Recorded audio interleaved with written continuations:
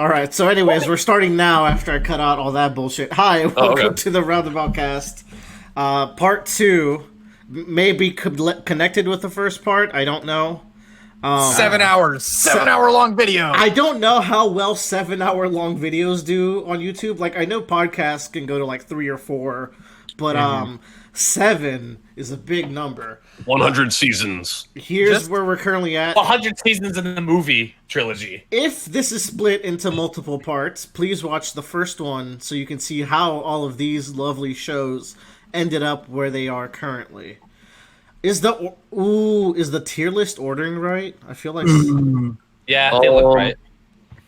Maybe we put Demon Slayer in the top. Yeah, of we it? did. Okay. Yeah. It was at the top of it. All right. Yeah, and then Pokespa and okay, this looks right. This looks right. Yeah, it looks right. Billy Bat at the top of B. Cool. All right. We're gonna kick this off with Act Age, which I cannot believe I forgot to put into the tier list ahead of time. Wow. I'm interested to see if Joe and Willer's ranking different. I'm ahead of Willer on this. Yes. And Willer stopped at probably the greatest non-battle anime arc of all time. Like, Willer, it's amazing. Oh, you're like, excited me. Oh, it's the best, like, of that genre. Like, it turns on the head, like, for that arc, who the antagonist is for the arc. What? How could it be Yonagi? Just read it. She's it's so pure. Fire. No. Okay, cool. It's so fire. Okay. Dude, I'm so excited. Yeah, you get to the chapter and they're like, all right, we're about to go on stage, and one person says something, and my immediate action was like, everything is fucked. Oh, that's the best. Yeah, I love one sentences that ruin everything. Oh yeah, like it's. So anyways, I'm like really tempted to put this either in like high tier or low S. It's like the every time I read this, like, this manga is so purposeful in what it's doing and how it's building Unagi. We're coming to, like, I think I know what the final arc will end up being, maybe, but it could go beyond past it. I definitely think this isn't one that they should stretch out for too long.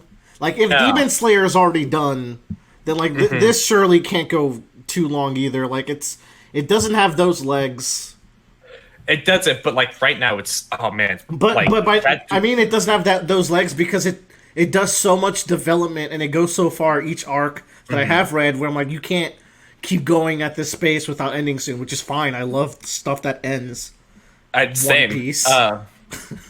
So like, I just like, if you're not reading Act Age, I think you should really honestly give it a try. Yeah, no, people need to get on Act Age. I believe the anime was just announced. So it'll good. Thankfully reach out to a wider audience. Act Age is fire, and the characters are great, and the themes and the writing is all on point. And this series is in Shonen Jump, right? Yeah. Which makes I think it's really cool that cool. Shonen Jump has a lot of like non-traditionally shonen stuff inside of it now. We've definitely reached a new age of what Shonen Jump can make popular. Like, yeah, Shonen Jump is right now going for like 115 to like 200 chapter long series that end and cycle through more often than like One Piece style series. Yeah. Maybe because they realize when One Piece is over, what is going to be their life. Like, There's no more manga after One Piece. They can't get a Demon Slayer every time, you know? Like, it's going to be tough to do stuff. When One Piece is over, we're just going to retire the medium. No more manga. I mean, mean, we did it. That's the best one. Haikyuu's close to ending. They got My Hero to kind of do it. So, okay, I was going to push it for A because I didn't want to use too many argument points, but if we're both co-signing an S, I'll take it. I would put it at least bottom of S. I'd put it above S class. Okay. If we're going for Dang. I love Act Age. It's fantastic. It's, oh god, like, what's the terrible thing is right now on the Shonen Jump website, there is like, they go for 6 chapters and then you have to read scanlations and then you get back. The scanlations can be kind of horrible. Hopefully they're better now. Maybe someone touched them up. Yeah, and it's really sad because like it happens in the middle of this really great arc Yeah. of two really good arcs, and one of them that gets butchered a lot is the Galaxy Train arc. Yeah, which is a great. It's like my favorite arc, but it's the same way where like I have to feel the writer's intention through the art and kind of piecing together the text. Like when I first read JoJo in Dwayne, I was like, okay, I feel like I understand what you're going for, but the translation is not helping. I'm thinking about like some of the panels in this dual casting arc, and the way that the emotion of these characters are just drawn. Like there's a significant weighted presence you can feel. Joseph Lloyd. Yeah. I mean, Joseph Boyd. After I finish editing, because I didn't get to edit this weekend, I'm going to get back on Act Age. Okay. Good. What chapter are you on? Do you know? I'm at the very beginning of the double play. Yeah. Okay. All right. Let's not spend too much more time. We'll talk about it later. Is Act Age about theater? It is about acting. Yeah. No, it's not about theater. It's about acting because the actress does movies, theaters, plays. Like she is a lover of acting. And like the reason, like even I'll co-sign it being so high is I think the series I think is really innovated for the premise and what it tries to do and how it uses method acting as a character tool. Yeah, definitely. Well, and also it's also kind of great because Act 8 has this kind of coziness to it where like there are high stakes, but I don't feel like there's like I don't know, it's just I can read it at the end of the day, everyone's gonna turn out okay, more or less. But like when those moments hit, they hit, and you're just like, oh god. Yeah, that train arc has some really morbid parts to it. Orin High School Host Club. Let's move on to that. Oh my god. Who here? Is this just Bradley and potentially me? Wait, have you watched this? I say potentially me because once upon a time, when I finally got cable, it was senior year of high school for me. That was like senior year and junior year, I feel like were the only times in my life where we had cable. And then I moved out, so I never got to like... But they had a Funimation channel, which didn't play any of the good Funimation hits. Instead, it played like Black Butler and Soul Eater and Orin High School Host Club. So I watched a couple of episodes. I want to hear what Bradley has to say about this one. Yeah, this is like the most shoujo thing possible aside from like Sailor Moon, probably. Yeah. It's a girl who gets wrapped into this club of high school boys who are hosts, and they're all beautiful and rich. And they have every personality where they have like the cool guy, the princely guy, the twincest. They have the incestuous twins, of course. And it's really cool because this girl who joins them, she cut her hair short because she got gum stuck in it, and she is actually mistaken for a boy. Yeah. And she gets indebted to them for hundreds of thousands, or maybe millions of yen, actually, I think. So they're like, oh, well, since you just look like a really pretty boy, you're going to join our host club and pay it off. But then there's romance towards her. So they're kind of romantic towards her, and it goes places with that, as I recall. Yeah, like over the course of the show, they all fall in love with her, but she just doesn't give a fuck because she's cool like that. So it's like a reverse harem. It is a reverse harem, yes. Oh yes. Most of the time, I watch anime subbed. This is a show where I insist people watch the dub because the voice acting is fucking fantastic and hilarious. This is a funny show. I really enjoy it. I have actually watched through it several times. Wow. It's like I really enjoyed it from what I did watch it. Like I would not mind actually watching this whole. It's the best gayest time you can ever have. I would rank it middle to high B. I could put it on either side of Code Geass for me. If you want to put it below, that's fine. I'd go for above Code Geass. I like it. I can't possibly put it above prison school. Okay. So we're gonna put it here. Yeah, that's a good spot. Hey, that means it's still below Sword Art. Yes. I love Oran Host Club. It is fantastic. How many seasons is there of Oran Host Club? This is another unfortunate anime that has it only ever got one season, so you never Okay. get to see the end. You have to read the manga. Damn. Cool. Good. Okay. Ooh, fun. Willer time. Miller time. Ice Shield 21. Ice Shield 21 is a big, long favorite of mine. It is a football, as in American football, as in shoulder pads and tackling, Japanese manga about American football in Japan. And it is all of the sports shonen goodness that you like, with the right amount of superpowers and impossible feats. It stars Senna, who is someone who runs a lot of errands for people because he's just kind of a pushover. But as a result, he becomes a very quick and agile person. And Haruma, who is like Satan incarnate, sees this potential in him and has Senna join the team as Ice Shield 21. He has to disguise his identity for reasons I can't remember. So he wears like a visor, which they call Ice Shield. And he's just a beast. The whole team is so likable. The art. So this is drawn by my favorite artist of all time, Yusuke Murata, who you might know from a little manga called One Punch Man.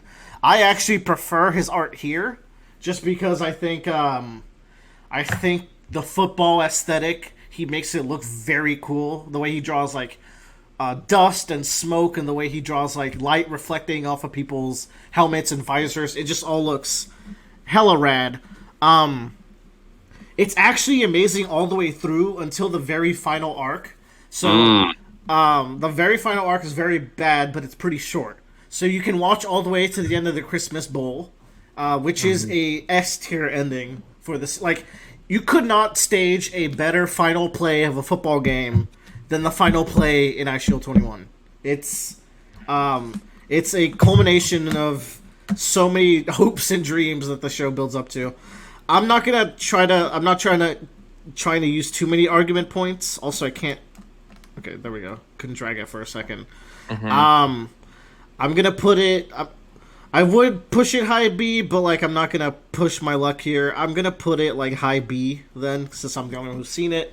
I would. Know too little about it. I'd personally put it in like high A. Murata, great art and unique premise. I can feel like that can go up there in A and B. Nah, B's good. You don't know anything about this. You guys are too nice, so I will punish myself because you guys don't Keep know that how shit to. in Yeah, B. I was gonna say keep it below Code Geass just because I don't know enough about it. Yeah. Yeah. I highly recommend Tyler reads Ice Shield 21. You would really like it. Where can I Don't- read this? Don't watch the anime. It might be in Shonen Jump. I mean, it's a Shonen Jump manga, so it might be on the app. But Like It's, sports, if we don't care, who knows? yeah, it's fantastic. The one negative I could give it is that on the defensive side of things, I don't think they explore the sport of football as much as they should. damn. Because their team is very offensive. But, I mean, that's not to say they don't explore the intricacies of defense. In fact, the opponent teams oftentimes are, like, defensive powerhouses, so they explore it there. But with the Devil Bats themselves, which are the main characters, they're a very explosive offense team. Man, That makes me sad. but I was like, a linebacker in high school. yeah, I much prefer playing defense. I was a defensive end. Defense so much fun. But so the thing is, like, the sport of football being play by play means that you can have like very structured shonen battles. Like the structure of football just really works, and I hope another manga comes along and goes the football route as well. I think it's really good. Gaio, Gaio. Y'all, Whoa. like, Okay. Here's the thing. nobody needs to say anything. Just put it in top 5. Whoa. I didn't put caveat on this. The manga is S tier. Probably top 5. Right. The anime could be an E tier. I'm sorry. No. Have you seen all of the anime? I'm not No. gonna watch all of the anime. Because I have seen all of the anime, sir. Yeah. The anime is not E tier because it still has the story of One Piece, so that's really That's rude true. of you to say, Joe. You guys That's have true. shown me really badass clips of certain scenes. Yeah, and there's some scene. I'd say the anime is like low B because the writing carries it that far. We're gonna throw One Piece in top 5, and I think if Can we you put it like at the top of top 5, please? no, we're not ordering top 5 at all right now. Okay. We're just putting contenders. We're gonna come back to this. If you visited the Roundabout Cast channel, you will know that I think at least 3 of us think One Piece is very likely top 5. Tyler would be maybe the only one who doesn't think it's S tier, but I think he likes it more these days. So I think he'd live with it. Mm-hmm. It is the best manga ever made. So yeah, One Piece is also a dream to like just read with people. I think it's one of the more fun to like read and discuss with. Absolutely. Tyler, you got any One Piece? Because Tyler has a different background. Like, he had to go through hell to get to the cozy Wano days that we are now. I did. I watched the anime all the way up to Wano, including the hiatus that was in the middle of the that one fight at Whole Cake that we all know about. Yeah. Takes 2 hours in the anime. Yeah. I even after all that, I would still rank One Piece probably right there with Summer Wars. An A. Okay. There's a lot of bad filler. There is what I've learned is apparently the Davy back fight is one of the best things in the manga. No, that's a Roundabout Cast exclusive sentiment. I really love the Davy back fight, but I've been made aware that most people fucking hate it. Yeah. Okay, I thought I was the odd one out. I was like, okay, I didn't read it. You're the odd one out among us, but we're the odd ones out among the world. So. Okay. Yeah. This is where the people unite with me for once. Yeah. It's true. But reading the manga, like, now that I've actually started to branch out into other manga and read that as along with One Piece, yeah, top 5 is easy for me to say it's in. Even only just reading Wano, like. Oh man. Okay. Cool. Man. It's like the amount of detail that's put into each chapter is nuts, right? It blows my mind. He's gotten more detailed throughout the years with chapters. Like, there's so much dialogue and background information. So like you get a chapter of One Piece and it's meaty, but then you get like a chapter of like Black Clover or Bleach when I was reading that, and you just like melt your way through it in like a minute or two, you feel like. But One Piece, you sit there and you read, and then if you go to discussion threads, you're like, oh, I missed like 13 things in this one chapter. And you get Tyler still doesn't know what the numbers are. Like, let No! Oh my god. And then you get the Library of Ohara pointing out things and referencing other things. Yeah, that's another thing about One Piece. Like, reading it is like, it's an experience beyond just reading it, because once you're caught up to One Piece, reading it includes going to Reddit threads, discussing with friends. You can check out all these discussions. It's like Monster Hunter, where like you beat the main guy in Monster Hunter, and then you realize the end game it's its whole other game system. Yeah, where like I guess so. Let's not spend. I mean, if you want to know why we love One Piece, I think there's very, very easily like 70 hours of content on this channel alone about us talking. We about have One 2 Piece. shows for this one badly written manga. And man, fuck One Piece though. You know why? You know why? Will of P looking ass. We'll get back to One Piece later. Fairy Tail. Who here knows about Fairy Tail? Where'd you go? It has boobs, right? Yeah, the very nice art style. Very So, am I the only one who has? No, I watched like a good chunk of Fairy Tail. I think not a good chunk, relatively. I dropped Fairy Tail, but I still think I like it more than most people. But maybe it's because I dropped it, because I think it gets even worse and worse. I watched all the Fairy Tail episodes that were on Netflix when it first came to Netflix. I think the anime is pretty bad looking, because the art is really clean in the manga. Oh, is it? Okay. I think the art in the manga is actually it's like Oda art, but like down a couple of levels, which is still good. Yeah, I watched 48 episodes of the anime. I think the anime has like 300 episodes or something like that. Am I crazy? I don't know, but like that's how I primarily watched it. Look, I think it's a solid like turn off your brain C tier shonen. Like based on what you say about Black Clover, that's how I feel about it. It feels like One Piece light almost, where like it has this world, and like I really like the concept of the world, but like the story that's being told within it doesn't feel as engaging as One Piece's. Yeah. It's very friendshipy, but like it's got cool fights. It's got a fun cast of characters. Like it is, it is generic shonen, which is like a good genre still. Like, Yeah. my heart is still open to generic shonens out there. Bradley, like you don't know anything about it, but is Railgun better? Like you should be able to feel the truth. Like, I thought Railgun was good. Okay, all right, never mind. Okay, cool. Cool. Town where you live, fucking C tier. One. Are we sure? We like B-Stars feels a little high, doesn't it? Seriously? I'm just kidding. Wait, where is it? It's indeed. Guys, come on. It is not worse than the Ace Attorney anime, I can promise you. Oh yeah, it's not. Okay, One Punch Man. Oh fuck! So there's multiple layers to this. Bradley and Joe have only seen season 1, as far as I know. I read the manga past where Okay. season 1 ends, though. Me too. I read the original webtoon. Oh god! Gross. I read the manga past where season 2 ends, even, and I hated doing so. It was one of those manga that was in the Shonen Jump comics that I was getting weekly, so I would read it because it was there. I am one of the most negative people about One Punch Man, maybe in the planet. I don't hate it, but the joke gets so stale so fast, and I don't care about the other characters so hard. I feel like one season was enough for this. Oh, yeah, But, where like- the Lord Boros fights ends, if the series ended there for me, I would have been like, you know what? Good series, right? Pretty damn good. And like, sure, the Garou arc is good, Tyler, right? Like, we can both agree that Garou like the best character in the show, potentially.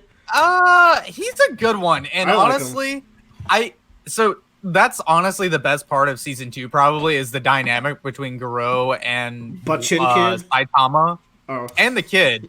But it's like, I think it's a funny joke. Anytime Garou shows up, like Saitama, like kind of backhands him, like accidentally, like every single time.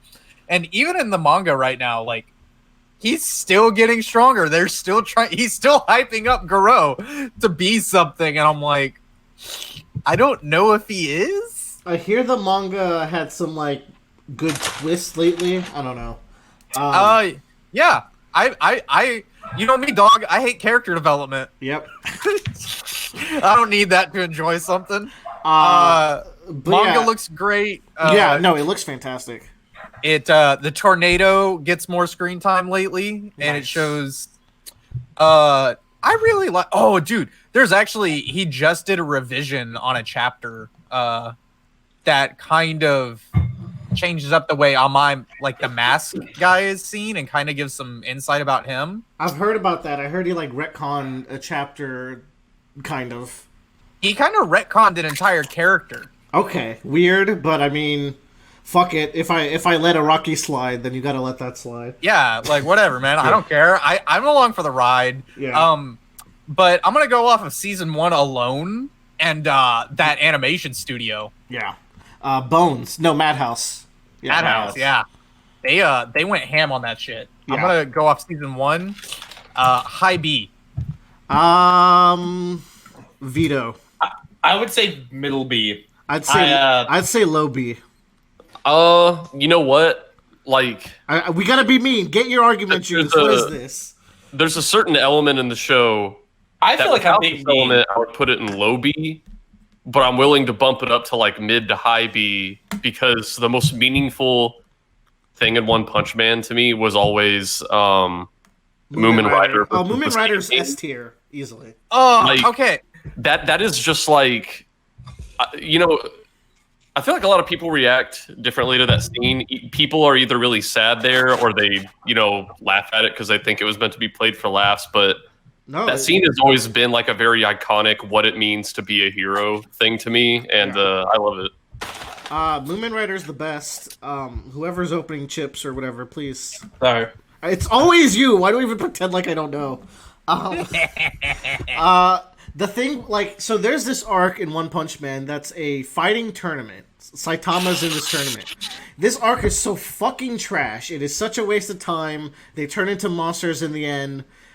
like I'm just so uninvested in just about everything. I don't even care about Genos and Metal Warrior anymore. Like I just good first season. I will let y'all put it in mid B. It goes. I'll go with mid B. It goes below Watamote. The anime season 1 makes up for almost all of the rest of the manga. Wait. It should be below We Never Learn. Hold on. Cool. I think Joe might be right. I think it goes right there with Psyche K. Yeah, I feel like we haven't gotten to it, but I feel like Mob Psycho. I haven't even watched Mob Psycho, but I just know it's the more refined version of One Punch Man. Yeah, you don't they even have know the same idea, but like better executed. No, Psyche ended, right? So like, I feel like Psyche should. Okay, no, it's Psyche's not. Psyche got picked up by Netflix. If you I mean the Psyche manga has ended, and I think having an ending is better than dragging its feet the way that One Punch Man does. Yeah. Wait, that was One Punch. So, okay, hold on, it's Fully Cooley. Okay. Who here has seen Fully Cooley? Not I. Not me. It's on my watch list. Okay, so only me. I think I'm about to ruin this whole video by saying I don't really like Fully Cooley. Oh fuck! Because I know people who watch it always say they really like it. Oh, it's the anime. It's the anime for anime fans, and I'm not an anime fan. You know, like, I watch some anime and I read a lot of manga. It's like Fully Cooley has really good style and a banging soundtrack, and it's a very good coming of age story. It's 6 episodes. It's too wacky for me to really care about anything personally. I don't know. I don't have much. There's not much I could say that would explain why I never fell in love with it. So I'm just gonna say that it's low C. Okay. Would you rather watch Black Clover or Fully Cooley? I'd rather watch Fully Cooley. What is this? It's better than Gun Gal. It's probably not better than Toradora. Nothing is better than Toradora. Except like everything above 20 it. things. Everything on the list that's above it. Okay, no game, no life, no gear. Ooh! Y'all. God. Trash tier. I bought a Trash manga of tier. this. Like, I bought a manga of this because I was like, you know what? I like the art style. I like the colors on the volume. Read the first volume. I will admit, and so like be aware that I've only seen up through the first volume. I will say, when it was doing like the stuff that you're supposed to come to the manga for, like them competing in these games, like I think they do the rock, paper, scissors thing in volume 1, that was really cool. However, y'all, it's just really uncomfortable how close this brother and this sister are. Yeah. Like, that is why I stopped. That is the reason I stopped. Yeah. So Bradley's right. When they're doing like the game things, it's really fun. Like there's an episode that I always stop when I rewatch the show on because everything after is just not worth watching. They go to this library and they have this word game that they play against this angel creature, and it's so creative and fun. Like the way that like the guy tactically like maneuvers himself in this game, and it's really cool. But like, that incest ain't good, man. Yo, it is a incestuous isekai that is tagging like every little checkbox it can except for combat, which is the one plus you could give it. Y'all, Joe missed it, man. Okay, so the word game. So he's fighting this like angel who's like the 3rd ranking like highest race in the world. And so what he's doing is like he's beating other races in this game to basically like enslave them or befriend them. All right. So like this angel race, they crave knowledge after the Age of War. So they play people in games to steal their knowledge. So like she won the library of this race. And so she's got this huge library, and this guy brings an iPad to the table, and he's like, yo, I'll give you this. It's like 50,000 books in another language all on one device. And she like just gets instant boner for it. Yeah. Insta wet for it. And they play this word game, and the word game is great. So like anything they say becomes real. And it eventually like goes into the point to where like they're saying up monsters, food, and they're doing this for hours. And he eventually goes to the point to where he goes like, If it doesn't exist, it appears. If it does exist, then it disappears, and it can't be the same word that they've already said. And so eventually it gets to the point to where he goes like lithosphere, and then basically like that removes the entire planet, and they're like floating around in space. And she's like, "Oh, you thought I couldn't breathe in space?" Yeah, and then No, she can't breathe in space. That was the whole point.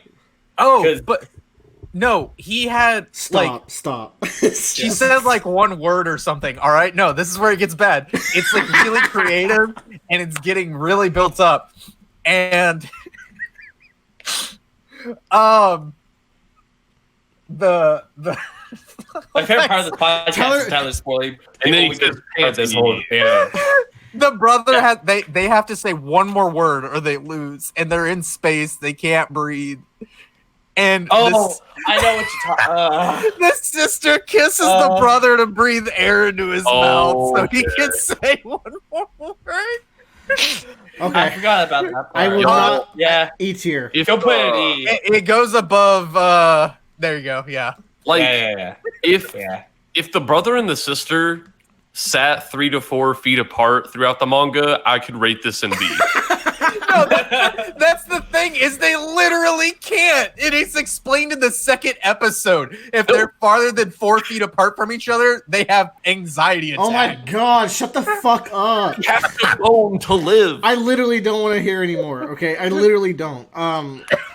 So I'll just say my piece, like, I couldn't get past one episode, to be fair. But the thing is, even without all the incest and dumb shit, when you have a gaming manga and your protagonist is the best, you lose me. I don't want to see someone just stomp people in games. Like, it's fun when Yugi does it because he's a vindictive asshole, but there's another manga here where there's a guy who has to earn his wins and earn his losses. And that's what I want to when you come to a gaming style manga, you know, like where you're playing like competitions in games. Like, there's just nothing in this for me. It is so anti me. Like, this is what I dislike about anime. Anime. Let me go get another argument juice after that shit. Jesus Christ. Oh, that's such a good one. God damn, dude. The fuck is that? I have seen it twice. Y'all ready for fucking Totoro? Totoro. We already did Totoro, I thought. And We here, did Spirited Away, right? and here's another thing, okay? Incest can be done well, which is a Incest can be weird... cool, man. It's a weird thing to bring up, but like Game of Thrones does it to a good point, you know, like it's a storyline. It's more interesting than just being there for your pandering fetishes. Yeah, I mean, I like incest as much as anybody, Yeah. but come on, you can't be doing that. What are you doing, step bro? Okay. The incest has to have a point, not just. What are you doing, actual bro related by blood? Anyway, speaking of brothers and brotherhood, Hey. Full Yo, Metal come on. Alchemist, and we're doing Up brotherhood. I think that's Elevator, let's go. Boop, boop, boop. Let's go, come on. Floor 5, floor 6. Who Let's go. here's watched FMA? I think it has The original or Brotherhood? FMA, Brotherhood. Brotherhood. Wait, have I think we you? all have. I'm pretty like I think everybody has seen it, right? You've seen? Yeah. I thought you were the one person I knew who didn't watch Full Metal. Well, I've watched one of them. I can't remember if it was the regular one or Brotherhood, but I watched one of them back in high school. You watched Did the the mom come you back watched to the life? original. Yeah. No, Brotherhood was out by then. No. Yeah, I mean, it was, but I know Bradley, like, he watched the original. Whatever I watched, it was good. And he watched Brotherhood. Okay, wait, hold on. Pride is not a little kid, and like Pride is Führer Bradley in one, or like they switch Pride and Wrath. I think that's how you'd be able to tell. Was it 50 episodes? Do you remember? It's It was somewhere like around it was like fucking sophomore year of high school. Yeah, I don't Yeah. remember. motherfucker watched 03. Okay, I think FMA is an S tier. Like it is the introductory shonen for me. Yeah, I agree with Willer. That's how I got my friends into anime. what is second right there? That's Evangelion. Neon Genesis Evangelion, which I do like it more than Eva personally. I'm the opposite. I like Ava more than Brotherhood, I think. Tyler, how do you feel about Cowboy Bebop and FMA then? Cowboy Bebop is a classic, but I like FMA more than Cowboy I do Bebop. too. So I think that lets us move it above it. Sorry, Joe. Man. Like, Whatever. FMA is timeless. If anybody wants a gateway drug to anime, I would make them watch Full Metal Alchemist. It's true. It's honest. My recipe is Full Metal Alchemist and Death Note. Like, Yeah. those are the two that. I have the exact same. Like, if you want something that's more like American drama, if you want to get to the core of like battle shonen, you show them FMA. It's short. Yeah. It's sweet. It's got amazing animation. Yeah, it's got some great themes. It's got some great characters. got the Greed. voice acting for. Yeah. Greedling and Greedling. Oh man, Greed fucking arc at the end there. I love Greed. I will say, I think it's pretty universally loved. I don't think I've ever heard someone say, "Man, you know what anime I don't really like? I just don't really like Full Metal Alchemist." You know? It has what's her name? And we're not friends with those people anymore. It has Olivier, Yeah. who's just a total babe. What about Winry? Lust, dude? It's got Lust. Look at these banger. These are fantastic character designs It's right got here. Colonel Mustang, probably one of my yeah. favorite like anime boys of all time. Yeah, Mustang is. Oh, Hughes. It's got Colonel Hughes. How is it not S tier? Why are we not? Look at Why are we not talking about Armstrong? Why are we not talking about Armstrong and the family technique?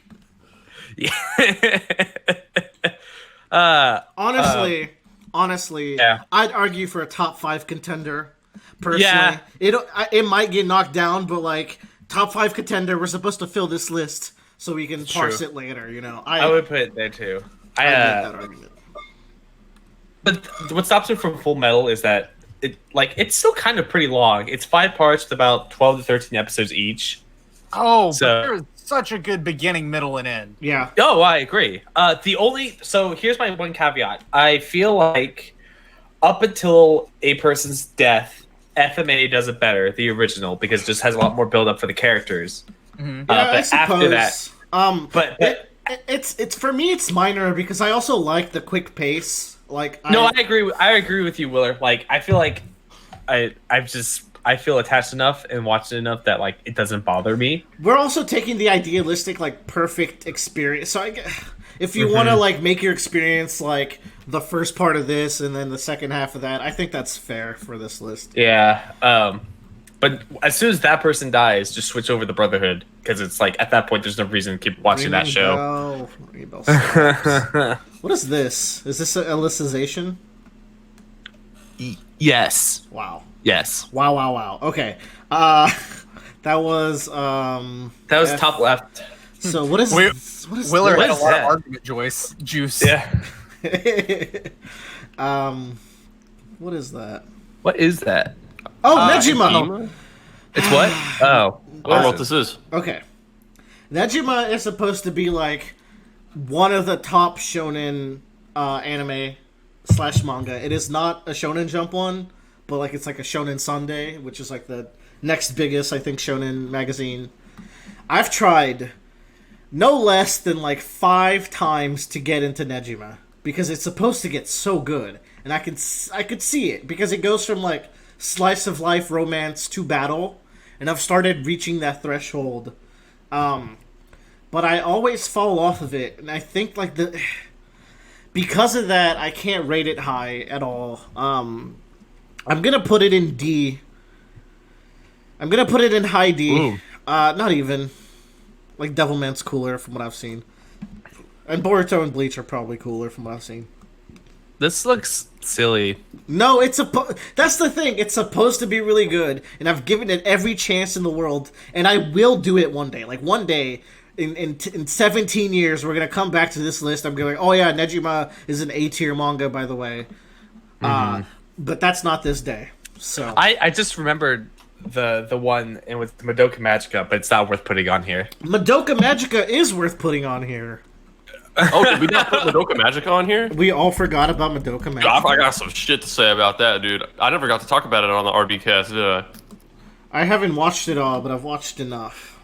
Fuck, this isn't even the anime I'm thinking of, but we should put this on here. Hey, while you're throwing shit on there, put Made in Abyss. It's already on. You think you gave me the list of the stuff you wanted? Yeah. Willer, I've drank since then. Oh, hold on. What was the other one? There's another one that's something about familiar. Not too late. oh well. Yeah. What were agree. we It's just that one. adding? Fuck, Madoka. Woo. All right. Where's Batman Ninja, Bradley? Dude, That is an anime, technically. are we allowed to put that on here? We would be allowed. Can Is we? it made in Japan? It's I don't know where. I don't know. Who answered it? I'm like 70% sure that Ninja Batman is a straight up anime. I thought it was just It was made. insane. Hold on. Thrilling content. Japanese animated. Wait, is it superhero movie. Western? We're trying to find out. Japanese anime. So where's the Anime studio? Tatsuya Satomi. Production company. Warner Bros. That's Western. Hold on, but Kamikaze Doga. That's a Japanese sounding name. Alright, we're not gonna do it, but Okay. let it well, be hold on. known that Bradley likes it. Let it be known. It is a fucking fever dream unlike anything you've ever experienced. I'm gonna do Food Wars next, aka I- Shokugeki no okay. Soma. I've read and watched a little bit of Food Wars. I've read and watched a lot of Food Wars, and that's what hurts the most. Yeah. Food Wars is really good. It's a really good cooking manga. It's a non-battle shonen, and to the max. Like, it's cooking competitions, so you get that feel of when you're watching a cooking competition live show, but with the eccentricities of a manga, also the ecchi of a manga, big porns in this.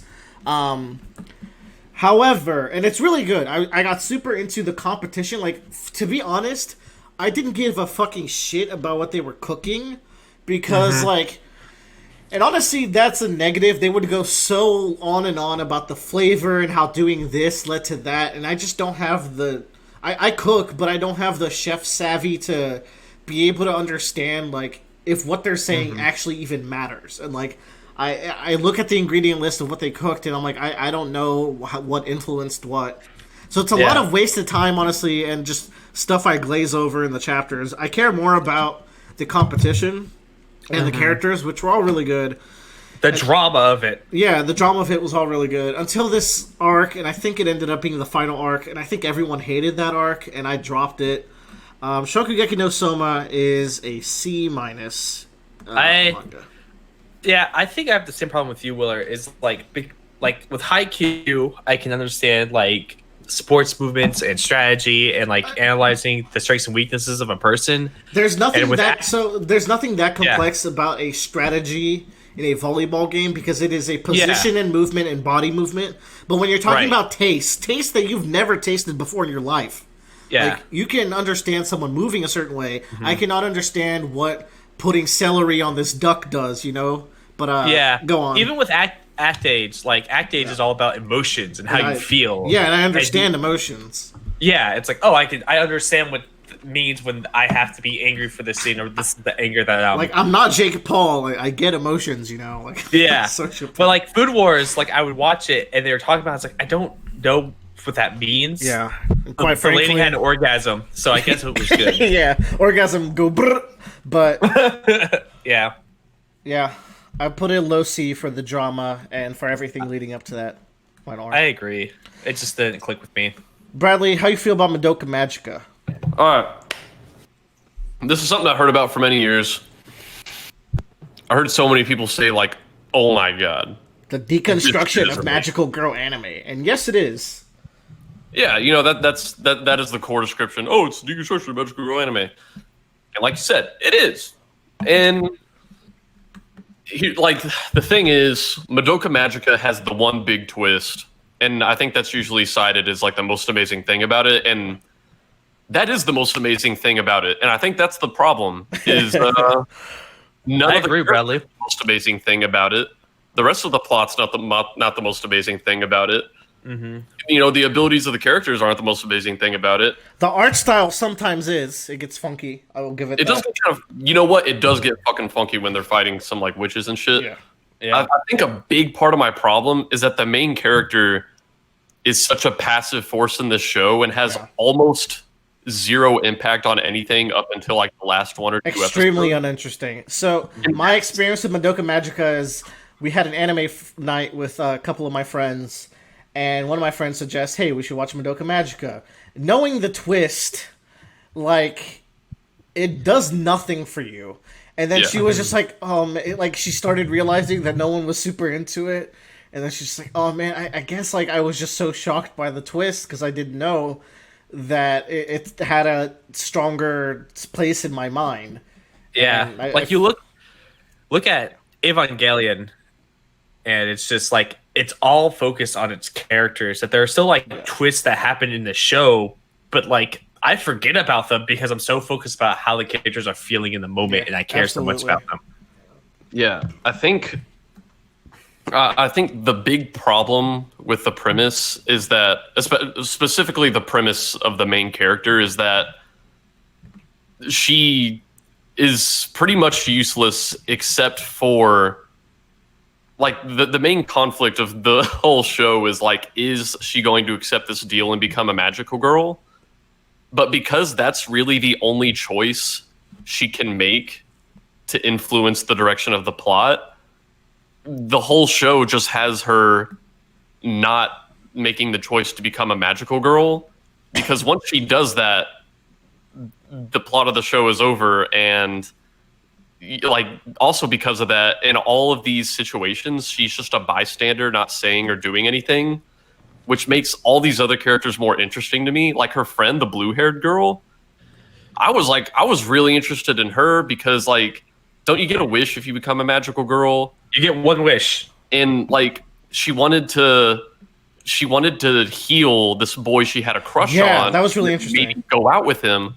And she has this huge dilemma where she's like, am I a bad person? Because she's wondering, do I want to heal him because I care about his well-being as a person? Or do I want to heal him because I hope he'll go out with me? Because that would be selfish. And I was like, that is such a cool dilemma. Oh, but she's a side character, and we're supposed to focus on this pink-haired girl who never says or does anything effectual until like the very end.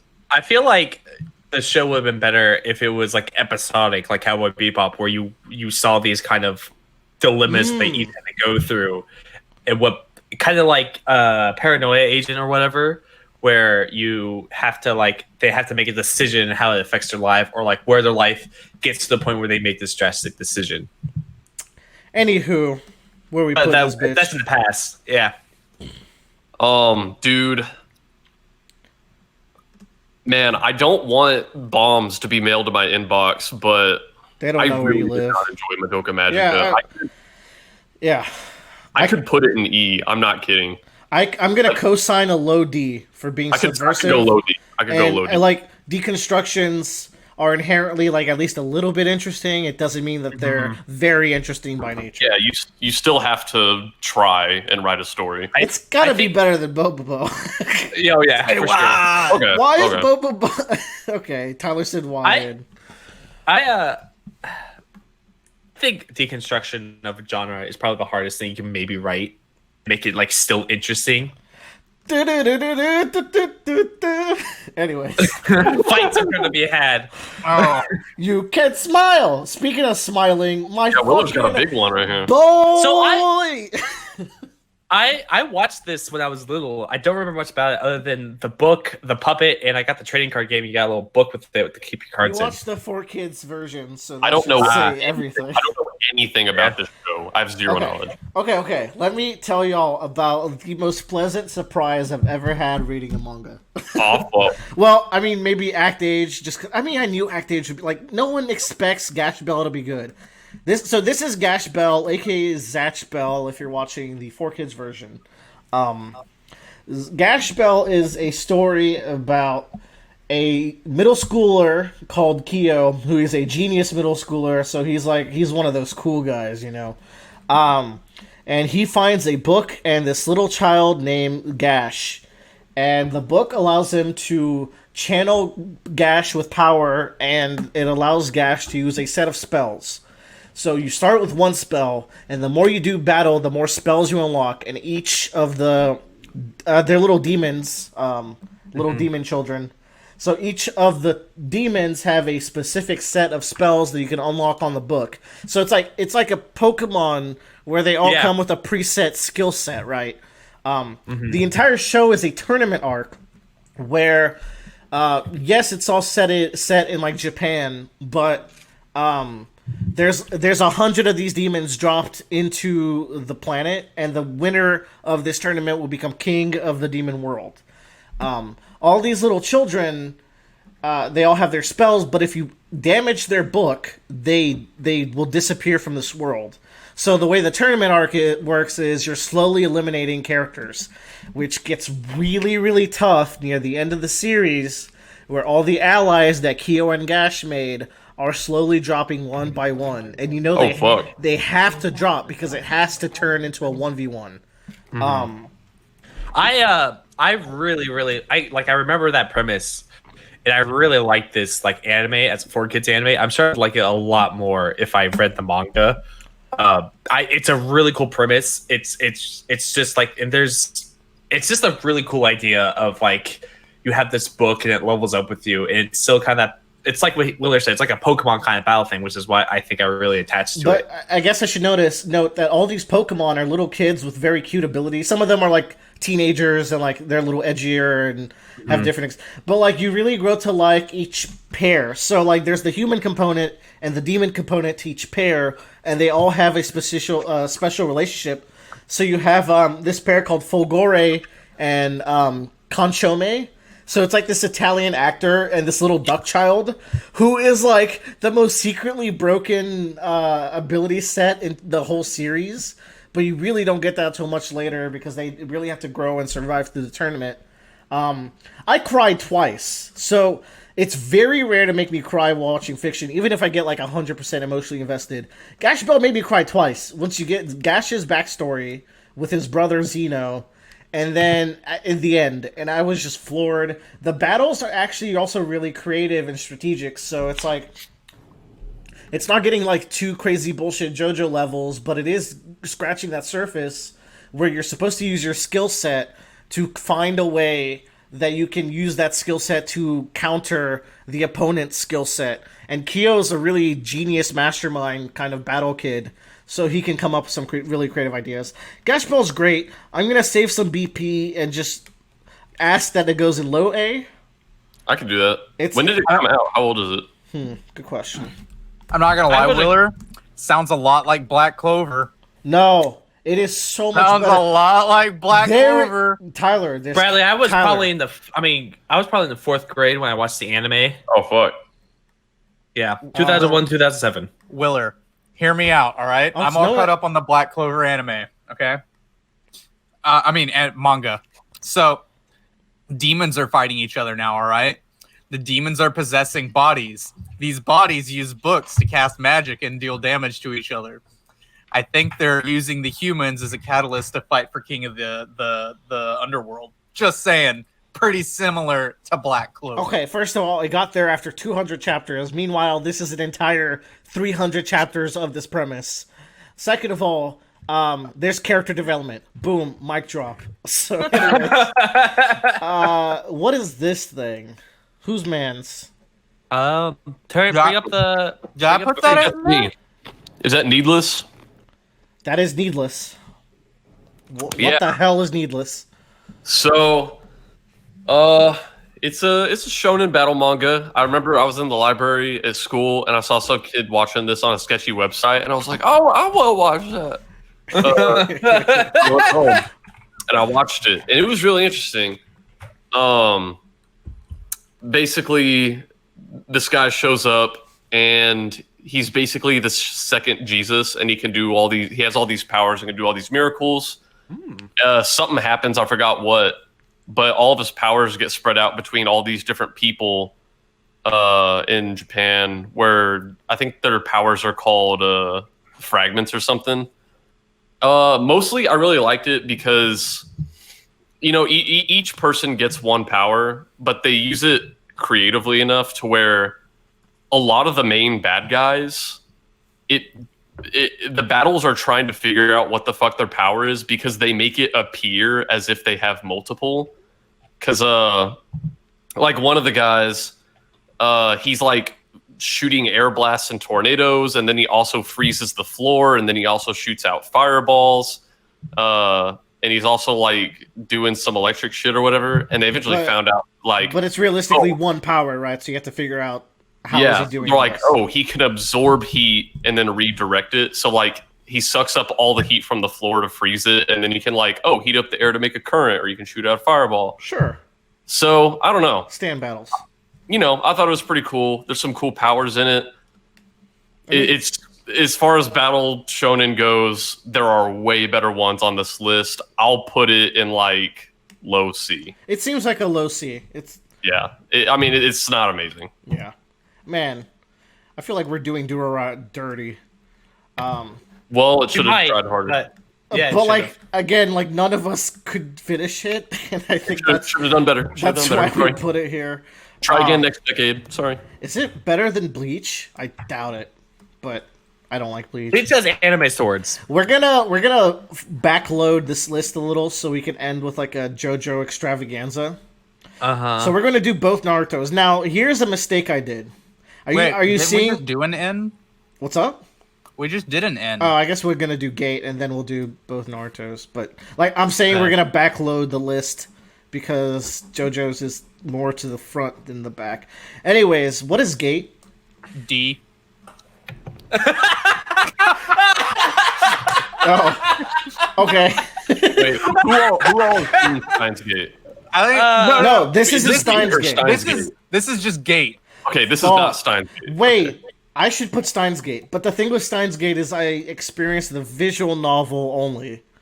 Okay. We'll skip it. I like. Yeah, we can skip it. I like Steins Gate. We'd probably be talking about two very different things. Yeah. So what's Gate? D.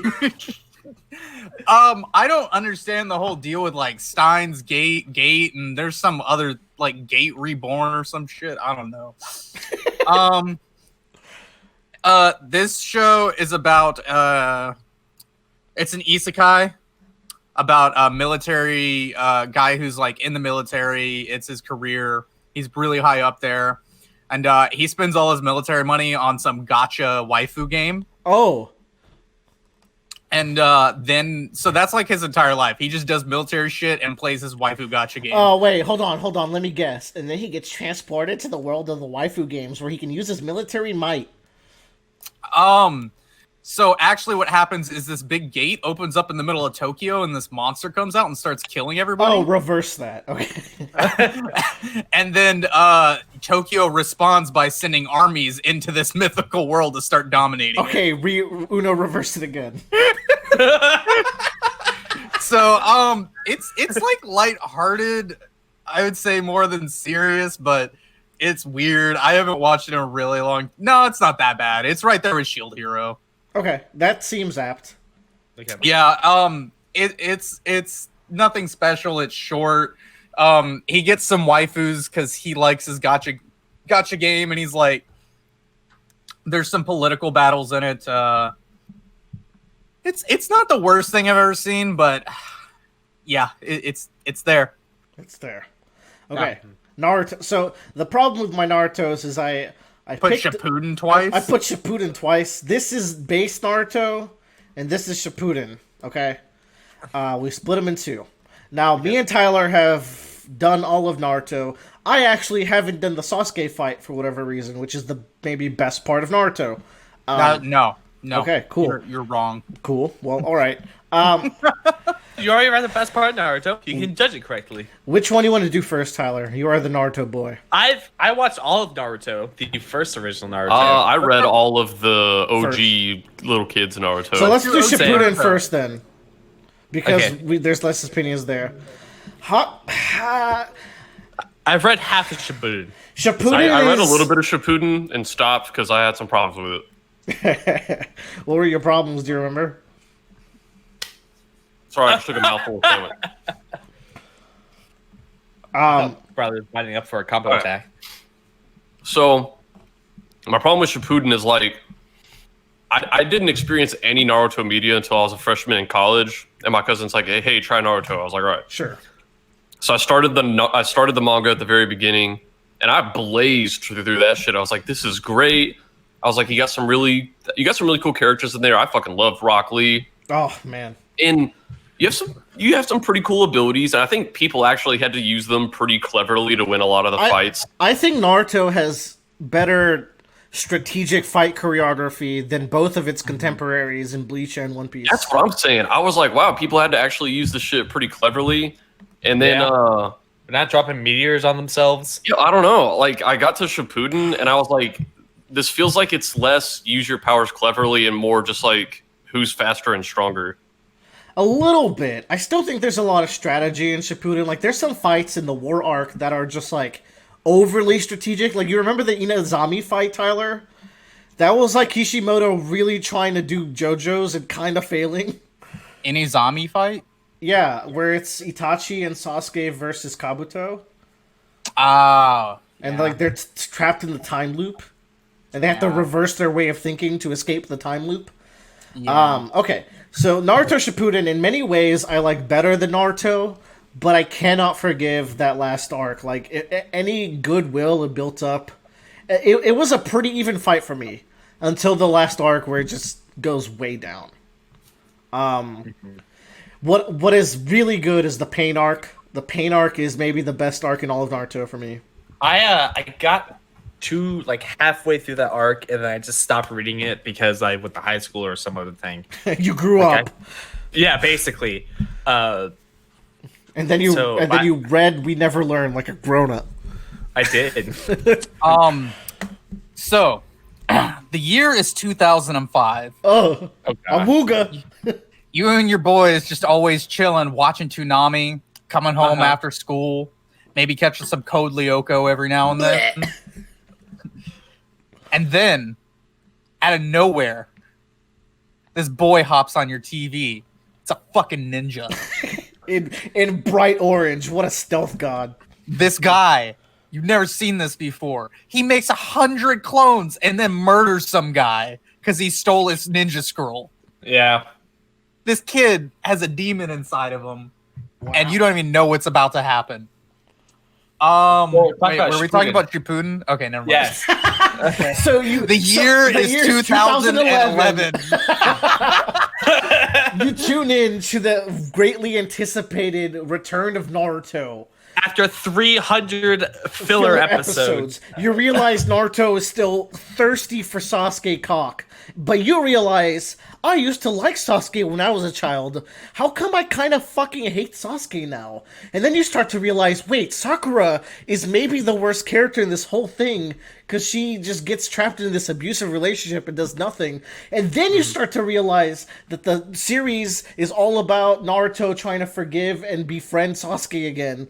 And then you realize that they revive every single character that's ever been in the show except Jiraiya, except then they revive him in Boruto anyways. Yeah, remember that other show that's in top 10 where they never die? Anyway. Shippuden, it has a really slow start. It introduces a lot of great characters too, and you really get to see their relationships form as they go from like students to more adults. Okay, hold on. Name them. What are these characters? Because it sure as fuck is in Yamato and Sai. They get sidelined so hard. I was gonna say Yamato. No, poor I wish Yamato was a good character because Yamato's a great character. Oh, he just pieces off forever because you gotta have Team 7 for the finale, dude. Fuck Yamato. I don't think you remember Yamato's all the way up to the Pain arc. That's when Naruto takes that is when the biggest problems in Naruto show, and one of them is a lack of Yamato. Yeah. It's like Pain, like Yamato's great. The relationship with Sai is interesting a little bit. I really like his ninjutsu. I think that's cool. Yeah, the Kanjuro shit. Yeah. We get to see a lot of Jiraiya and Naruto relationships form, and we see these new powers introduced that have always kind of subtly been there. Like, how can these guys use lightning and breathe fire and make trees, and summon fighting monkeys and Wukong? You know, Like, how can they do this stuff? Wait, is it just random ninja? It's like, nah, each people have elements and things they're like acclimated to. I do like I prefer the one in Black Clover, but Naruto has a very similar elemental system where it's the combination of chakras, but like it kind of sucks that it's tied to bloodlines. Like you need to have a bloodline to use ice or sand, you know, or Sharingan or Rinnegan or whatever. So okay, let's not spend too much time. The pain arc's great. The war arc is got some strong points. Especially, I think my favorite part in all of Naruto is Naruto saying bye to Minato when the revival jutsu is reversing. And he just kind of keeps talking and talking and talking until Minato's fully gone. That's like the most emotional thing in the manga. And the anime has the Iruka Sensei wedding thing, which is really cool. Yeah. Tyler. It's a B to A. No. It really is. It's a strong C. No. No. It is. Tyler. It is. Kaguya just shows up out of fucking nowhere. The war arc is this very elongated, let's revive everyone wank fest. Yeah, Tyler, I'd rather have no one die than everyone die and then come back. You can't say that one of the most notable animes to ever exist. That's true, I think. Is lower than Yu-Gi-Oh! I can say that. I you can't be more wrong. You can throw it right there with Dragon Ball Z and Code Geass and Sword Art. This is Naruto Shippuden. If you want to throw Naruto Classic up there, I might allow it. But like, look, you get Boruto, you get Shippuden, and then you get Naruto and B. Shippuden has the highest of highs and lows.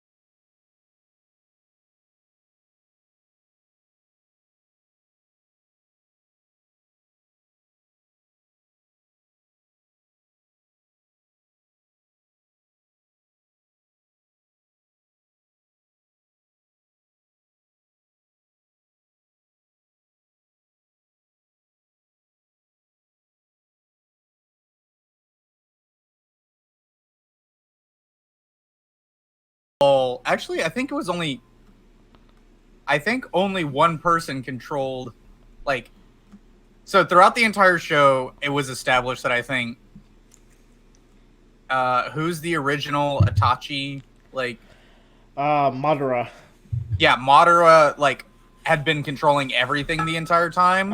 But then Black Zetsu was controlling him, which was controlled by Kaguya. Yeah. Look, dude. It's like, I'm the bad guy. I'm the bad guy. No, I'm the bad guy. See, that's dumb. Yeah. Okay, but like it gets this high despite all the dumb shit because Madara drops a single meteor, and then the Tsuchikage blocks it, and then he says, "What are you going to do about the second one?" And then he's like, "Wait, what?" And it pans out, and there's a giant second one falling. No, that's the shit that like makes Naruto what it is, and But Naruto what going about- six tails the first time. You know, What about man. Killer B? yeah, Killer B is like a weird character to be like your one black character, but I like him. But Shikamaru though. Shikamaru's great. Yeah. Sasuke and Sakura are so bad, and, I- and also I- another thing with Shippuden is that it sidelines the Leaf Nine so hard. This is something My Hero Academia is sweating and bleeding to avoid every day. Every day, that guy makes sure that he doesn't repeat Naruto by making sure that the main cast all gets like their little arcs throughout the series and recurring. Naruto 1 did that really well. Naruto 1, that's why I'm saying Naruto 1 is B, Naruto 2, Electric C. Boogaloo. I can live with that. I love Okay, good. Naruto. I'll allow it. See, here's the thing about Naruto 1 is the one thing I want from Naruto that it doesn't have is it just doesn't have nearly as many like I think like character like relationship moments that are outside of like them being ninjas. Like I feel like there's no downtime in the show at all. There probably isn't a filler, but I don't think we should count But that. like I don't want to talk about the filler because it's like Yeah. just looking at the story itself. Yeah, if we're taking the best form of the series, the filler drags it down. So I guess we don't. Right. Yeah, we skip the filler here.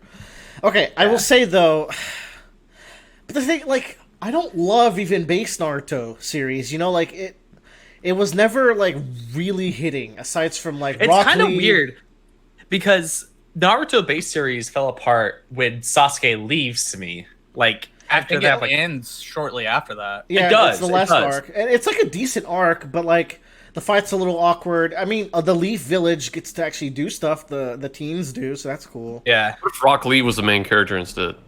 Dude, Better what about show. the guy who uses the bones that never came back? Yeah, Kimimaru. Yeah, his skills come back with Kaguya. That's cool. I guess. I'm gonna put it.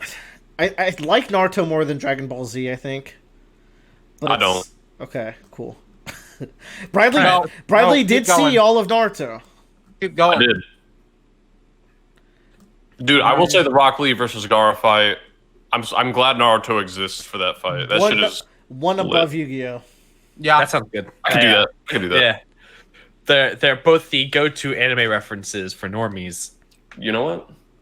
I think I I think our main beef with Naruto is ended up being like there was too much like I said, like we've all been saying, highest of highs, lowest of lows. There's a lot of bad mixed in with a lot of great. a lot of drop potential, unfortunately.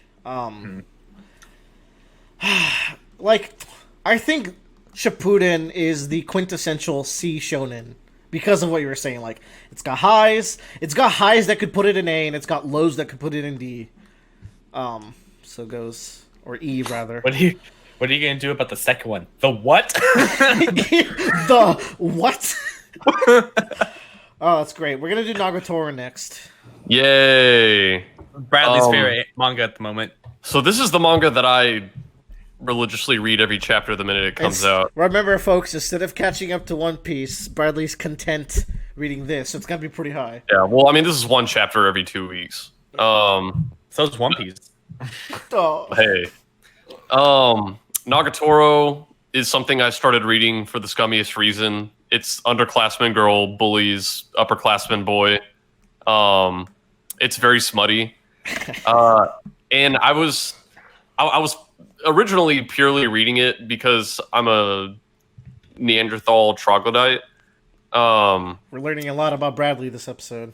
I ended up actually being kind of impressed with the writing. That doesn't mean I'm going to rate it very high because I think most things here have more value than it. I think it's like We Never Learn, where you're like, I'm surprisingly enjoying the characters in this rom-com bullshit. Yeah. Nagatoro, though, man, I think there's some really nice romantic moments where like the main character takes the girl Nagatoro by surprise because she tries to tease him, but he's just like he is such a pure gentleman that sometimes she just can't tease him because she's like, he's actually just too sweet. So I don't know. I really like it, and this is really fun because you get to watch. This is, I think, like this. What do you call him? Artist. I was gonna say author. Well, he's the author too. I don't know. You get to see his art style evolve because I think this is his first long-running project. In the first like 10 to 20 chapters, you can tell he has trouble staying on model. I'll have to be like, who the fuck is that?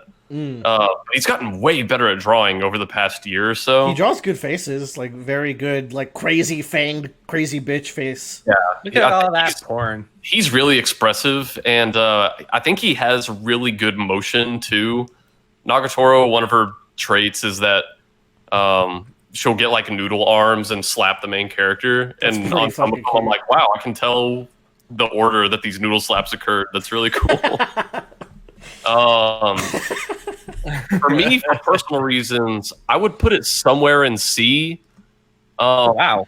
Bradley, you like it more than C, and I'm gonna let you like it more than C. I like it more than C. I don't think it's better than C.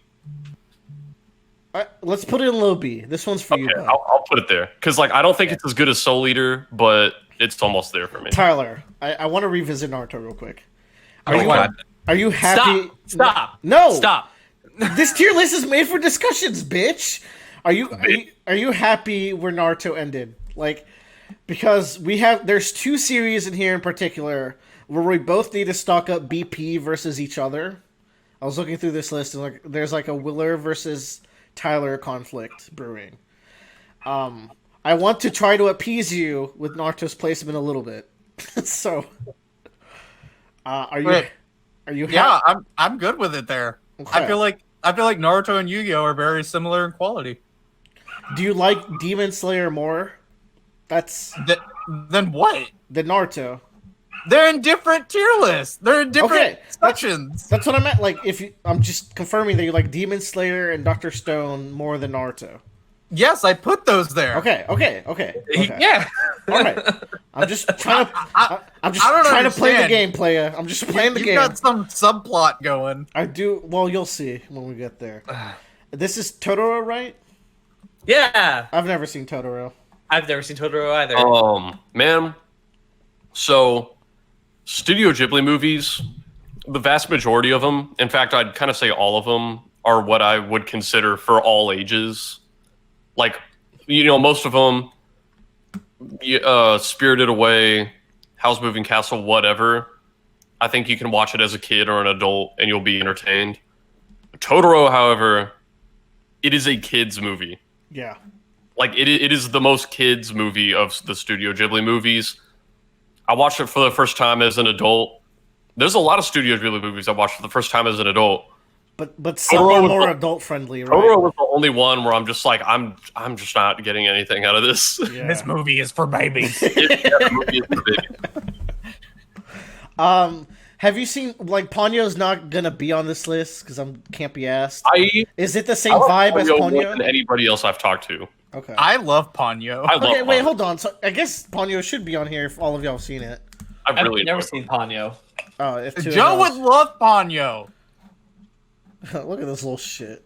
I watched Ponyo when I was in high school. I love Ponyo. I love Ponyo. Ponyo's fantastic. Okay, we're gonna throw Ponyo in here, real quick. Wait, is that a square image? Is that an icon? It's probably not. Let's see what I don't know if we can allow it. No, it's not. It'll manage. Trust. We're doing it live. Ah, we got him, baby. There you go. Okay, so where does Totoro go? Where'd I put it?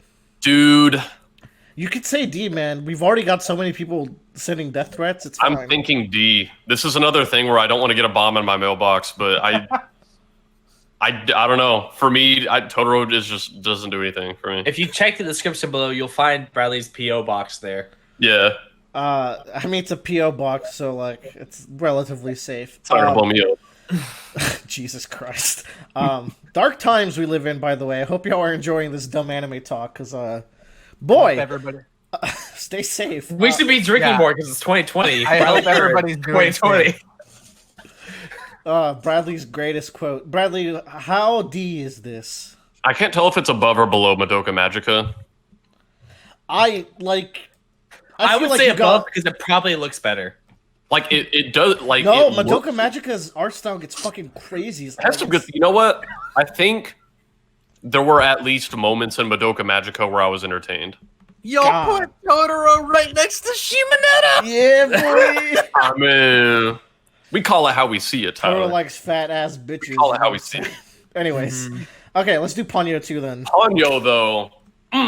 So, interesting thing about this movie. Studio Ghibli in early 2000s, kind of late 90s, early 2000s, whenever you started getting actually passable computer animation technology, people kind of wanted to start integrating it into 2D animated movies. So, like, you kind of get Hercules with the shitty looking Hydra. Then you get movies that use the computer animation very tastefully, like Spirited Away. There's actually a shitload of computer animation in there. Most of it just looked good enough that you didn't notice. But for Ponyo, they said no. Like we want to do this movie entirely traditionally. It is all hand drawn, which makes the water so amazing to me. That's crazy, right? But yeah, water is a big part of this, and I feel like water is like something you have to spend so much time getting right. Yeah, and because of that, they stylized their water in a way that looks very unique to me when the ocean waves are rolling. And God, it's such a good movie to look at. And It had great trailers. I did want to see this when it was coming. oh out. yeah, and there's so many parts of the movie that are just so cute, where they're like going around in their little steamboat. I think a big part of the movie, like most, if you're looking for any themes in what you're watching, which I think you don't be dog. I think around the end is a point where it's less about the kids and more about their parents having to let go of either their image of their kids or just being like, hey, you know what, they're not going to be my little baby forever. So I think that's why it's another movie where, you know, you can get something out of it as a kid or you can get something out of it as an adult or a parent. I could put this high B, conceivably low A, depending on what the others think. If Tyler co-signs your A, I'd allow it. I would definitely put this in low A. A. This movie's great. This also has a very all-star like it doesn't have an all-star cast, but it's got a great cast in it. Oh, dude, yeah, you gotta watch it dubbed. I like the English voice. It's got the voice actor who's known for doing like Perry the Platypus, the guy who does Mr. Crocker. Does Perry talk? Apparently, He goes like, Wow, renowned role. it's got Matt Damon in it, Betty White, Noah Cyrus. Wait, did I say Matt Damon? Because it's got Matt Damon. Did I mention that this motherfucker has Matt Damon? Tina Fey's in it. What the? All the warriors are here. Everyone is here. Y'all. Okay. Ponyo.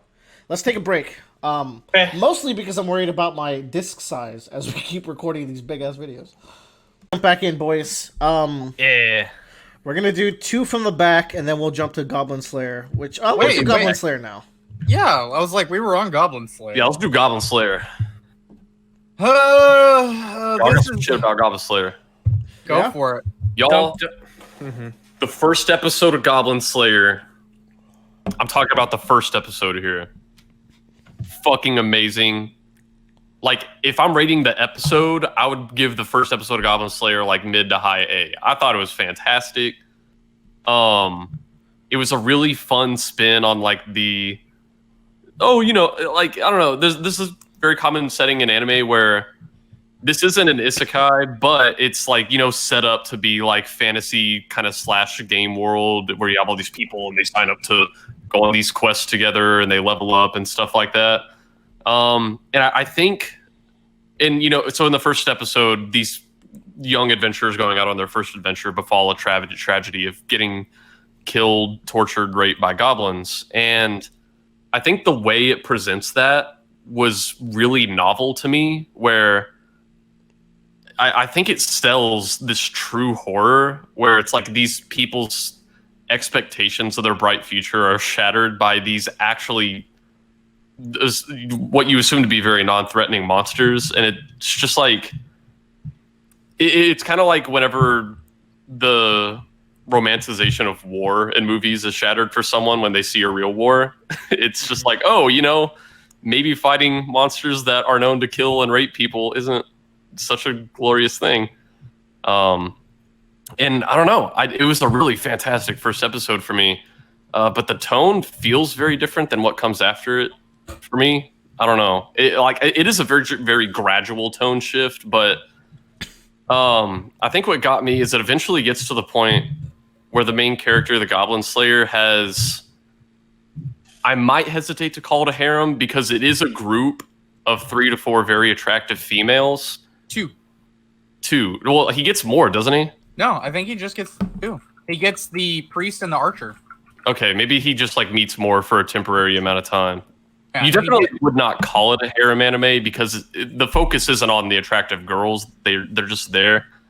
And I don't know, maybe a part of it was just me personally being dissatisfied with my expectations because he eventually gets unmasked, and instead of this grizzled old man that I thought he was going to be, he's actually like this handsome teenage boy. Spoiler alert. Yeah. For anyone asked, well, sorry, I'm gonna look up what he looks like unmasked. The first episode felt very novel for me, and after that, it began to feel more stereotypical. 2 girls, huh? We got fucking 2B over here. Oh yeah.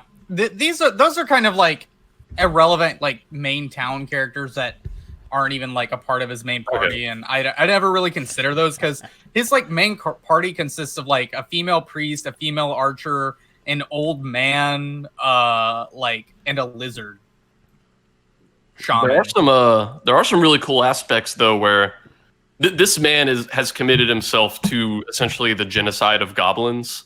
Yeah. And it does lead to some very interesting things where... Are his reasons justified or entertaining to watch? No, he's completely sociopathic. He is a sociopath. I mean, his life was ruined by goblins, right, Tyler? Mm-hmm. And based on what happens in the very first episode, you're like, these things are monsters. They do horrible things. Occasionally, though, there will be some baby goblins in the world, which are a little bit cuter than normal goblins, but are still pretty fucking ugly. But also, they haven't been in the world long enough to commit any heinous crimes. And he's like, it's a goblin, has to die. And you, and maybe I think also the girls traveling with him are like, well, hold on, is this really the right thing to do? Oh yeah. I forgot the blind girl is like the sword priest, and she also like we have that like dark moment in the very first episode, and it reveals like more later on that like this is a very common thing that happens to a lot of people, and like the sword priest basically gets like straight up savaged. Like it's gruesome again, but it does take a while to get there, and that's what I thought the whole like show was gonna be, was this very gruesome bit, and it kind of is sometimes, but it still gets into the gruesome bits every now and then. Yeah. I think it's pretty unique. I like Goblin Slayer's design for a character. Dude, I was gonna comment on that. His armor's fucking awesome. Like, it's really impressive to me that the artist it's simultaneously very like generic medieval fantasy armor, but at the same time, you instantly know it's Goblin Slayer. Yeah, I really like, and I think that's why I feel the same as you. Like whenever he got unmasked, I was like, I don't like this unmask. I love this guy in his armor. Yeah, like it's a unique feeling design. It's like Batman, where it's like the version of him with the costume on is the real him to me. Mm-hmm.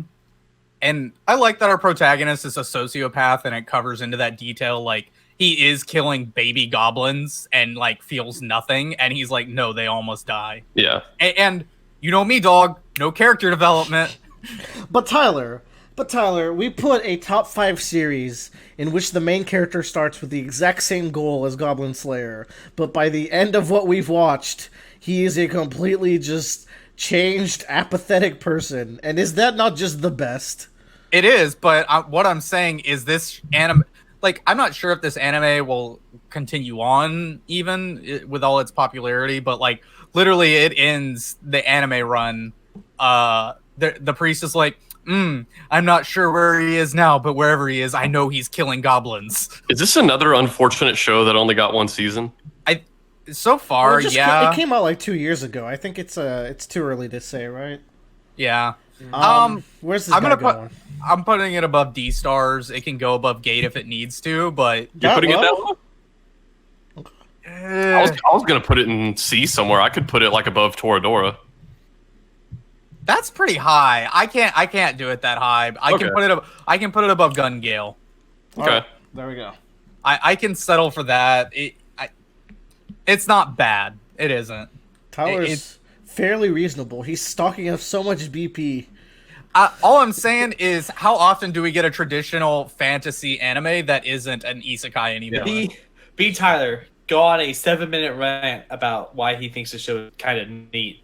I give it a C-. But yeah, man, I just love Goblin Slayer's armor. I don't know how you can make fantasy armor look so like generically medieval, but also be so unique at the same time to me.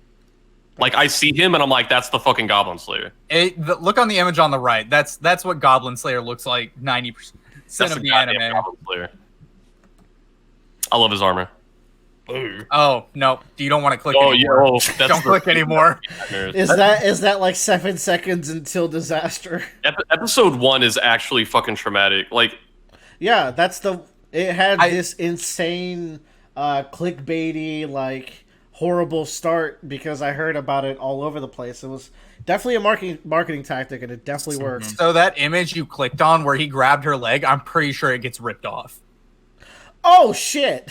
Okay. Yeah, I'm pretty sure. Like, he grabs her by the body, rips off her clothes and her leg at the same time. and that's before they do the worst stuff to her. yeah. Okay, let's talk about something happy, like Hey. the issues of the Hero Society that are currently present in My Hero Academia. Now, this is a harem manga. Boku no Pico no Gaio. I'm the only one who is even close to up to date. I'm like 5 chapters behind up to date. My Hero Academia is the best execution of the generic shonen format. It stars Deku, who has no powers of his own until episode 3, where he gets the strongest power. So it kind of undercuts his premise already. Yeah. But what's cool is that he has to learn how to use that power without absolutely destroying his entire body, because it is just way too much for his little bones. Because he didn't grow up using it. He's like, he's in high school now, so he's probably like 14 or whatever. Yeah, he's a freshman. In Yeah. It's got a really I'm good an cast anime of boy, characters. so. Yeah, Tyler and Joe are anime boys. I am a manga boy. It's got a really good cast of characters, and unlike the Naruto thing, I think it tries pretty hard to make sure to cycle them out in importance. With the exception of the sugar-eating guy, I don't think that guy will ever get anything. Even the tail guy got something. But Yeah. regardless, well, he has the nicest dorm. That's like his one claim to fame. It's just really good, man, and it gets darker than you think it would. Like, there's an arc that focuses entirely on the villains, and that is really like a standout. That and the Gentle arc are my favorite arcs in My Hero. They just encapsulate everything that's really fun and great about it and interesting about the hero world. I'd shoot for a low A for myself. And that's with future knowledge, though. I don't know how you guys are, because like it does start off quite generic. I really like My Hero. I still haven't finished this latest season. I really need to get through it. So you haven't even done the Gentle arc, or what comes after, which He is has the Endeavor Gentle part. is the No. very last. It's like Yeah. it ends with But like Gentle and I Endeavor. really right? like this still. I really like it a lot. So I would put it A- or A at least. Well, can you scroll up for me? What do we got in A? What do we got up there? Pretty selective tier. We've kept it pretty good so Yeah. far. I would go high B. Okay, you know what? I'll agree. Where'd I put you? We'll put it. I high. love the art style of My Hero. My Hero's I do. great. It's unique, but really to me, it just not doesn't do unique. anything. It doesn't do. Yeah, I think. Sorry, you're right. I don't feel anything special Yeah. about My Hero. I agree on that. I don't feel anything special. I just think it's quality. It's high quality. It's Yeah. a lot of fun. It's got great voice actors. It's got great animation, but I think out of all of us, Bradley's the most likely to love this because it genuinely is hitting worm beats. It's not as dark. There's like one thing that really attracts me and two things that really like repel me from it.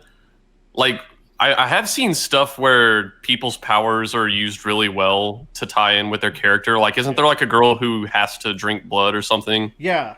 Like the villain powers are like genuinely worm tier, as Yeah. far as like defining who not only who they are but why they broke from the shackles of society, because the Yeah. society is not accommodating to their powers and their mental issues and all that. And that's the stuff I really like. I think the two things holding me off are one, it's very rare that I get interested in a school for blank setting, like school for people with X It's- special It trait. stopped Bradley from watching Attack on Titan, even though that only lasts like 6 episodes. Yeah, I was Not on even. the, It lasts on like the 3 or 2. It lasts 2 episodes. I was on the rewatch of Attack on Titan and I got there again and I got through those episodes and then I just stopped again. God damn it!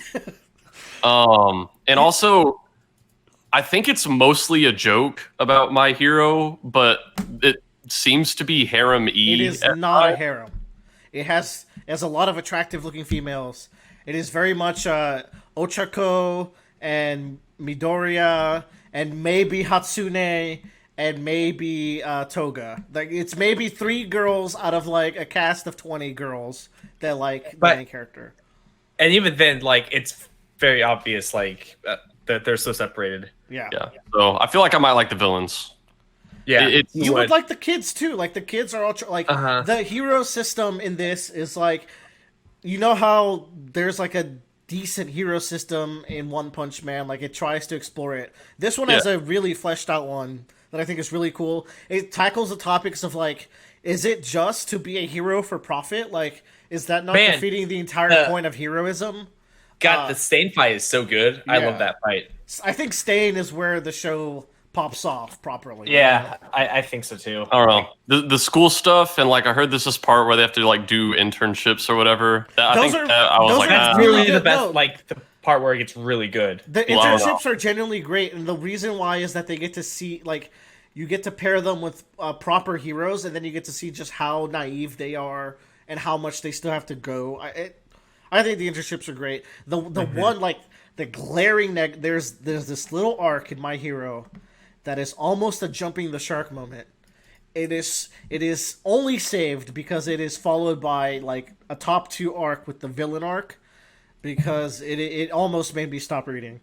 It basically it undercuts the premise of the show twice.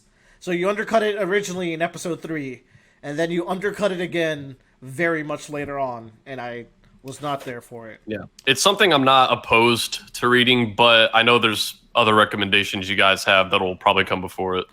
Mob Psycho 100. Dude, this is a pretty fucking anime, guys. I've seen Yeah, 2 it's episodes, and that is a tier. crime. S tier? S tier. Yeah. Oh yeah. Yeah. You know what? Everything I've heard, like, this is a clear I- S tier. I can I put agree. it in there. It's a I've only good watched- goddamn anime. Yeah, I've only watched a few episodes as well, but man, every time, like, every episode I watched, I was like, damn, this is like, mwah. Ooh, Like, the thing It's is, fun to only- say. Mob Psycho 100. Ooh. Only Tyler has watched season 2, and season 2 is supposed to be like the shit. Yeah, I've Season not 2 seen is season better 2 than yet, season 1. even. Yeah. We see some great character development within our main character as he tries to figure out who he is, and like as is this like angsty teenager who's awkward and doesn't know how to really communicate well with others. Like, I think it's a great self-discovery little anime, thrown in with the most powerful psychic kid of all time. Do you think this is a top 5 contender?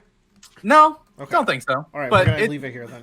I think if we were going by animation alone, Oh, definitely. Hmm.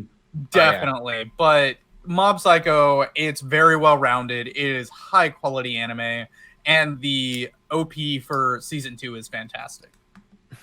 Cool. I super need to watch that, man. It's not even funny. We're also gonna do Made in Abyss. I'm so mad I haven't had a chance to watch this. I think I would really like it. Now here's the part where Tyler shits on it. What is that other anime you made me watch with the kids? I didn't make you watch shit.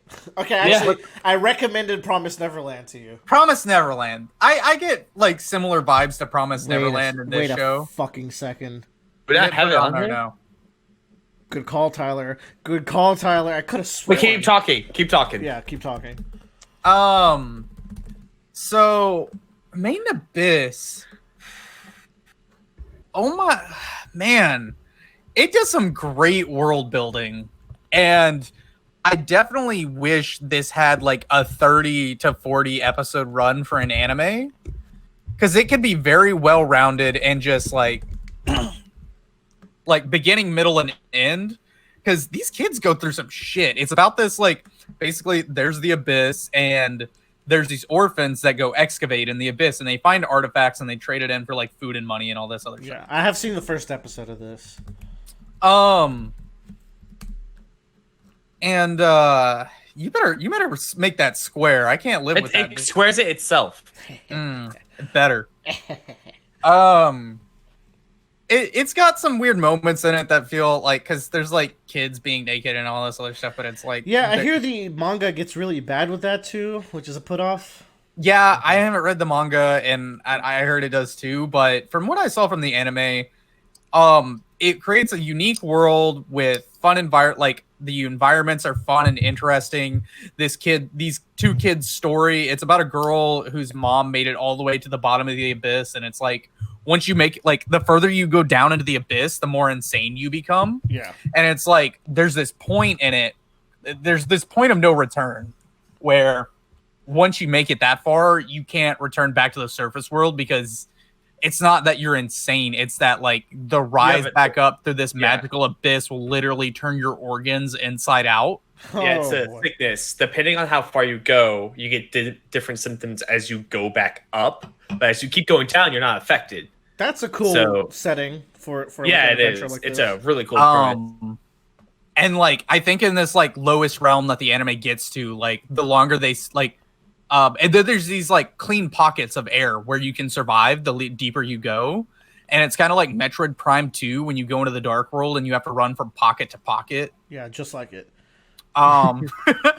Well, it's like, dude, they're in this bottom world, all right? And there's like these mushroom islands like from Mario. And they jump from island to island and like they're trying to make it through in like the humanoid girl, because it's a humanoid girl and a robot boy or artifact boy. So he's from the very bottom of the abyss. Like they know he's super rare, high quality artifact. So they're on an adventure to go find her mom and where he came from. And like there's the concept, like I think that her mom sent the boy to him so that they can go back down to the abyss together. And like they're in this like bottom area and like she just starts bleeding from all of her orifices, like eyes, nose, mouth, ears. Like her pants are all bloody because she's bleeding from literally everything. No spoils here. Sorry, Joe. Act Age is gonna have to wait. I should probably do this and Demon Slayer first, TBH. No, you shouldn't. I know I love. I already know I love Act Age. I'm gonna get to it. But here's the thing: if you catch up to Act Age, you could just read it every Sunday and then watch everything else. It's nice to binge it. It's a nice. I'm gonna do Made in Abyss. Unique premise: mid to high C. Mid to high C, really? I Once again, 7-minute rant, C-. It's good, it wasn't but 7 I'm like, minutes, Joe. I'm nice. I know this isn't for everybody. I know it's not very long. Top of C? I feel like people would be mad if it's not at least top of C. I don't know. Does the person who made this like little kids? Probably. I don't know people who like this show.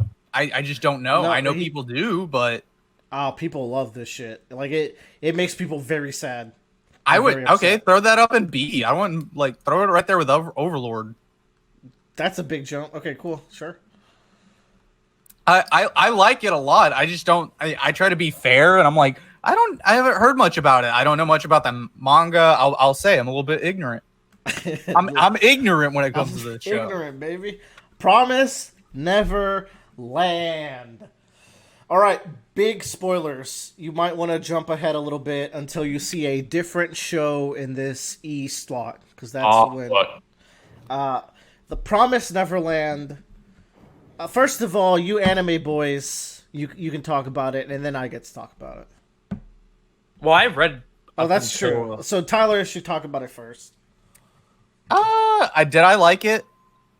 I watch a lot. I watch a lot of anime. You said you liked it when you watched it. Also, Bradley also watched the anime portion too, or he read it. I didn't watch the anime portion. I read it. Yeah. Yeah. That's what I said. I really liked that first section. I could tell where it's going. It felt very Maze Runner. Yeah. Yeah. And I'm like, yo, Maze Runner, good concept. I like this. Little kids, anime, combine all that shit together. Cool. What do we get? Minus Dylan O'Brien. That's the only downside. Big downside.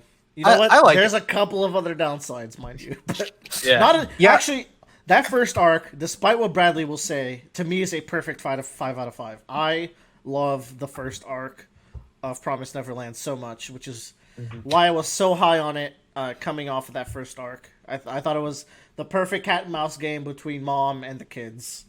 Yeah. And that first arc is Sister really, it's unique and it's very tense, and you feel that vulnerability that the kids feel when they're trying to escape. I learned something that day. If you compare something to Bradley's favorites, it's actually a negative. Just don't do it. I don't know.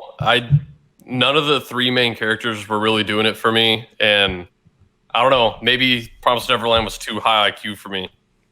Yeah, No. probs. No. Bradley, no, because Bradley, one of the things you always said was, I just don't understand how they got from point A to point B in their logic. No, And every time you say that, I rectify it. oh, sorry, yeah, I understand how they get from point A to point B because they explain how they get from point A to point B. I'm just saying, realistically, nobody ever would get from point A to point B. I never got that feeling at all. I was always Yeah, like, if I was a 190 IQ child, I could get there. Like, yeah, I'm maybe. creative enough to Maybe. get there. You know, like they're thinking of all the possibilities and they're coming up with this solution and this. I feel like Bradley still is right, because there are definitely times where, like, you're kind of just going off of a guess, and that guess just happens to be right. I mean, hypotheses, they use evidence when they're hypothesizing. They're like, this is my hypothesis because A, B, and C.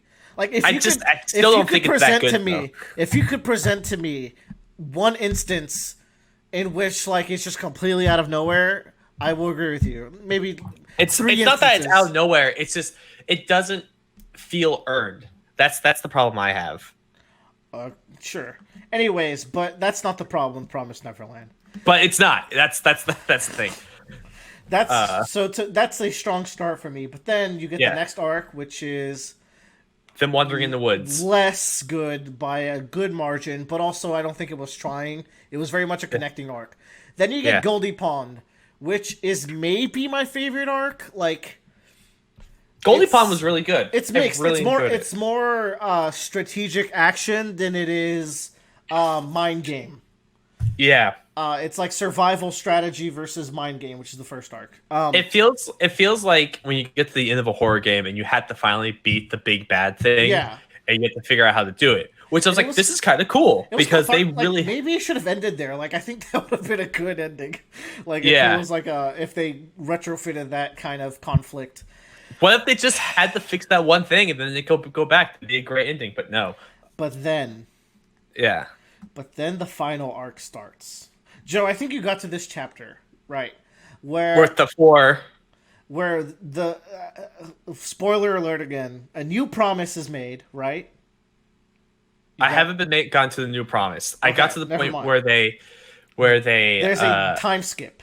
We'll just say okay. that.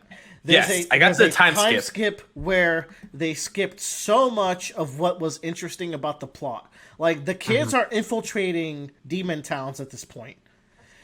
The Yeah. way that Promised Neverland was structured, that would be the most interesting thing.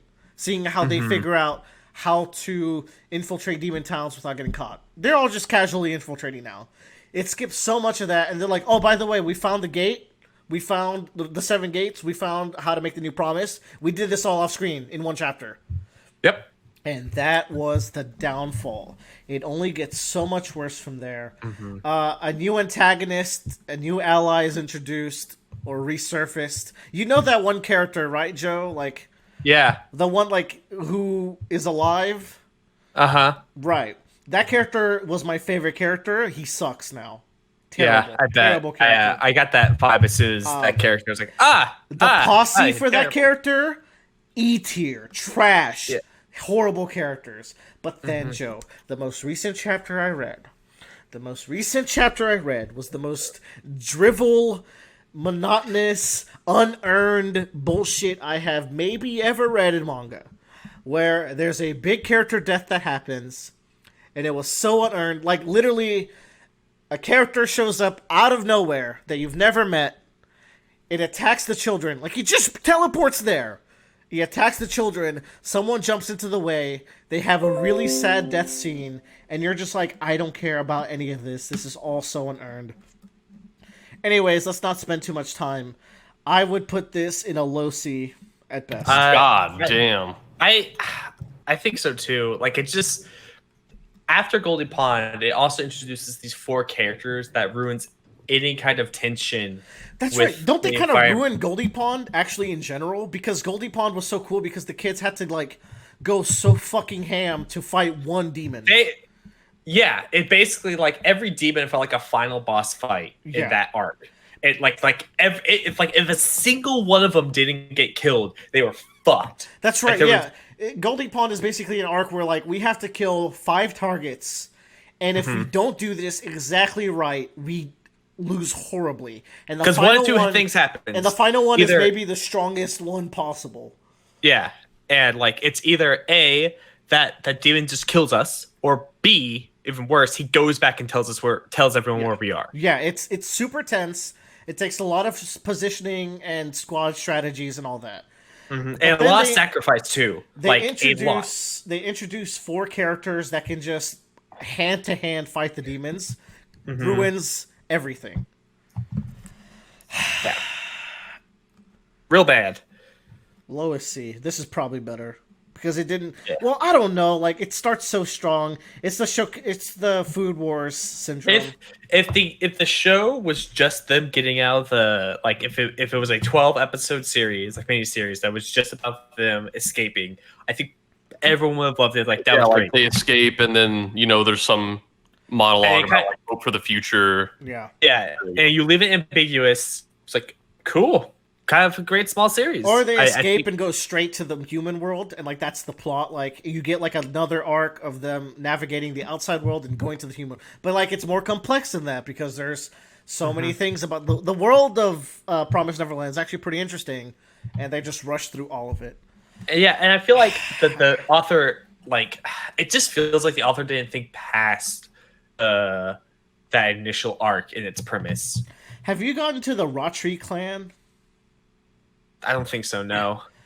The Rotary clan is the last thing I remember is that a character makes a deal with another character to kill that character, like, as part of their own plan. Yeah, with a character with the rebels. Name starts with G, I think. Yeah. Yeah. Let's talk about Lucky Star. Something Okay. better. Lucky Star. I want to do this one as a pair with K-On, if that's fine. Yeah. Right next to the part 8. Cool. Yeah, there you go. I'm doing these as a pair because these are both slice of life Moe Blob anime produced by Kyoto Animation roughly in the same time period. I think one is better than the other. Ooh. And I'm gonna be a little biased, maybe, because I was about to say One Piece, motherfucker, but Lucky Star was the first anime I ever watched. Jesus Christ, that's crazy. And it probably influenced a lot of what I like. I really like cutesy stuff. These are both slice of life. I feel like Lucky Star is a better slice of life. Because K-On, it's like, band, right? these 5 girls join a music club, And most of the slice of life is them either writing songs or getting ready for a performance or whatever, or just, sitting around being cute. And I don't care about that a whole lot.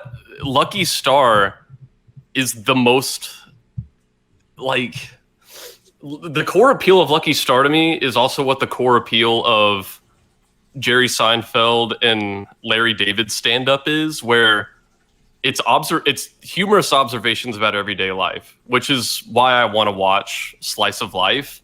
They're like, man, you ever have a time where, like, you lend a game to someone and it's been a few months and, like, it's your game, so you want to ask for it back, but, like, you don't know how well you know that person, and so you're afraid, like, they'll be mad at you if you ask for it back, even though, like, you should ask for it back. And then everyone's like, oh, dude, I've had that before, but I didn't want to talk about it with people because, like, I don't know, have other people felt that way? I don't want to go crazy. And, like, every episode is just, like, a 20-minute conversation like that, where I feel like I've had this conversation with someone before. And I don't know, K-On's like, oh, you spilled your tea on me. We're going to be cute talking about the spilled tea for 2 minutes. I don't know.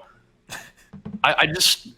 Lucky Star is actually funny and entertaining to me. K-On is just like, how we need to create a situation so we can dress these characters up in a cute costume that we haven't dressed them up in before, so people will draw fan art of it. That seems more Moe Blob, like more Blob than Moe. I don't know if that makes any sense. No. So where would you put these? I would put K-On and D somewhere, maybe below Angel Beats. Holy shit! So it's trash. I don't really enjoy it. Okay. I want to say it's trash. Like, the production quality is really, really good. Yeah, I saw. And you know what? Maybe like on a slice of life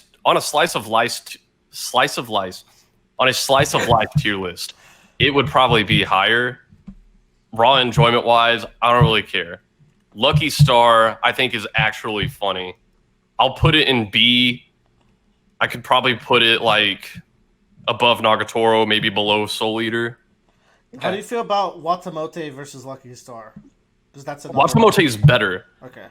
Because, like Lucky Star is funny, but it is still just, like, slice of life, just, like, observations. You're not gonna really get a whole lot out of it, I don't think. Watamote, I think, is trying to expose like certain qualities of a type of person who should watch that show. It's like, hey, here's things that you might do if you're an otaku that are really fucking gross and you shouldn't do them anymore. Bradley, both of us have only watched a little bit of Nichijou, right? Right. Nichijou is a show that I know I would put in S tier, but I need to prepare myself to watch it. That animation's fucking crazy. I think I would love Nichijou. That's why it's not on this list.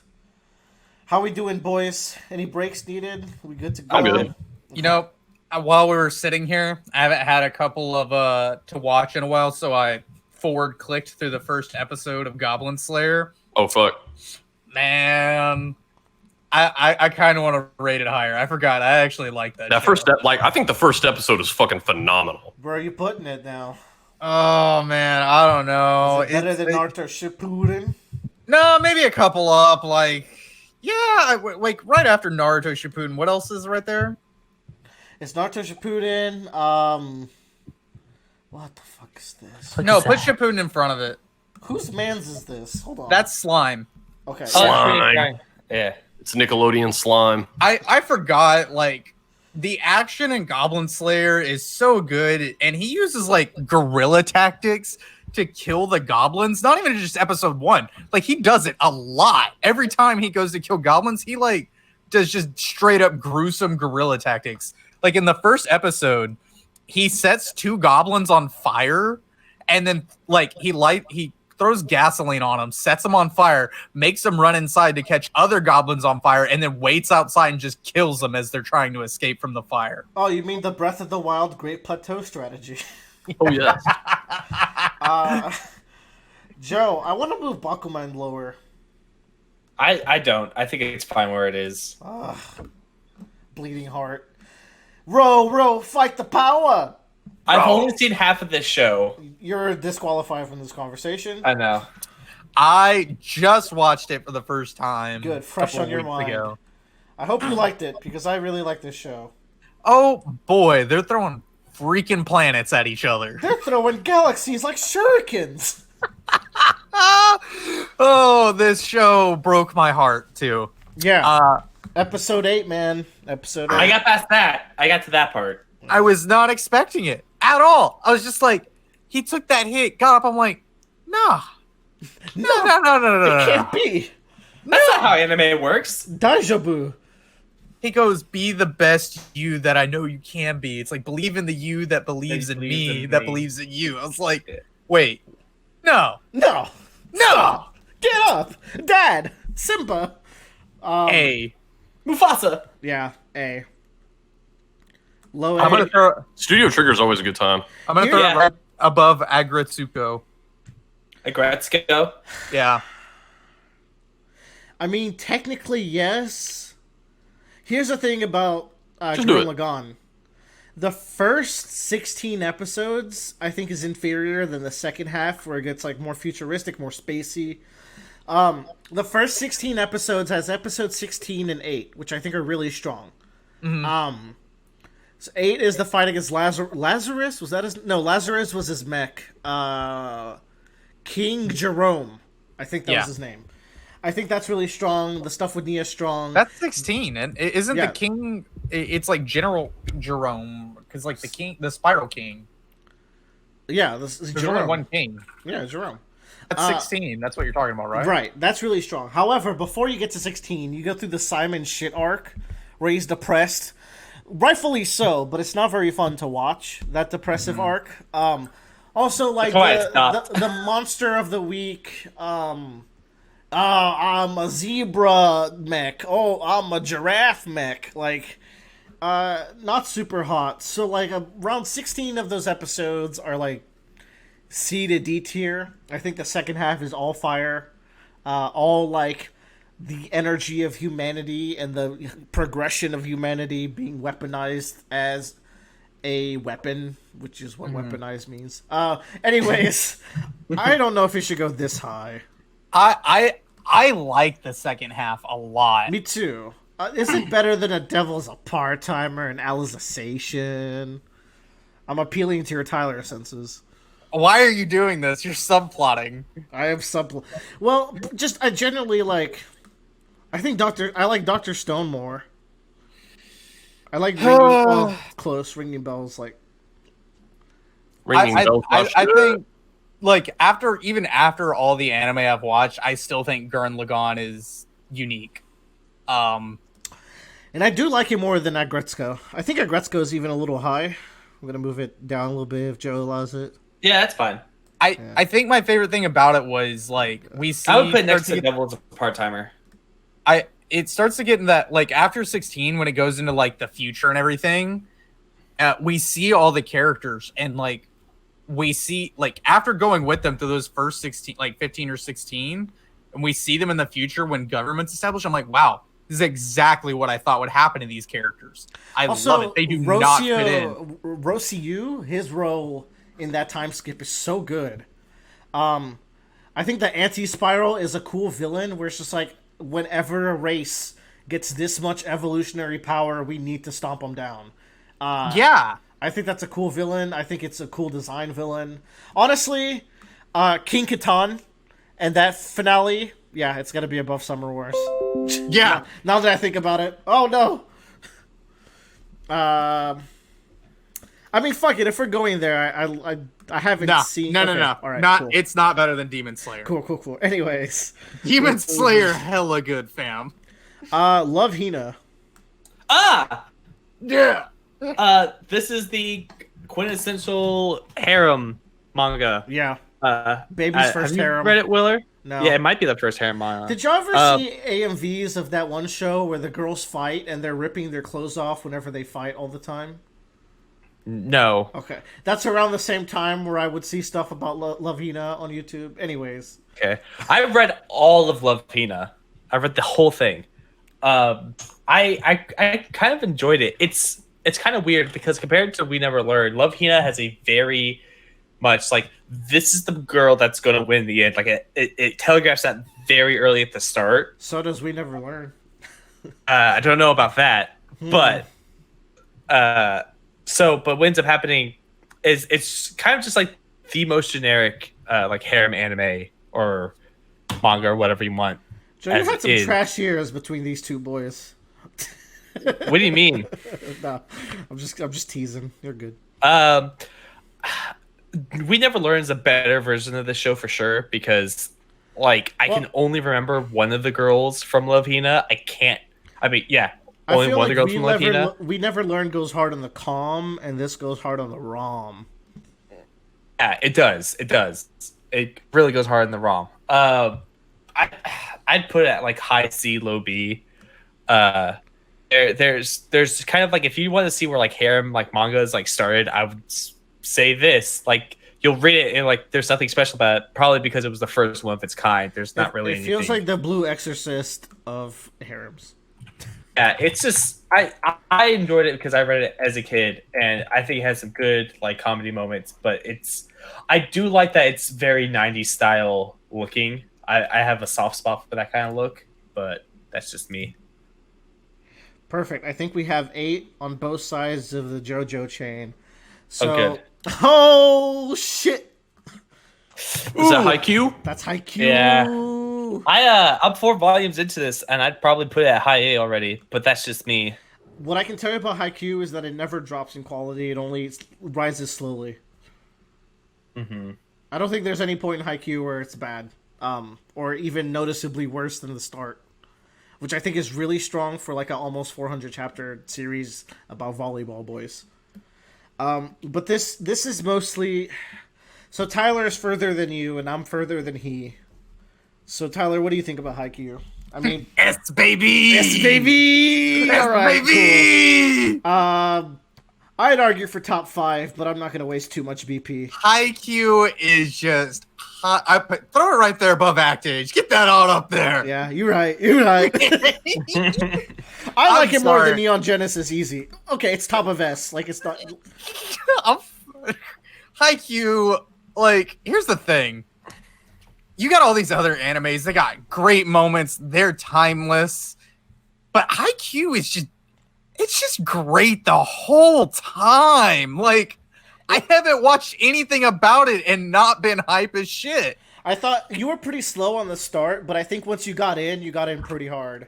My thing that I like at the beginning of it is you show Hinata, who is kind of good but sucks. Yeah, he's got so many tools missing in this toolbox.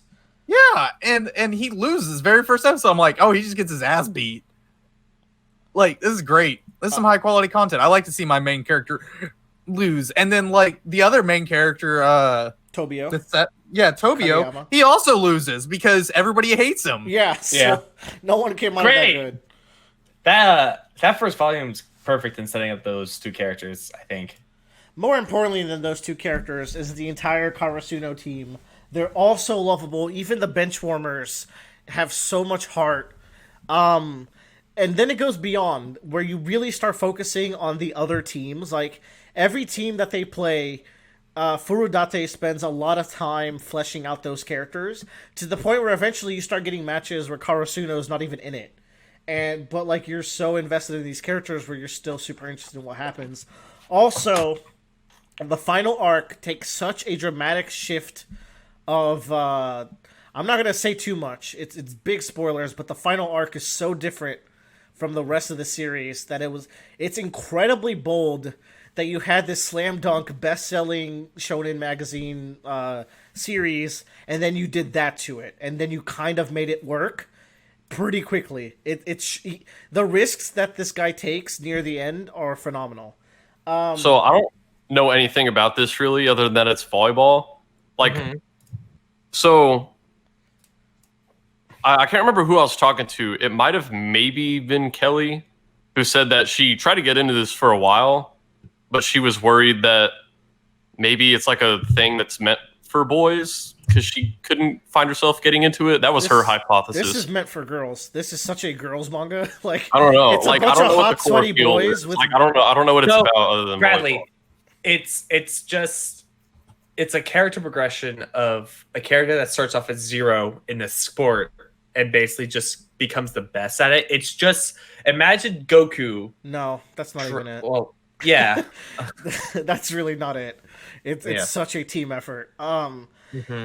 So the base premise of Haikyuu is Hinata, the red hair the orange hair like main character. He one day like he tries a bunch of sports, none of them really fit him. He tries basketball, he's super into it. But his first game, he finally gets a team together to play in like a middle school tournament. He gets to play 33 seconds or You something. mean volleyball, 33 not basketball. minutes. Yeah, sorry, volleyball. Kuroko basket comes after. So his whole thing is that he's incredibly fast and he's super short.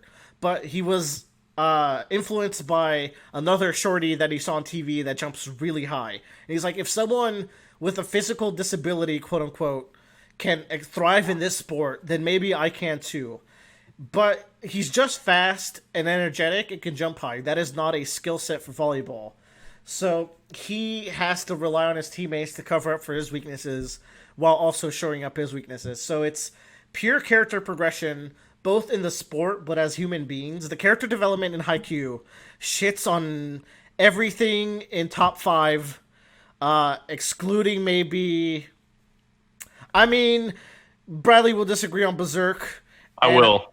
He will. And Attack on Titan has some really good I'd say it's better than all the top 5 for me. I'm just gonna throw it out there. What it's like elevates this above and beyond all the other sports manga? character Is it just development. how well it does those things? Character development and the fact that volleyball is so good for hype matches. Like, I don't know if you've...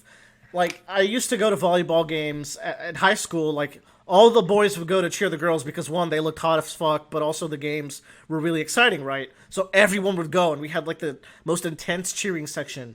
Volleyball rallies can get so intense. So you put that in, like, a sports shonen, and you get these mythically intense volleyball rallies and saves.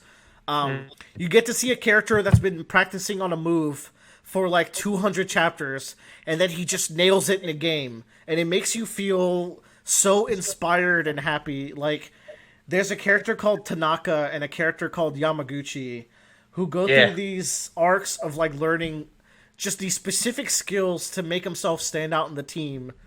And it's fantastic. You get to see people who have no love for the sport grow an intense love for it. You get to see people's loves go deeper. You get to see friendships. It's just pure character development.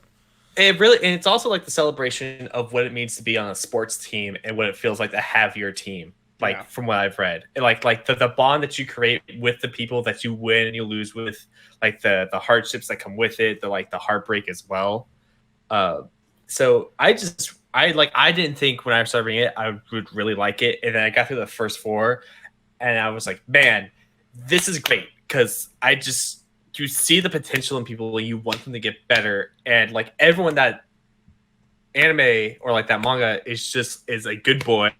You could see like the goodness in them, and you just want them to overcome that, like the things that are keeping them down. Joe likes this so much that it hasn't been released as of time of recording, but it will be released before this is released. Haikyuu is now going to be like a larger show on the channel because Joe likes it that much out of the first few volumes. Honestly, Bradley, you've probably never watched or read a sports manga. I would recommend you read the first few chapters of Haikyuu just to see, like, what is this genre even like? I feel like you couldn't have a better first experience. I'll say the fact that, like, I'm looking at the stuff in S, so if a sports manga is able to be these things, I'm like, okay, there's got to be something special going on Yeah, here. definitely. What happened to Willer? Willer, your screen cut out. Oh, am I still here? Am I dead? Well, You're still here, but like you just stopped sharing screen. Okay, technical difficulties. Tyler, talk about Haikyuu while I fix these. Haikyuu good. It got boys and balls, and the boys have balls, and they throw their balls over the net. Yeah, it's also got some great comedy to it, and the way the guy draws like hits is on like One Piece. This guy level draws punches. One Piece level impacts. Yeah, which is really important. Also, the way he draws hands is very emblematic because hands are like the evil blockers of a spiker. So he represents those as like these creeping, long-fingered monstrosities. It's really cool. Yeah. Join us on our new episodic podcast covering Haikyuu. Called Haikyuu Conversation. Yeah. Okay. Y'all see shit now? Yeah.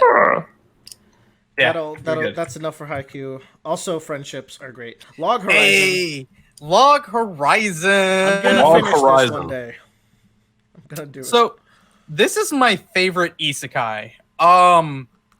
I enjoy it So deep. on the whole more than Sword Art, but not as much as Alicization, if that makes sense. Yeah, I got you. So this is an isekai where they get transported into their game world. Doesn't explain how, doesn't explain where. But they're like, they still have to follow the game's rules. And it's really interesting because, like, if you die, you just respawn back at the temple. There's no, if you die in the game, you die in real life type of thing. Like, they're just in the game world now. They don't have the user interface, so they have to actually learn the skills and all this other stuff. And it follows a bunch of max level characters who all used to be a part of some legendary raiding guild who split up. So it follows a couple of like ex good guild characters, and it goes through the politics of what would happen trying to exist in this world, like making diplomacy with the NPCs, doing urban development and like building up the city. What happens with buying property in the game? Like if somebody tries to like capitalize and buy the temple where people respawn, because in like other cities, like high level players are just camping the respawn area and like they keep continuously like player killing and trapping people inside of the temple, and then like they basically enslave them. There's like this one thing about this like child slavery area, like guild, where they trick kids into like they trick them with protection and like helping them get money and on their feet, because they still have to like eat and stuff and survive. And like they trick them and like they trap them inside of their guild house. Like they'll put them in their guild house and then like take away their like privileges so they can't access like the guild door and escape. But there's a lot of like interesting characters. There's a cat character that Bradley would hate. Well, he says he would hate, but I don't think he would hate. He's like a gentleman. Wait. Oh, this is Log Horizon. Yeah, he's like a not gentleman Haikyuu. cat character. I was like, huh. There's like a gentleman cat. He's like a chef, and like all the characters have like unique classes. So there are certain things that some characters can and can't do. Like the main character can't do a lot. He plays like a druid, so he's like a very big support class. And so he has to rely on his tank and his assassin and like setting them up to do like high IQ attacks and maneuvers and stuff. High that's a Q lot of fun. attacks. Where's this going? I'm going to throw it. We're gonna put that. I'm gonna vote high B. I'll let you take a low A. If you want. Well, you said we're being too nice, but you're the ones I've been the meanest here. I have room to be nice. You guys are fucking You know what? wimps. I want that right below prison school. Okay. That's where I want that one. Friendly reminder that y'all really need to get on prison school someday. I looked up some waifus from prison school last night. Yeah. Yeah, you looked up Hannah and Maru? Yeah. Yeah, last night, fucking you know, good. 2 a.m. You've looked up the vice president. Vice principal. No, vice president. Vice president. Haruhi. Yes, Yes. The Melancholy of Haruhi Suzumiya, my second anime that I watched right after Lucky Star, which Lucky Star constantly references Haruhi. Oh, really? Haruhi is kind of what put Kyoto Animation on the map. After this show, they just had nonstop success one after another. And man, we talked a lot about this the other day, where Haruhi, I think, I would call it the first anime that went viral on the internet, because it was coming out like around the time that YouTube came out, and this shit was fucking everywhere. And like fucking everybody saw the dance and fucking heard the songs and shit. I really enjoyed it. And I was reading about this guy on Reddit who lived in Japan at the time this came out, and he said, like, I've seen people cite Haruhi Suzumiya as the beginning of modern anime, and I was like, okay, I've always heard that, but I don't know why. And he was talking about how things were kind of different after the show came out. Number one, he said like up till around the time this show came out, most anime you saw on TV was either a very standard shonen formula like Dragon Ball Z, or it was just reruns of Dragon Ball Z. Or he said most stuff was either very standard formula of shoujo like Sailor Moon, or it was just reruns of Sailor Moon. But Haruhi was it is, God, even now, it is so unlike anything else. It was very bizarre. And I don't want to explain the whole premise because I could, like, I don't know how many paragraphs I went into explaining the premise the other day. But it was very out there. And he Basically, the premise is like there are supernatural forces that this character suspects are real, but they are real. But then there's also the thought of like she created them because the universe revolves around her. Yeah, that's the thing. It's kind of a long-running mystery because this girl is very disenfranchised with real life. She thinks real life is boring, and she wants all these things like aliens and time travelers and espers to be real, and she's very sad they aren't. Little does she know, all of these things are real, and they all have competing theories about that girl, where like one faction says, okay, all of these fantastical things were not real, but because she wished them to be real, the universe rewrote itself so that they are real. Another faction says, no, she didn't create these things. She just has the ability to bring normally hidden things into like human sight. So I don't know. I don't want to get too much into the series itself, but I think it was really influential for the time it came out. And I do find it very entertaining. If I had to find a downside of this show, it's that it didn't take itself seriously enough, where there's a little too much fan service in it for me, where all the girls have to like grope each other or get put into costumes. And like, well, it is the first modern anime. I think they had to do that. Like I think they were doing that to try to sell it more, to sell merch and stuff. And granted, that stuff is in the light novels, which that's another thing the guy said. He's like, after this point, a lot more studios started taking light novels as inspiration for their shows. But like, it didn't have to do that fan service-y stuff. It was good enough in its own right to like coast on its own plot. I will say though, it is able to use some of that fan service-y stuff for an actually good use. Because like, one of the girls seems very innocent, and she's also just happens to be the sexiest character. And so a guy from the faction that is competing with her faction comes up to the main character, which is actually a boy, not Haruhi. And he says, why do you think that girl is specifically the one they sent here to meet you? It's because she's sexy, and it's going to convince you to join their side subconsciously or not. And so I'm like, oh, well, that's a point where it's actually using her doing fan service stuff as part of the plot. So I thought that was really cool. Some parts of it hold up, some parts of it don't. I was going to put it in low A. I think that even for its like historical context, I think that's fair. Like, I was going to put it like next to Dr. Stone, maybe above, maybe below. I could settle for below Dr. Stone. Sounds fair. You're the only one who's seen it, but I think you've made a good argument, and I know like the impact of this show. Yeah, it used to be fucking everywhere.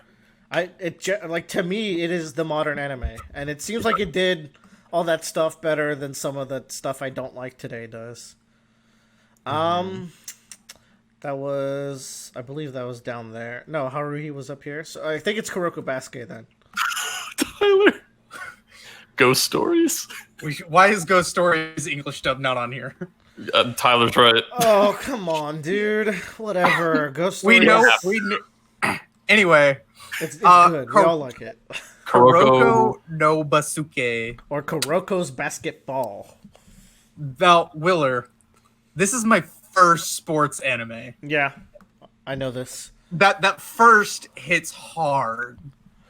And it hits fast. And it's such a fleeting high. It's your first love. Let's explain the premise of Kuroko Basket. Okay. So In middle school, there was this god team called the Generation of Miracles. Okay. God damn. This team consisted of 6 gods. This generation of miracles all went on to go to different high schools. for some reason, no, there is a reason actually. And it was a pretty good one, as I recall. Like, it was some drama, right? And I think Yeah. Kuroko was a big part of it. The prince told them all to go to different schools. Yeah. So, Kuroko, our main character, is one of these characters. It's pretty exciting to get this sports manga where one of the characters is already renowned. Unlike Senna from Haikyuu. Ice Shield or Haikyuu with Hinata, those characters have to start from the bottom. This is one of the 6 gods in the team. However, his role on that team was very non-traditional. The team was so good because this guy has so little presence in the court that he can basically disappear. Like, you cannot tell where he is, so people just pass to him, and then he does relay passes to other people, and you're just not seeing it coming. By the way, as far as like all the sports shonen brought up here, this is like just below Prince of Tennis as far as like actual superpowers within the sport. Like, these guys are fucking nuts. Like, it's not that bad. They're not like shooting beams, but these are high schoolers who are the best at doing something. Like, there's a guy who just, I think in the entire series, he does not miss a 3-pointer. Yeah, he also like learns to shoot from full court. Yeah, Like he does anywhere on the full court, he can 3-pointers. just make So that's it a his shot. power, right? But then you have a guy who can copy anyone. I believe he's the blonde one, right? Yeah. So he can learn your skills and your dribbling techniques and all that. You get a guy who's just aggressive and fast. He's kind of boring. You get Kuroko, whose thing is about being like a stealth ninja in the court. But Kuroko can't shoot. He's strictly a support basketball player. Oh which is no, interesting. the guy who's quick and fast, he's a street baller. That's his thing. Yeah. Yeah, That's he still does really boring compared to the guy who can copy everything you do and the guy who can shoot full court threes. I think street ball is pretty fun. But then there's my favorite boy, who is just this giant defender god, who I think has a move that's called like Thor's hammer. Best match in the series by far is against that team for me. The best thing about all these characters and these players is they go to different teams, okay? And none of them play with their other team. Like, none of them are team players. Yeah, like they're going all ball hogs, or I mean, some of them are like, one of them is a defensive player, but like he's still like dominating in his field, you know, like he doesn't leave the defensive side of the court. Yeah, He doesn't play any offense. yeah. So it's Like, they're always a all- 4v5. They're all obnoxious gods. Like, I'm gonna stick to my thing, and you guys try to keep up. The thing about Kuroko is, by nature, he is a support character. So his team has a guy called Taiga, who becomes Kuroko's like main support. And Taiga is good enough and has enough natural talent to really challenge these other 5 gods. Taiga's an AD carry. Yeah, Taiga's a hard AD carry. And it's just really fun, man. Like, genuinely, some of the most intense moments in any manga I've read happen in Kuroko Basket. Like, Tyler, do you remember the ending of the match with the green hair 3-point shooter? They don't win. It was such a good ending because it's like you have this intense play where they set up all these conditions to block him. I think what he does is, like, for the first time in the entire game, he does like a feint shot where he pretends like he's gonna shoot it, drops down, everyone's still in midair, and then he shoots the 3 from there. And my mouth was just agape. They built up to that moment so well. I think that was the moment I got in. Does he do the feint or does he pass it? Ooh, is it the feint or is it... I think the pass comes in his second match because that's part of his character development. Okay. I could be wrong. But there's stuff like that, right? Like, they use these character skill sets for really interesting stuff. I think it's really good. I think the last match is the least interesting one. It's against the Prince. He has superpowers. He can, like... He's so dominating in court that he can kind of control you, so he does a lot of ankle breakers. That's really what it amounts to. He kind of, like, paralyzes you on the spot. because he's so good. Not very cool final match, but everything leading up to it is amazing, and it's really not as bad as like something like Food Wars or Promised Neverland, as far as how far it drops the ball. What do you think, Tyler? I have to throw it an A. It doesn't make it to S for me, as much as I love it. I think Because I'm looking at these A's like Dr. Stone and Demon Slayer. I don't think it's an A, man. That ending brings it down to high B. I'd put it above My Hero. I can. Yeah. I was gonna go like I'm looking at A, and I can go low A, and you throw it in a B. That makes up. Yeah. Yeah, I think that's fair. It's like I would say it's a great predecessor to Haikyuu for court sports. Yeah. Where'd I put 21? Yeah, I think it's fair to be in the same. I think it's super fair to be in the same. Like, I like 21 better, but we both enjoy Kuroko, so I think it's fair to be this much above 21. Kuroko has like it's got a nice comes full circle, you know, like Yeah. it ends well. I'm forgetting some of the really bad stuff with that last one, like the zone within the zone. Yeah. But is is it worse than 1,000,000%? But it's actually like 5. I mean, that's its own bullshit. That's it's the same thing. It's the same thing. All right, let's move on. I believe so. That was I think that was low. So this okay. Hitman Reborn. No, it's Konosuba. Oh, Konosuba. I thought we went from the bottom. We're doing 2 and 2 now. No, I'm trying. Yeah, we went from the we bottom. should be even now. Okay. Yeah, we went. It's Reborn. Reborn. I'm the only one who's seen Reborn. I read a fair bit of Reborn back when it was coming out weekly. So the thing with Reborn is it starts off as a gag manga where this kid becomes the heir. Well, like he's the. Was it that he's the future heir to this mafia? What it is, and it's like basic. Well, it's like a Joseph Joestar situation where like this kid. Hold on, this kid is like the long distant relative of the mafia guy, but everyone else has been killed, so he's the only heir left. Yeah. So that's why he gets to inherit it. And this little baby shows up to be his like guardian Mentor. Yeah. Other people vying for the position have their own little babies. So it starts as a comedy manga where the thing is Reborn shoots Suna in the face with a death bullet, which kills Suna but revives them with an angry flame. And that's kind of like how they solve all the gags. This becomes a very generic battle shonen that doesn't really do anything too special. It's got good art. It's got good character designs. I really like the Bat Boy. I like the Bat Boy. That was my favorite character in the series. He becomes a swordsman later on. That was the. Yeah. I like the Dynamite Boy, who is like super loyal to Suna. Pretty cool. Yeah. I read this when I was like in the middle of like going through like a mafia phase in junior high, where I was watching The Godfather and all that other kind of stuff. I was just super into that, so I really enjoyed it. It is like exactly Fairy Tail tier. I would agree with that. Though it jerks you off for much longer, and not in a good way. I put it below. Mm-hmm. I'm gonna put it below Gun Gale.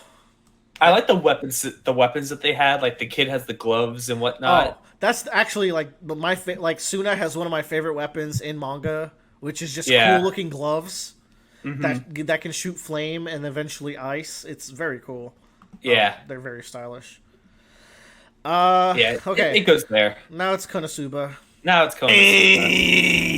Konosuba got some fire bitches, y'all. No, it doesn't. Bitches are hot. Oh my! You guys are so. Konosuba is It's Always Sunny of anime, which means everyone likes it except for me. I was gonna say it's the Seinfeld, but Always Sunny is no, it's the Always Sunny of anime. Sunny, yeah. Oh, these are the worst people in an isekai, and it's isekai. They're garbage people, and it's my favorite thing in anime is just shit tier people and shit tier situations. I don't like it. I haven't watched much of it, but what I have, like, I was like, it's super not for me. And I like Always Sunny well enough, but I can't. It's not something I like to watch for too long because it's like all these people are horrible. It's just not my kind of humor. And Konosuba is that, but in an isekai, which means I'm not even gonna try to penetrate that shit. Oh, I'm gonna say you're like on the low spectrum of people who would try to penetrate that shit. You know what I don't I'm know what saying? that means, man. You know what I'm Anyways, saying? there's a character whose whole thing is explosions. Haha, XD, XD. And then there's a character who likes getting hurt. Haha, sex. No. So Let's get this correct. One of them is a knight, which is the highest tank class, who is also a masochist. Right. Yeah, Okay, she likes all being right, hurt. that's decent. But also, like, I feel like everything I saw. The it was a demon mage one-dimensional is character. from a clan of like they're actually got revealed in the movie. They're all just a group, like a village of weirdos who like part of their introductions is doing like cool stances to like introduce themselves and being dramatic. Female in this clan is fucking attractive. Mm. And then there's a trash goddess or something. I don't care, man. Who has a nice ass. Does she? Thank you. Oh, Yes. in that Smash Bros stage, sure. No, she has a good ass. I give the show a C. It's such it's a all right, grouch funny wise. when it comes It's to just, The this. one downside is that Kazuma never actually scores with Megumin. That's the Kazuma, He tries so he much. tries so hard. He never actually gets it in, dude. I'm not I feel like surprised the that you opposite. would like Megumin. because Kazuma he's- hates all of these people. Kazuma Like, that's does the- hate all of them. Like That's the Union whole is the point. hottest bitch, and she's not even in that image, is she? She's right here. No, that's not Union. That's Oh, Megami. sorry. I don't Which know. one? No. Union's Megaman's friend, isn't it? Are they not sisters? Or are they just No. That's her friend from. Okay, well, she's high the school. hottest bitch. I'm throwing that out there. I'll throw it right there with Bradley's Nagatoro. I'd be down Oh with my that. god, below. Kona- No. It's a popular thing. I'm vetoing that. Okay, me Absolutely too. not. It No, belongs as no. feature. Tyler, I've watched the whole thing. No. Okay. Yeah, do it, baby. Then get fucked. Argument juice. Joe, this is some high No, quality no. smut, and you know it. And, Did you say slut or If you smut? want, Tyler, if you want Production high quality quality on this smut is way higher production quality than most smut. Tyler, Yes, Tyler, it is. I've read almost basically every harem anime on the planet. That's it's true. not. Joe is Joe, 100% trash. You are. This is not a harem. This is, That- this I mean, is it's a anti-harem. I get it, but it's still, it's not. It's still waifu Great. bullshit. Yeah, it's just trash. I Like- do. The only other male like main character we get in this is like this weird Segway adventure guy who just stands off in the corner and he just goes and like puts a thumb up. This Okay, show, All right. this show should have been the deconstruction of isekai anime, but it fails Which to do that No, entirely. it is absolutely a great deconstruction of. No, it's like, just a parody. That's not a deconstruction. Yeah, it's a parody. Also, of I don't know if it There's- should have been anyways, we're gonna put it in low B, and here's why. I totally agree with Joe. I'm so glad he's willing to fight the fight. But Joe, we already have so many hot takes. Like, people are goo bananas for this dumb bullshit. Like, people. you will actually get bomb threats. Yeah, no, I'm like, just upset Megumin. because a town where you live is supremely better than that show, but it's whatever. I Anyways, agree. I hate a town where you live. It's way better. Like, Oh, it is. oh, Union my is- head hurts, dude. Wait, Oh, I wait, just wait, used wait, too wait, much wait, VP. wait. Hold up. It might go after Rurouni Kenshin. Okay. C tier. Yeah, okay. There you go. What made you change your mind? Samurai Champloo. Oh. And Oh, that it's- made Samurai me change my mind. Samurai Champloo should be a little higher, TBH.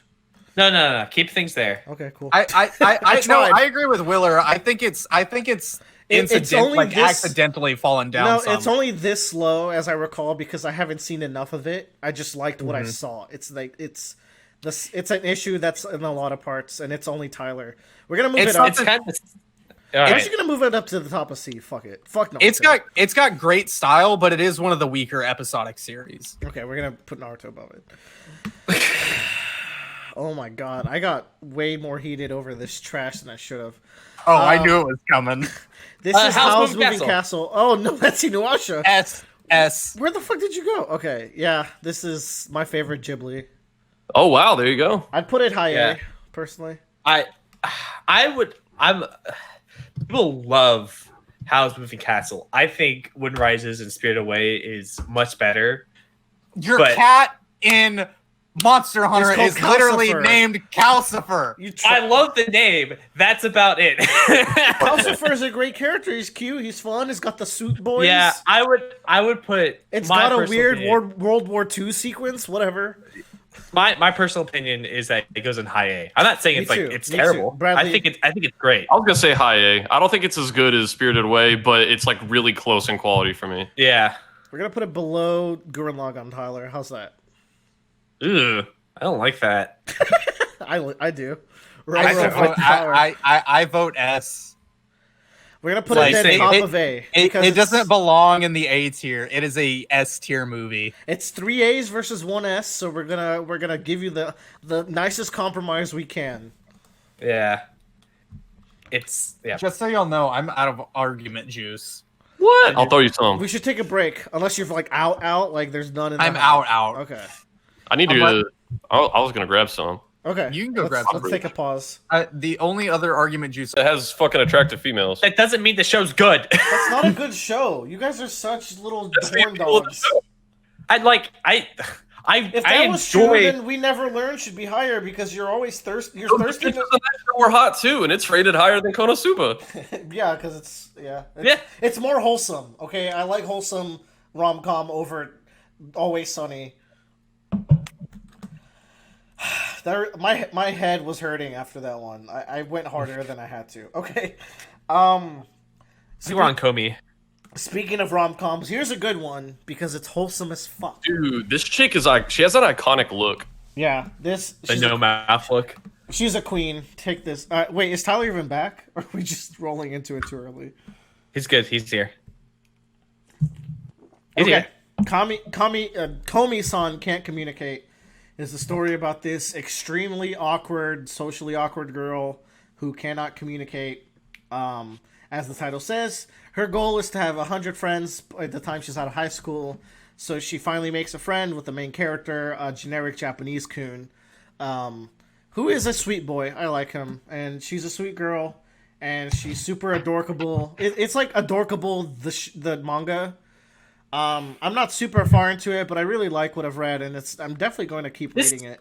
This sounds like the family friendly version of B Gotta HK.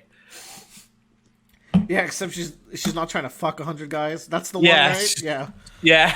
No, yeah, she's just trying to befriend them. Good romance subplots.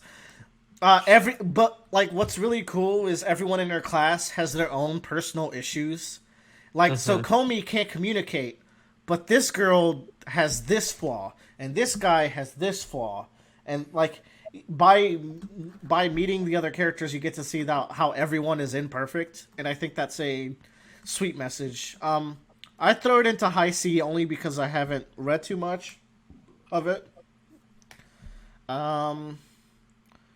It goes over here. I respect the queen. I simp for Komi. Where'd you put it? I'm sorry. Right here. Okay. Yeah. Inuyasha. Who knows shit about Inuyasha? I know a little bit about Inuyasha. I feel like I've watched it once, but it was so long ago. This is kind of shoujo. Yeah, I think so. Yeah, it's more shoujo than shonen for sure. This was like the first manga. This was, I think, the anime that really got me into like exploring, like the idea of like, so Kiki's Delivery Service was like the first anime I ever like saw. Not on this list, by the way. Not on this list. B, Doesn't deserve solid to B. be on this list. Solid B. Inuyasha was the first like one where it was like, oh, this is a series that could go places and have some sort of like deeper like themes and darker moments. Because super funny you mentioned that, because all I can remember from what I would watch this on Toonami is the fact it absolutely goes nowhere. I don't remember much about it. I just remember people dying, getting stabbed, and crazy demon people. I remember Inuyasha, Kagome, Sesshomaru. I hate this. Yeah, But I it's would put it in iconic. C. It's iconic as fuck. Yeah.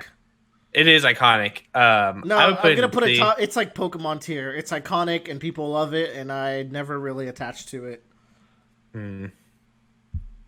I mean, you don't remember anything. Like, do you even I remember don't. the emotions you felt aside from it getting you to explore? No, it's just like this is Yeah. kind of neat and dark. Like these are creepy looking dudes. I just like the monster designs in the show. I think this is a Tyler anime here. Is that Steins Gate? Nope. Okay. This is a Netflix anime called Knights of Sidonia. Oh, I've tried to watch this 3 times and I can't get past the first episode. That's fair. Did y'all not put Castlevania in here? No, I've No, it's explained it like American. 5 times. Okay. Which Yeah. I think Knights of Sidonia is also American.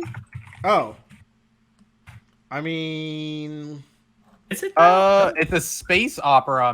No, it's a manga based off a manga. no, it's No. TV. Yeah. Okay. So, I hate the art story's too. set in the year 3394. Earth is gone, and it was destroyed by a race of like shape-shifting aliens called the Ghana. And that's what they fight in their mechs. It's this weird anime where this kid starts off like Gurren Lagann. He's like in the sewers underground of this society, and he like finds this like mech thing, and he pops up, and he can like be a good mech pilot and all this other stuff. It's been a long time since I've watched it. It got canceled after 2 seasons, like every other Good. Netflix anime that ever existed. damn. Good. Shots fired. It's also 3D, and I think Yeah. that hurts it a lot. Is that the animation doesn't look great? What's with 3D anime trying to go for the 24? Trying to go for the 24 frame rate. It always looks horrible. Yeah. They should just use 3D to its full power and go 60, and like use the fact that you have a camera that can move anywhere and like. I know, I right? don't know.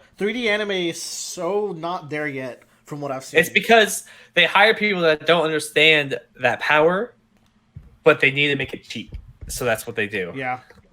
Please look forward to Steel Ball Run horses. The mech God. fights are pretty cool in space, and there's some like intense moments where it felt like I was watching Attack on Titan at this time when like Attack on Titan anime was first coming out, and I was like, Yeah. drawing some good comparisons between the two, but oh boy, does it just. I like the mystery of it, of like what the Ghana are. They feel very flood-like. That's cool. And I really feel like the show just may have like fallen flat, and the manga might be way better. I'm gonna give it a C, maybe even a D. I think if you want mecha anime, you should just watch Neon Genesis Evangelion No, or Gurren no, Lagann. that's not One a of those mech. two. Yeah, that's not a mecha. Nah, anime. You Knights should of watch- Sidonia. You should watch Code Geass. It is a great starting mecha anime, in my opinion. No, it needs to be down there. It's gonna be pretty low D. Yeah, around there near Phoenix Wright. Yeah. I like the premise of it. I haven't seen a lot of mecha anime, but there's so many better I feel mecha like anime. you like Bobobo more. Oh Like, yeah, deep I down- like Bobobo more, deep but down inside. I'm a degenerate who likes Bobobo. It's I true. Know, I know how you operate. Okay, so we got Oh, hey. 1, 2, 3, and 1, 2, 3. Perfect. Okay, Awesome. so what do you want to tackle first? Let's get Kill la Kill out of the way because I'm the only person me and Tyler are the only 2 people that have seen this all the way through. Yeah. Mako was my #1 anime bitch. Calm down. Please. If we're just doing anime, like we're not taking manga into reference, Kill la Kill's in like my top 5 anime. Wait, why would we? Is there a reason why we should take the manga? I'm saying that like if we just Oh, had, I see. Take out Yeah. like JoJo's and One Piece and okay. Right, yeah. The things that I can experience through other mediums. The animation is gorgeous. It's really funny. Y'all haven't got to the second half yet, but I think it does a good job in explaining why everyone's in skimpy outfits. It's absurd. It's just lots and lots of fun. So it's one of those animes that you just watched it and you're just there for laughs and it has a good time. And it knows what it is and it doesn't try to get past that. And it's like that's all. It's also made by Trigger. I just think it's a great time to like get drunk and kind of watch it and hang out with friends. And Hey, enjoy now it. that we have screen sharing again, should we maybe finish this shit? Absolutely, like I said, I love this anime. It's one of my favorites. If like you get past Full Metal Alchemist and Death Note, like, man, I think I really want to get into anime. I would say go to this as just another anime to watch. It's really short. I'd say go Gurren Lagann, then this, because this is one of the extra two. horny. This is extra horny. If you like, want to get man. horny, watch that. We just got drunk that one time, and it's like, man, mom's pretty hot. Yeah. I want to fuck mom. Okay, so I would put Kill la Kill in the A tier, honestly. I'd Like, put I it- honestly, Yeah, for get it me up there. personally, it's a high B. What? Get I it mean- an A. Get it up there. Okay, Come so on. that's 2 A's, Tyler. So Tyler has an interesting This perspective. is a pretty fucking show, dude. Yeah, definitely. I have personal reasons for not liking Kill la Kill that much Yeah. that have come up recently in the last few years. Shut That up. being said, I will say the first time I ever watched the show, it's one of those animes where you kind of like watch it midway and then you stop, Yeah. and then I had to go back and rewatch it. yeah. It never like it lured me in a little bit with the craziness, but there was this middle part that just really drug on for me. I think there's a part between there's a few episodes that happens right before the big tournament It's when showdown. they're fighting the money boys and there's that big battle. Yeah, but when you get past that whole tournament arc, it's the show starts to really get onto it's all right, here we're gonna start the actual plot now for this show. If we're gonna put it in A, then I'm actually gonna co-sign it into above a Gretzko. Then Yeah, no, I'm fine with that. I I love watching would- this. I would say below Alicization. below Okay. Dr. Stone. Dr. Stone has so much more substance. It does. yeah, you're right. And, You're right. And Kill la Kill is just Sonic Adventures 2. You know what? I mean, you're right. You're not even good enough to be my fake. No, literally, main edgelord girl is Shadow. The antagonist is Sonic. They Except both she's go in. not. Because It's Mako Sonic, Tails. Yeah, Mako is is Tails. Mako is Mako's literally Amy, Tails. Amy the Bat, or whatever her fucking name is. Rouge Sexy the Tails. Bat. Amy Rose. There we go. Yeah. Okay, Master, let's kill the hole. Da-da-da-da-da. Studio audience, we recorded a very, very long, very nice talk I think about it the was show. 35 minutes to 40 minutes. We're going to talk about it here. Maybe not as long as we did then, but we're going to try to do it justice. Yeah. We'll be I'm here gonna for keep another reading hour. Gaspell. Do it, bitch. Yeah. Yeah, you go away, Joe. You go, Joe. Yeah. Okay, Joe's watched the first. He's watched up to the Heaven Arena. I'm have I'm to have thinking of Arena. season 2. No, I finished it.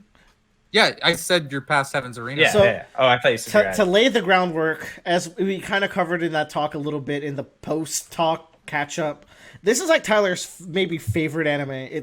For Tyler, this is easily a top 5 contender. I walked into a friend's room, saw Killua skateboarding down a hall. All I saw of this anime to get hooked was them running through the tunnel. Yeah. And I was like, what's the premise of this? And he goes, oh, it's this. And I was like, all right. I watched 4 more episodes of it, went home that night, and just kept watching. First of all, our preferred format, me and Tyler are hardcore anime boys. for Right. Hunter x Hunter. Yeah, for Hunter x Hunter. Bradley just couldn't do it, man. He went manga. Now I I will say, I did the read the manga before the anime. the production quality of the anime is topped on this list, maybe only by Studio Trigger stuff and Mob Psycho. The production quality of this anime is fucking fantastic. It is top tier. Yeah, I think Brotherhood and Attack on Titan top. Generally, I just enjoy the experience of reading manga more, which is why I swapped over. No, I super agree. But for Hunter x Hunter, I think the anime is so perfect. So Bradley had some issues. He doesn't really love any of the arcs up until Chimera Ant, and then even then he has a lot of issues with that one. Yeah, man, fucking. There were some good parts of the story for me. There were some bad parts of the story for me. The thing in this story that proved to me holy shit, this guy actually does know how to write a story was any time the King and Komugi were together, I was like, you know what? I can concede this guy is a good writer. sometimes his priorities don't align like with my priorities because I think I mentioned like there were a lot of times where he would introduce something like really really cool to the world, and then we would go focus on stuff that I didn't really care about. Boy, do I have the arc for you. It's called the Yeah. Prince Succession arc, and it is that feeling multiplied by 5,000. But yeah, I mean the cool stuff is there, so I think that's nice. And you know what?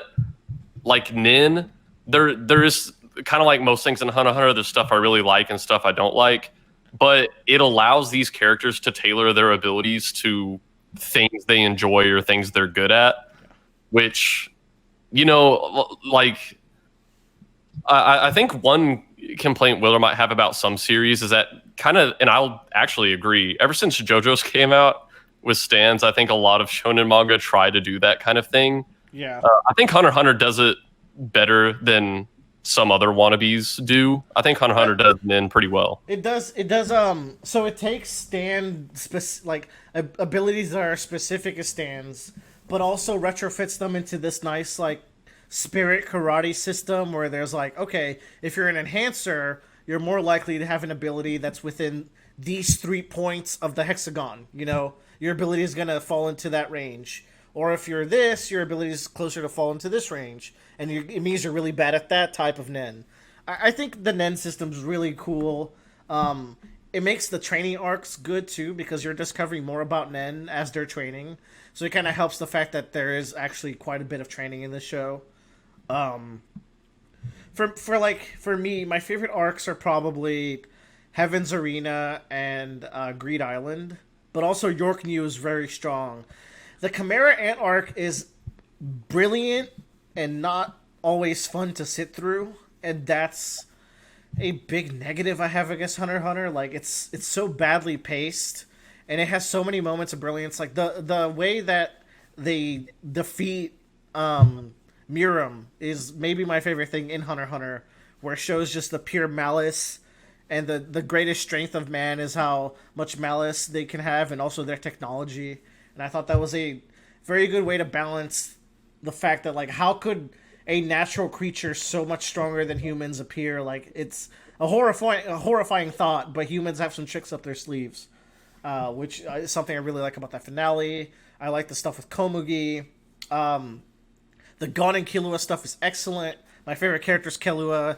Bradley hates Killua because Killua's too edgy and cool, but he likes Toph from Avatar, so whatever. They're the same character. Tyler, what are your thoughts? I love the little sociopath Gon because he does whatever he wants. He's all right. I like Killua. I think he's a great contrast to Gon.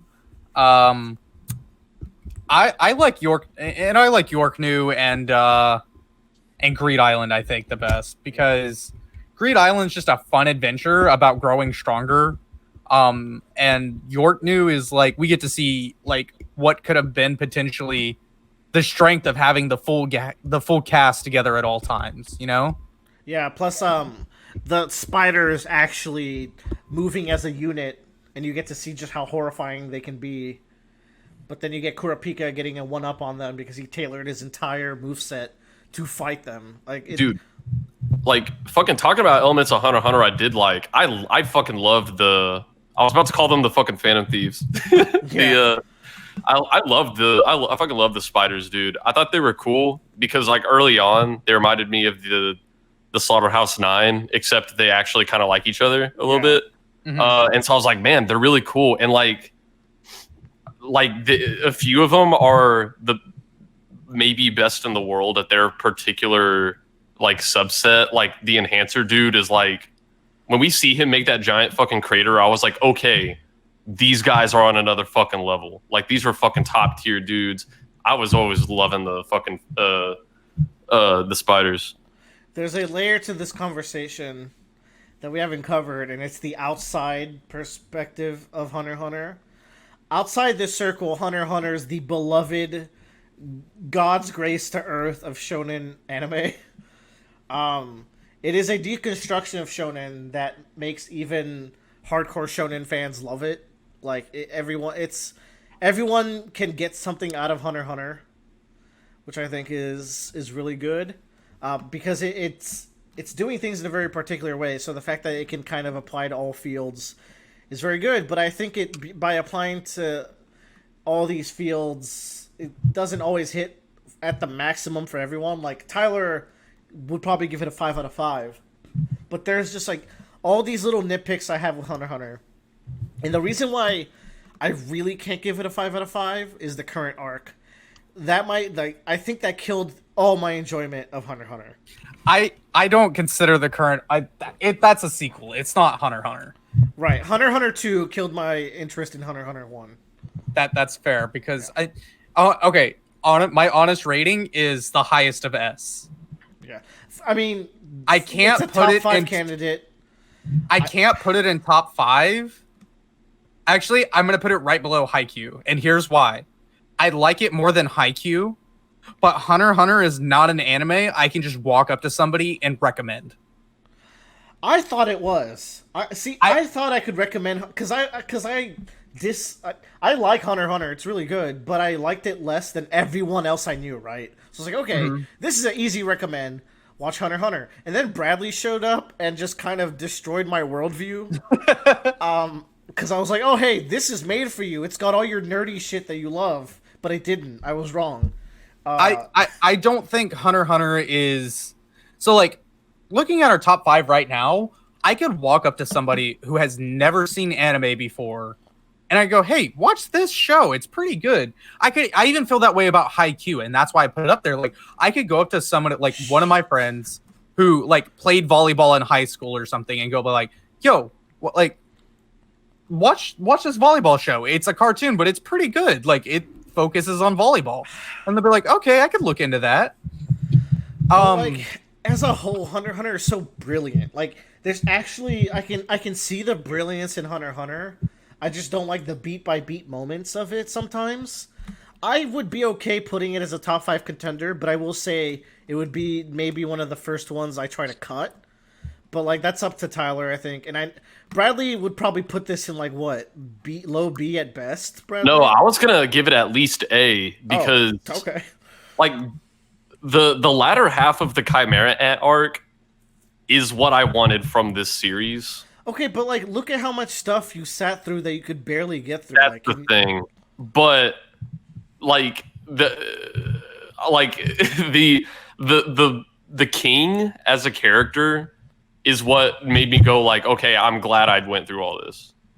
Another thing I want to mention about Hunter x Hunter is the very unique music score it has compared to other anime. Dude, it's a good fucking soundtrack. It's like an orchestra for a lot of it, and like they even have like a choral section doing opera, which is like the main theme is like one of the main supporting themes. Like basically when they're segueing and doing like I can hear it in my mind. It goes stunt. I can't do it, but I totally know the one you're talking about. But like those choral high, like women, they're female, like high singing choral voices, and whenever they're doing exposition, they're playing this tone, like this theme. Memorable music. I'm gonna give it. I moved Haikyuu to top 5, by the way, because like now that I like, for me and Tyler, it is a strong contender for top 5. I think. Okay, I'll give it to you. However, like I've already accepted that Berserk isn't going to be top 5 because I'm the only one. I don't know about that. Whoa, but there's only 6 things up there right now. Bradley, are you out of fighting juice? Like, come on, dude. No, I will fight for it, but I'm just saying I know what's going to happen. I mean, I'm more likely to cut Full Metal than Berserk. Honestly. Yeah, you can argue. You can argue more than Don't give up yet, dude. Right, I still got my my panels and shit. Yeah, you have a whole portfolio already, dude. Speaking of fucking panels, I want to say something about the Hunter x Hunter manga, where, like, you know, after I watched the Chimera Ant arc, I went through and like watched all my favorite scenes, and like, holy shit, the fucking chairman versus the king is like so good. Everybody should see that at least once in their life. But so the Hunter x Hunter manga itself, Tagashi has some paneling problems where like it's just not that interesting. The Watchmen comic has this problem where within a single page you can switch settings like 4 times. Yeah, and I don't know. There was this page I sent to you guys where on a single page we are looking at Gon. We are seeing the thought bubbles of Poof, one of the three royal guards who is somewhere else. And there's narration boxes that are talking about Moral, who is even in another place. Oh, that's the shit that, like, it's too artsy at that point. Like, you fucked up the flow of this scene to get your cool, like, split-second tension going. Like, that's the stuff that brings it down a little bit. Tyler, I'm gonna give you the last, like, before we move on, the last chance. Like, do you want to put it in top 5?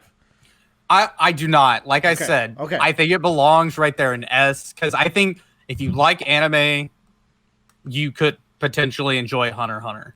Act Age is way better. Just throwing I cannot go up to somebody who has never watched anime before and go, watch Hunter x Hunter. I will say the King and Komugi, out of all the series on this list, they're some of my favorite characters out of all this stuff. Good shit. Okay. Initial D. Is this a Tyler thing? Ooh, deja vu. Initial D. Everyone just knows this because of the soundtrack. The soundtrack. Oh, so it is like early high school for me. My friend Sam comes up to me and he's like, "Yo, Tyler, you heard this song running in the 90s?"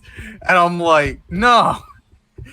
That became my jam before it even like got to Vine and memes. I was like, "Oh boy, running in the 90s is the best."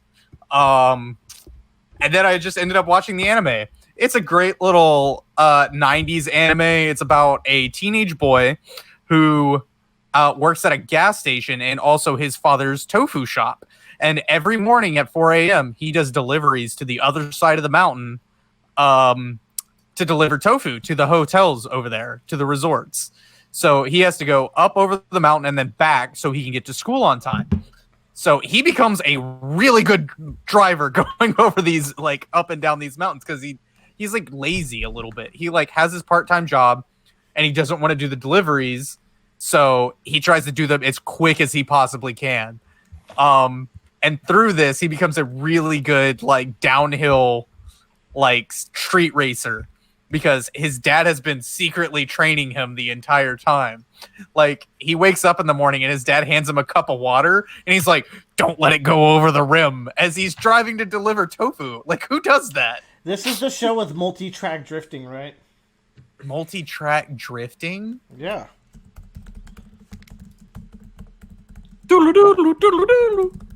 No, this is not multi-track drifting. Okay. It's 3D. That is from Initial D. Danshe de D. Is this not Initial D? A parody dojo. This might be from the manga. It's a parody. It's a parody. It's parody. Okay, great. Fantastic. Yeah, like, I'm like, what? So, like, in one of the very first episodes, he goes up against these, like, pro street racer guys, and they're sponsored by, like, this magazine and, like, a couple of other people, and they go, like, race their cars, they win, they show off their parts. More street racers buy their parts. That's how they get their sponsorship. And he beats them so badly in this race on his own mountain because he knows about, like, these gutters, and, like, he drops his car into a gutter and, like, drifts around like an unbelievable speed. And it's like, what? And it's just it's so fun, it's so bad. It reminds me of Hackers because half of the anime is in 3D CG. And this is 90s CG. Damn. Tyler, is this a 7 minutes into C situation? I'm gonna put it, I would like for it to go into B. Oh, wow, that good? It has. I don't think so. There's no way. Well, if he's the only one who's is he the only one who's seen it? Because we're allowed Yeah. to put it in B if you're the only one who's seen it. I mean, don't believe but we don't that. give the B away free either. I mean, Okay, I mean, that's fine. Fine.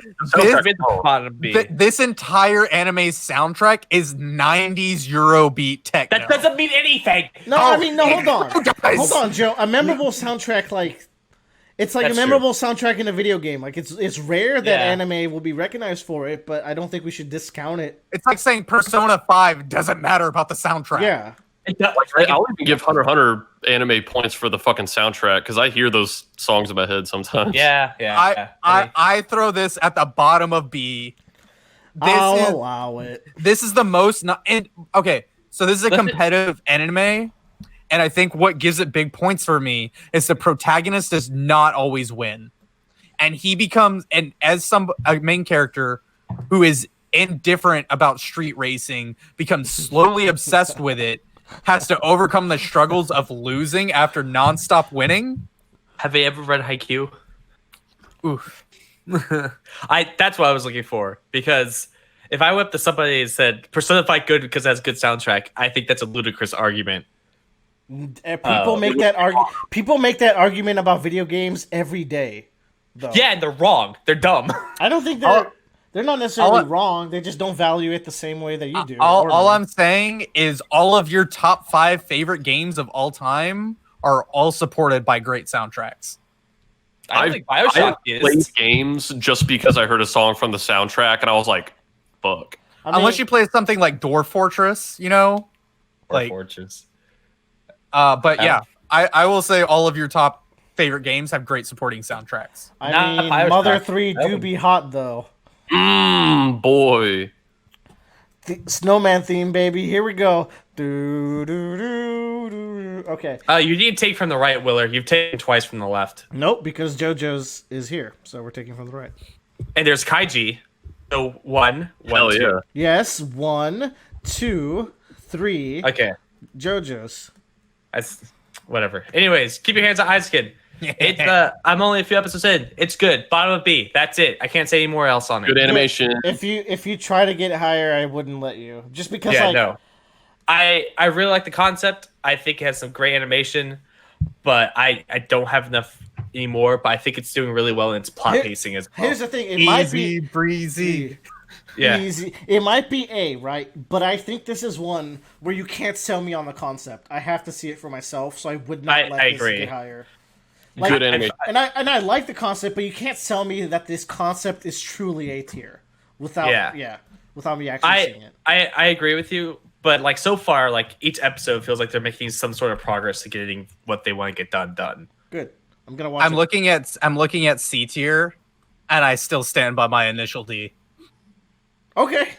Yeah. Okay. There you go. I mean, I still stand by it. I absolutely believe live this your is life. it. Comey Cook. This is a sin right here. This is. I was also wondering why that was there. It's only here because I'm not that far into it, so I'm not gonna vouch for it too hard. I gotta save my BP for these JoJo ones, to be honest. Also the splits and initial D. They go initial D. That's kind of got hot. this- Willer really thinks we hate JoJo's. No, I don't think y'all hate JoJo's. I just need to save all my BP for a specific part. He knows who hates JoJo's. Oh, Yeah. fuck. And What is this? Oh, No, not Kaiji. We're not on Kaiji. We have one more before that. is it wrong to try and pick up girls in a dungeon? is it Tyler? Now, this is the top 5. It is not. Oh man, this is a fun little fantasy show. It's not an isekai. It's about gods and demigods, and so it feels a little bit like Greek mythology, where each god has their own family, and they adopt heroes to become like part of their family. And so there's cool. so they go into this tower dungeon that's basically, it seems like the Tower of Babel. And they go the higher they go up, the more like the harder the monsters become. There's a cool boss fight in the first season we get to see. Unfortunately, in the second season, it becomes a lot of like inner god conflicts. And I really like in the second season, like the god of like one of the gods of love. They live in the red light district, and they basically like do a raid on the red light district to save this like fox goddess that's basically like Ari, like she's like the nine-tailed spirit god or something. And she's trapped there because she has some superpower that can like level up the heroes by like 1 or 2 levels. So like I think all the heroes in this show, they're like, oh, you're level 1, you're like a beginning adventurer. Level 2 means you didn't die, basically. Like trying to become an adventurer, which like almost everybody dies trying to become an adventurer. So if you're level 2, like you're reputable enough. And then they have like gods who are like just blacksmiths, and like I think that's Hephaestus, and like they like make god tier weapons, and each god has like their own thing they do in like the business world. Some are just adventurers, some are like business people, some are like entertainment. And it creates this nice little world. There's a lot of interesting characters in it. The gods are interesting and have their own like politics where like that some gods are lower, some are higher, some have their own plans and like want to play with the humans. Like they have, it's like this Herculean story where they're like building up this hero just so they can tear him down a little bit. So is it wrong to pick up girls in a You dungeon? said no. It is not wrong. Tyler, like this is I do appreciate how all these trash shows like they all try to differentiate themselves. Like that's a cool little setup. I like what you're spitting here. But where do I have to place it? But man, episode 1 had a great setup, but was executed horribly. You know what? I gotta do it by like I do my placings by comparative. Yeah, which is fair. But yeah. It can go below. Oh shit. Okay, never mind. It goes below Yu-Gi-Oh. How far? I damn. Mid high seems, B. It seems really low. No, that seems pretty high. Really low. That seems pretty high. Oh, actually, oh shit. Yeah, wait, my bad. It goes below Overlord. I think Overlord's better than that. Okay. But is Psychic K better than that? Yeah, Psychic K is better than that. Cool. You know what? It can go right above Cells at Work, right below Soul Eater. It just goes lower and lower. Well, it's like You know what? Take it off. it's just by comparison being like the last thing on our list before we get the JoJo's. Yeah. Second last. Yeah. So it's I think it's fair. Next up, we have Kaiji, the ultimate. Yeah. gamer. Kaiji is the ultimate Ultimate survivor. exploration of human deprivation. Tenacity. Dude, fucking the first episode of this, I'm gonna say it. I've never felt that much emotion from the first episode of an anime. Like, we were fucking in my apartment and someone betrayed the main character, which the show's all about betrayal. And like, Yeah. I screamed at the TV, "Fuck you, dude!" I think that was Bradley. the second or third episode. Was that the second episode? Whatever Bradley. it was. I was Bradley. getting Yeah. so fucking mad. You need to like you're like a child speaking about politics right now. You don't understand. Oh. You've seen nothing. When I say you've Yeah. seen nothing Yeah, in One but, like, Piece, from this that, is like, even further. This is a good fucking show. Right. I'm just saying, like, it would. You should one time get to it because, like, the levels. Yeah, this is a show about survival and tenacity. Kaiji wins some and he loses some, and he goes to the depths of humanity to bring himself back up. So it'll both like bring your spirits up, but also crush them to the pits of your stomach. Yeah. Joe, did you get to the balance beam? Yes, I finished Balance Beam, and I got past, I think, the first game they play right after that. Okay, I got to midway through the Emperor game. Okay, Which- I finished the Emperor game, for Okay. sure. The balance beam was some of the most fucked up. I can't believe they got that dark with it. Yeah, I it can't- was... I can't. They dragged it out for so long. Very well, like- by the way. Like, it was Yeah. a good drag out. Like, it was So, horrifying. that's the one thing about Kaiji, is that this show... Like, the show's pacing is meant to be very long and excruciating. Yeah. Like, the first arc of the show is literally rock, paper, scissors. And it feels like it lasts the entire season of an anime. Yeah. Like, it's only 5 episodes. Like, it's designed to be excruciating, like, that Oh, long. I forgot you feeling. you watched the anime. I read the manga for this. So, For comparison. Yeah. Take no game, no life. Subtract the isekai. Subtract the incest. Add stakes. Add And, stakes. like, this is taking all of these games that you may or may not have played before and pushing the strategy of them to their absolute limits and beyond. Some of them isn't even strategy. It's literally just like I have to just like I It's have like, to are go- you willing to fuck your fellow man over or yourself No, over? Yeah. especially fuck your fellow man over, because there's another game where it's like, I need to actively kill someone or I don't get to go further. And and thankfully, like, the best part is that Kaiji has a good heart. if Kaiji didn't have a good heart, I think this would go. It teeters on the edge of torture porn, and I think it would go past it if Kaiji wasn't who he is. Yeah, like it would be too easy and lose its appeal if he was heartless. But he's a good guy. Yeah. Well, that's kind of iffy because Kaiji has made a lot of mistakes in his life. I mean, Kaiji's a loser, but he's not a bad guy. I guess so, yeah. Like, But the reason why Kaiji has to do all this is because he's got so much debt and he's trusted his friends too much, so now he has even more debt. Like, he's a total no-life, and he has to do these games to not only survive his debt, but have any chance of rising in society. he also vandalized cars. Even from the little I've seen, I can put this very high on the list. This is an S tier for me.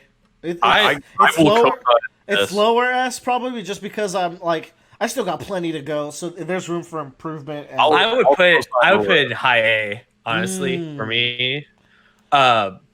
For a big thing for me always is pacing. Kaiji, like it's supposed to feel long, but it's just a I get tiny bit too long.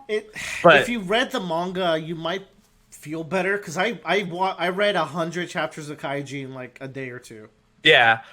I really like the anime though. I think the anime is gorgeously done for The such thing is, I a one couldn't thing. find season 1 in above 480p, so I read the manga. Yeah, that's a problem. It's on And Crunchyroll. the anime eventually doesn't have a third season, and it goes far beyond that. yeah. Anyways, okay, I'll put it high A. All right, okay. time to fight. We're gonna do JoJo's in order. Okay. We're gonna do it. Part 1. We've talked about it on the channel. We've done a proper talk. It's a strong C tier. Am I right, ladies? Yes, You are so right, ladies. I would put it above Toriko. I'd put it above Toriko. Okay, yeah. Yeah. It's got its jank, but it's got so much charm. Yeah. I don't usually It's go... ugly cute. It's ugly cute. I don't usually go with the context of like it was good for its time. I'm very much Yeah. like, do I like it now? But like with JoJo's, like it's hard to understand how weird it was for its time. Even if it was ripping off Fist of the North Star, it still had so much Araki in it. I don't know if it's higher than Toriko or trash, but Like it wasn't afraid Put to it take here. that. It wasn't afraid to take that flamboyant spin on Fist of the North Star. yeah. And I don't know if flamboyant has like a negative connotation. Like I think that's a huge plus No, because Flamboyant can be pretty fine neutral. it went the way it went, you know. Yeah, give it its unique charm, I think. And Tyler, I Tyler, come on, I- bring some heat, man. I like part 1, but is it better than Tokyo Ghoul or even Seven Deadly Sins? I don't know. I Yes. haven't watched any of those. I don't think it is. I don't think it is. I don't think it is. I really don't. I think it's like slightly above Black Clover, maybe then. So here's my thing. You are supposed to take every JoJo's in its own part. Is that correct? Yeah, sure. I mean, you could. As yeah, its own anime or manga. Is that how you're supposed to enjoy the JoJo's experience? No, I mean, the entire. I mean, our tier list we segmented them, but the entire JoJo experience is you should move on to the next part when you finish. You should go part to part. Yeah. You should go chronologically. And if you're a part skipper, don't even look in my direction. I like part 1 a lot. That's the only reason I kept watching JoJo's. So weird. You're so. I know. weird. I like vampires, I like shit tier vampire You're- movies too. You're here asking to move it down, but you're like, Oh, it's the only reason why I kept because going. it's not better than these other anime as a standalone part. It's better than Dragon Ball Super.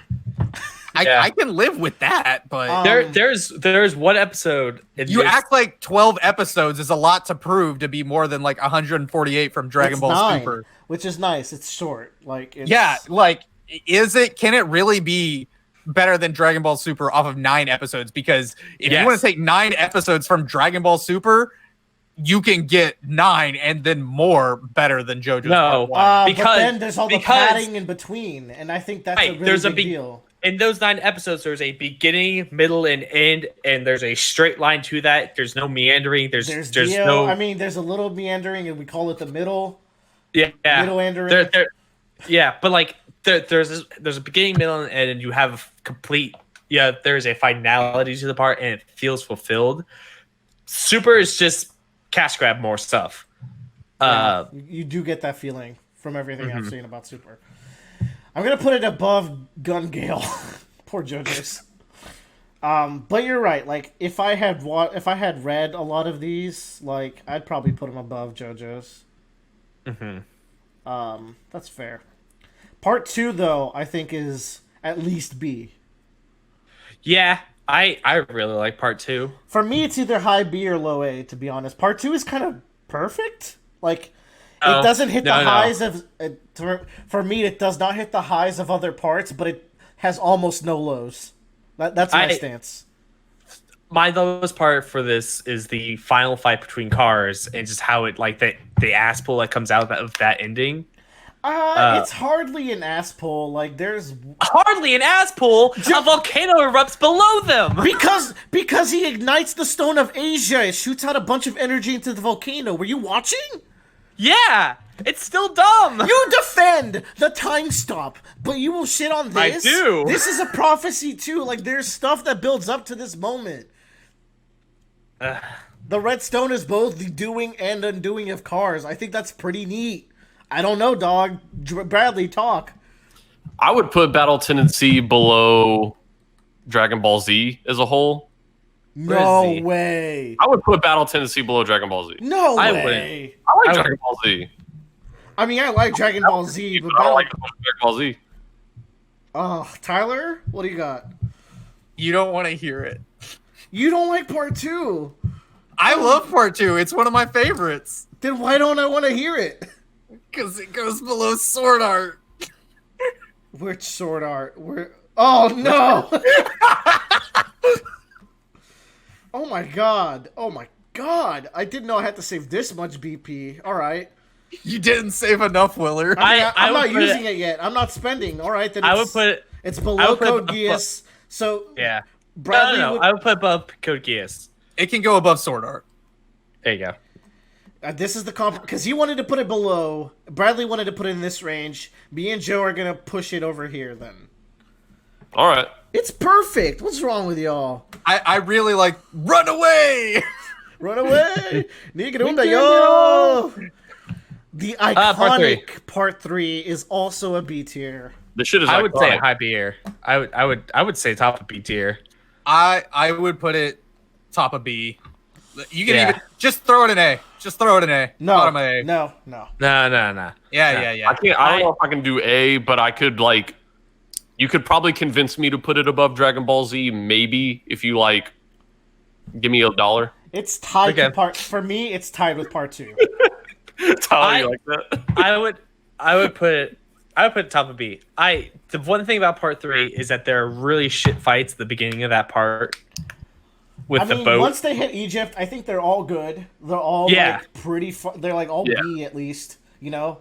But man, this arc has Deep Blue Moon and fucking Yellow Temperance. Like, it's just not Strength. and strength is bad. But then the Dio fight at the end is just Pretty good. yeah. It's I love just rewatching it just because, like, why not? It's one of my favorite fights. Okay, but like, that has bigger bullshit than the volcano erupting, in my opinion. No, I don't think so. Yes, Oh, it does. Yeah, it does. Oh, we have the same stand? Fuck off. It's cool, but fuck off, you know? Like, I mean, Yeah. they have stands now in general. Like, that's also pretty wild. it makes sense that they have the Yeah, same stand because he's got JoJo's body. Yeah. I don't think it's higher than My Hero Academia. I don't think it. Really? I would say so, but that's just me. That's an alright spot for it. Dude, the entirety of My Hero Academia versus Part 3, which has Now you want to start bringing in the entirety of other shows. Didn't you put basketball above My Hero? I think I want to switch. Tyler, I don't know. I feel like y'all were really disappointed with that basketball show. Like, to be honest, Why were we disappointed? it just sounded like y'all were disappointed at the end.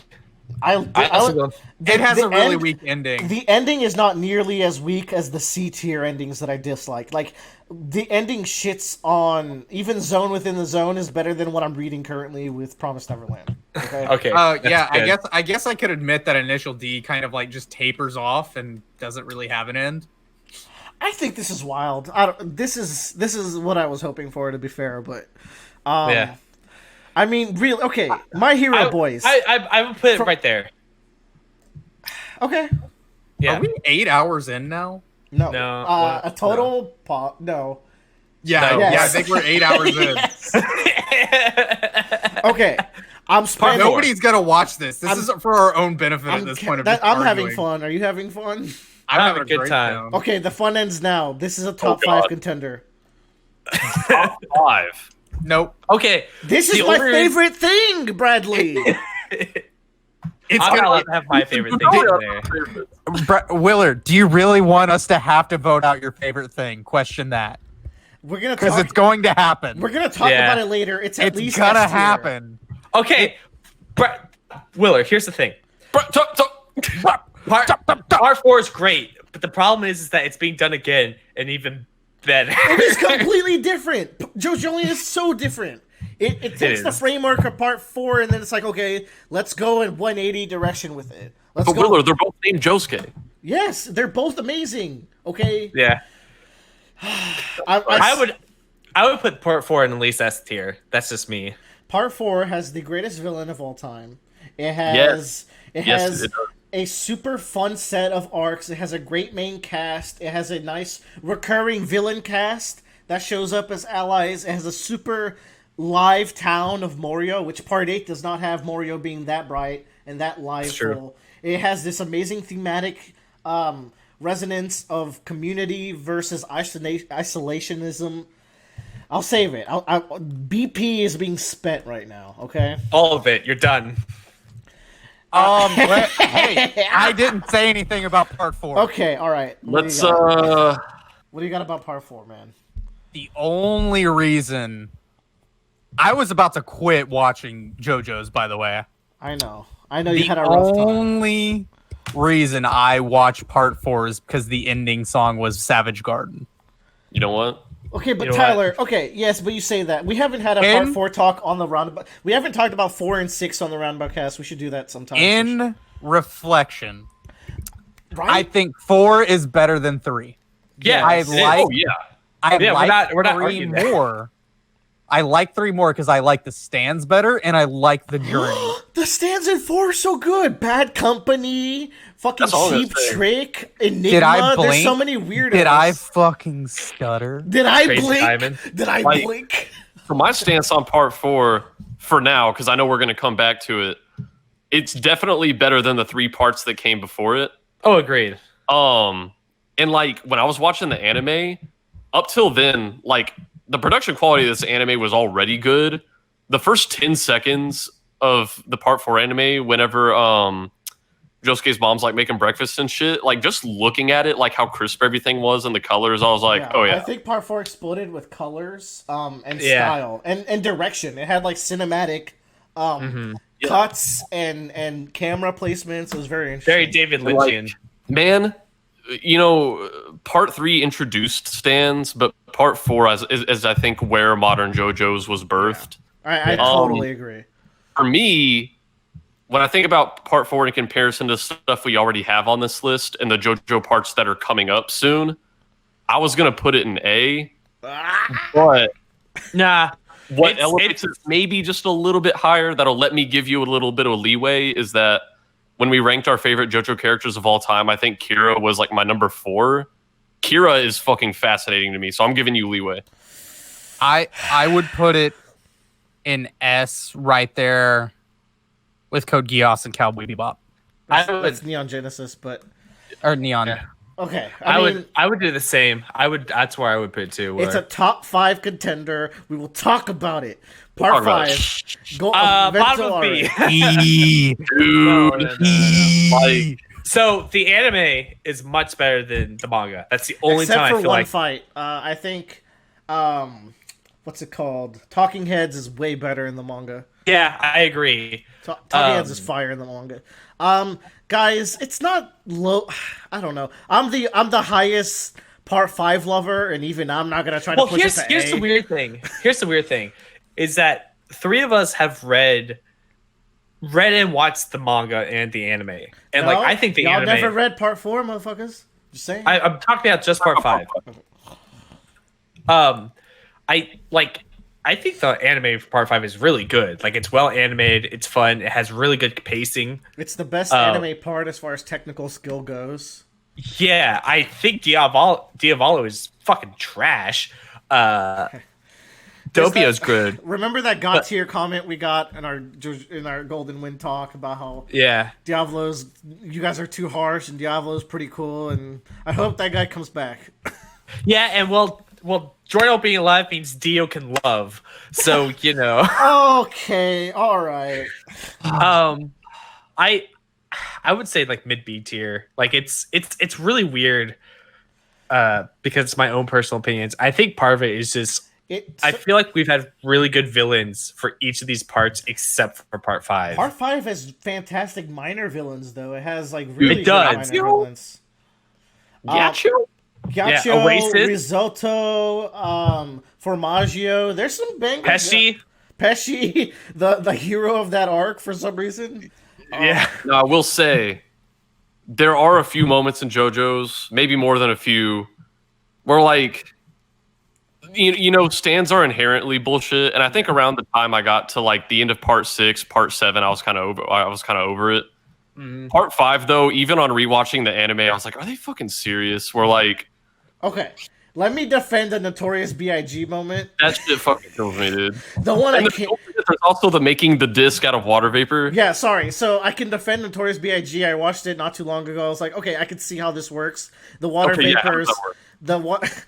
I'm not gonna do it right now, but I can defend it. Okay. Like, yeah, like how the hell do you explain that aside from Araki decided to completely change the ability No, from one? B.I.G. as a blob was writing it. Okay, that's what happened. Giorno wrote it. No, that was a He even said he misunderstanding. wrote it, didn't he? Yes, that was a misunderstanding by Giorno. So Giorno thinks he wrote it because he was holding the pen in his hand and he was writing it, but he didn't actually write it. He doesn't know he was writing it. He didn't know. Anyways. So Okay. Notorious B.I.G. came up and wrote that shit on the wall for some reason. To be and made scary. It like Giorno wrote it. Which, okay, to be fair, that's not great. Notorious B.I.G.'s like, I'm going to make Giorno think he wrote it, and then I'm going to leave. I'm going to put the pen in his hand, and then I'm going to leave, and then I'm going to sneak up on him instead of killing him right now. Even though I'm an automatic speed-based stain. Yes, Okay, yes, that's all what right. I'm saying. Okay, fuck it. You're right. But okay, as a whole, I think, so for me, Part 5, 3, and 2 are all tied. Any given day, I can like one more. Okay? Because Part 5 has good action, but I don't like the main cast as much as the other two parts here. Main cast, what the fuck? Yeah. I mean, they're all good individually, but I don't think they have anything special as a group. Like, I feel like... They don't have as much chemistry as Part 4 does. I feel like I feel like JoJo's... or Part 3. Like, I love One Piece and JoJo's, right? But I much prefer JoJo characters because they're grounded. Like, One Piece has great character moments and character writing, but they're so larger than life, right? That it's hard to connect with them sometimes. But JoJo characters have these human bonds. Even, like, the less technically written parts, like 3, you still get, like, moments of them doing a handshake before they dive out of the submarine. And, like, just all these little human moments and like character intricacies that are different between each person in the party. But in Part 5, it's like everyone respects Bruno. Abaccio hates Giorno. Fugo is kind of a mentor to Narancia, and that's about it. Like Narancia's an idiot. Narancia is the best boy. So whatever. Where are you guys placing it?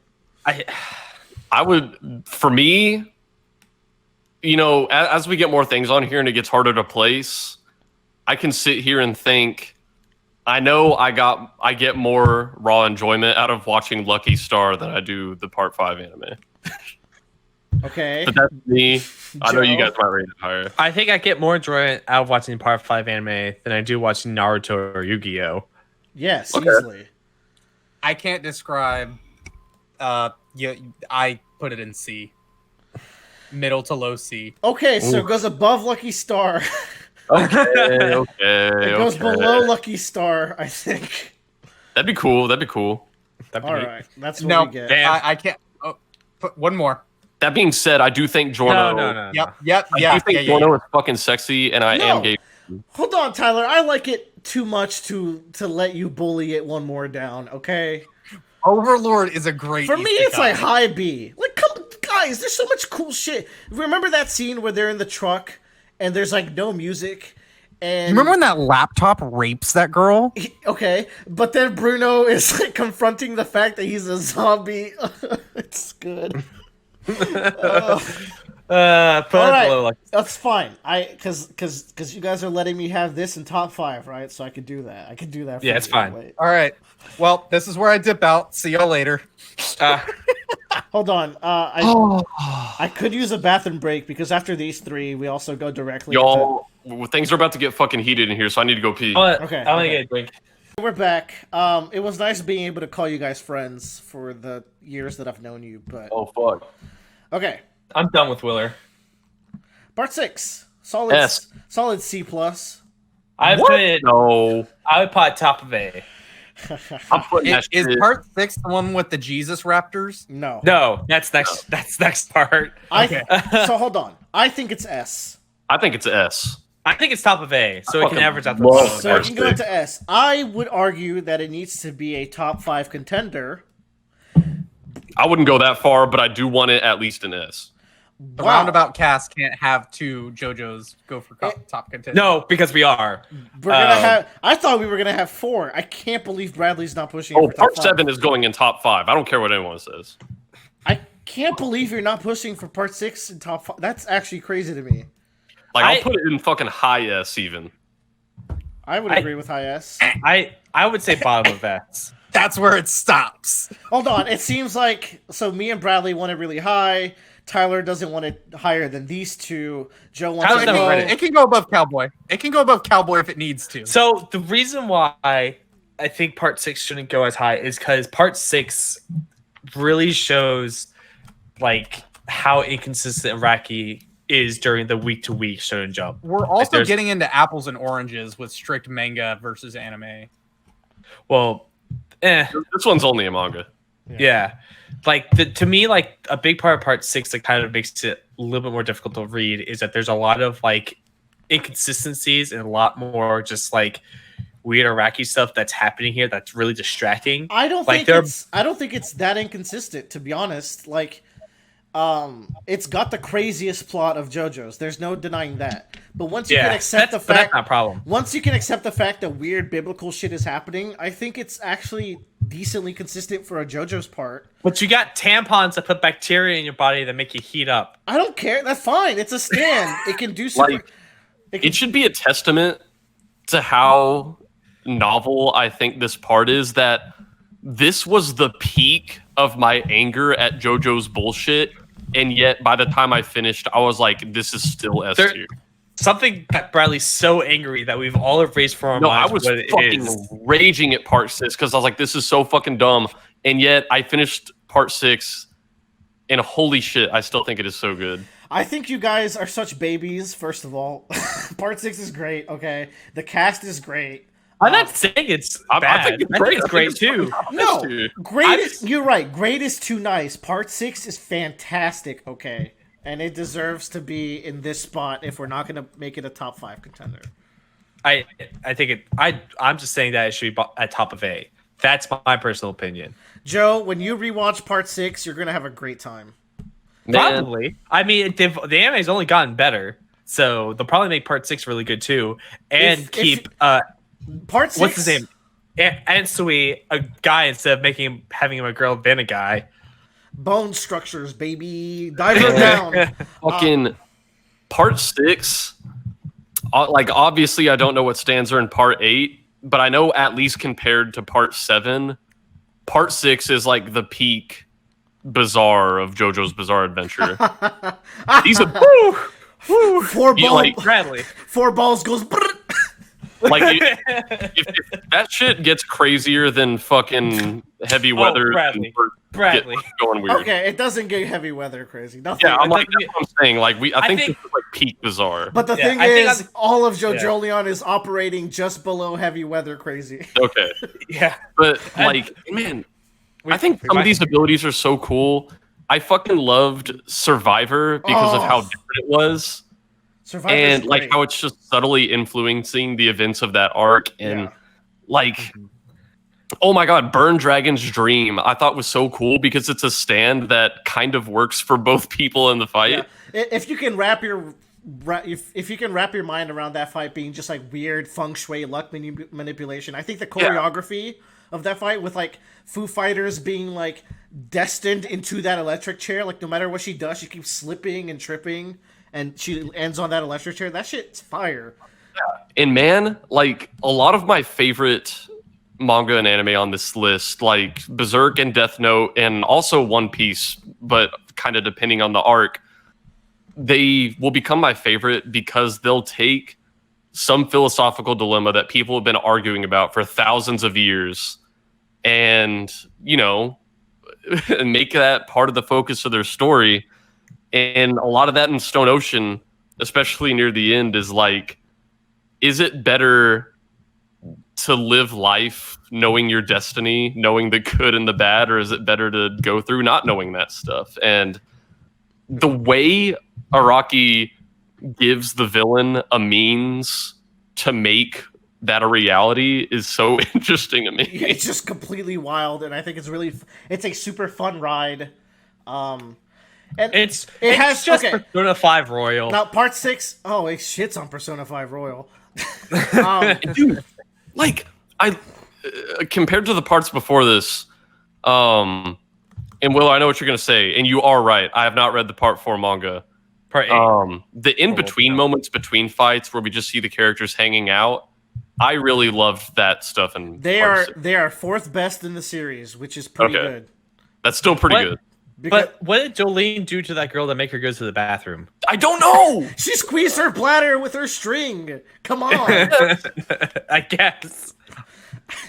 That's a I thin don't know. string. There's one negative about part 6 is that it has maybe the worst fight in all of JoJo's, which is Yo-Yo-Ma. I despise Yo-Yo. I mean, Yeah, it's not as bad as Blue Moon, because that one just has nothing going for it. That one's just boring. Yeah. Yo-Yo Ma is just disgusting.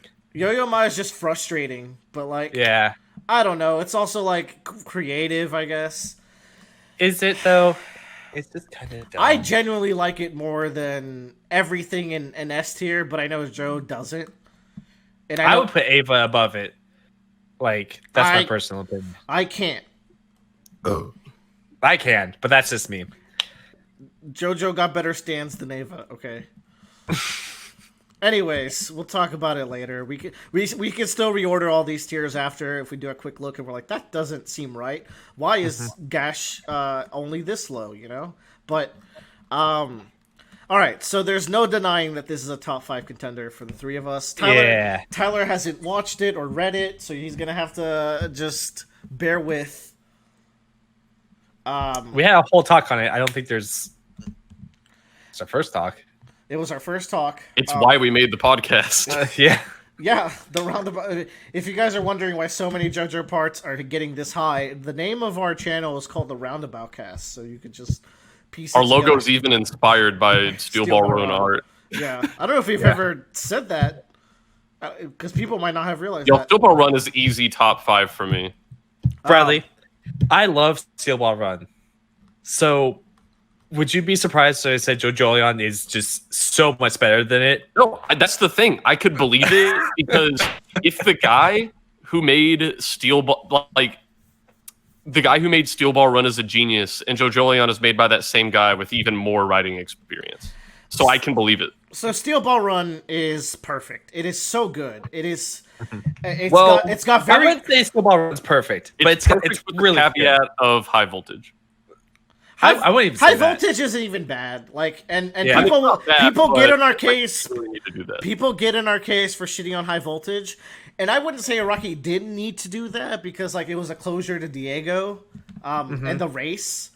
I just think it's not particularly interesting use of the world. You know, like by the way, spoilers everywhere now. leave. Yeah. Um, Yeah. Mega spoilers. the use of that stand is not necessarily novel in that fight. Instead of throwing knives, you're throwing matches. Like that's what we're dealing with. Also, Johnny miraculously figures it out after 2 time stops, so it's like Yeah. that's convenient. But aside from that, I think Part 7 is so tight. All the minor fights are great. The minor villains are good. The stands are reeled back because Part 6 might have gone too crazy. Part 7 is like, okay, almost every stand's got to be an equipment type stand. Yeah. Where That's awesome. where they have There's- small functions, and you kind of have to equip them to use them. There's only really kind of like 2 hand-to-hand combat stands There's in that hall. in a Silent Way, which doesn't even ever fight in hand to hand. Yeah. It has D4C. Uh-huh. Mandem has an upper half, but it doesn't attack it. Like Nah. Civil So it's War. only 2. Civil War has a body, but it doesn't fight with it. You know, yeah. Yeah, there's only really 1 stand. Maybe there's really only 2 stands that only actually goes out and fight. Yeah. I guess you could say huge spoilers. Act 4 does that, but you could also that's kind of like yeah. But There's the only act- Oh, 2. Ringo's the best. The activation for Act 4 is so interesting. Civil War is such a good arc. Sugar Mountain. Sugar. Oh my god. Sugar Fucking Mountain. Civil War. Civil War is where this became my favorite JoJo part. Yeah. Yeah. God. Sugar Mountain's so good though. Sugar Mountain. Oh my god, you guys, please top 5. Please. The entire train arc, the moral dilemma that is even fighting Valentine, the final showdown. You get stuff like 101%.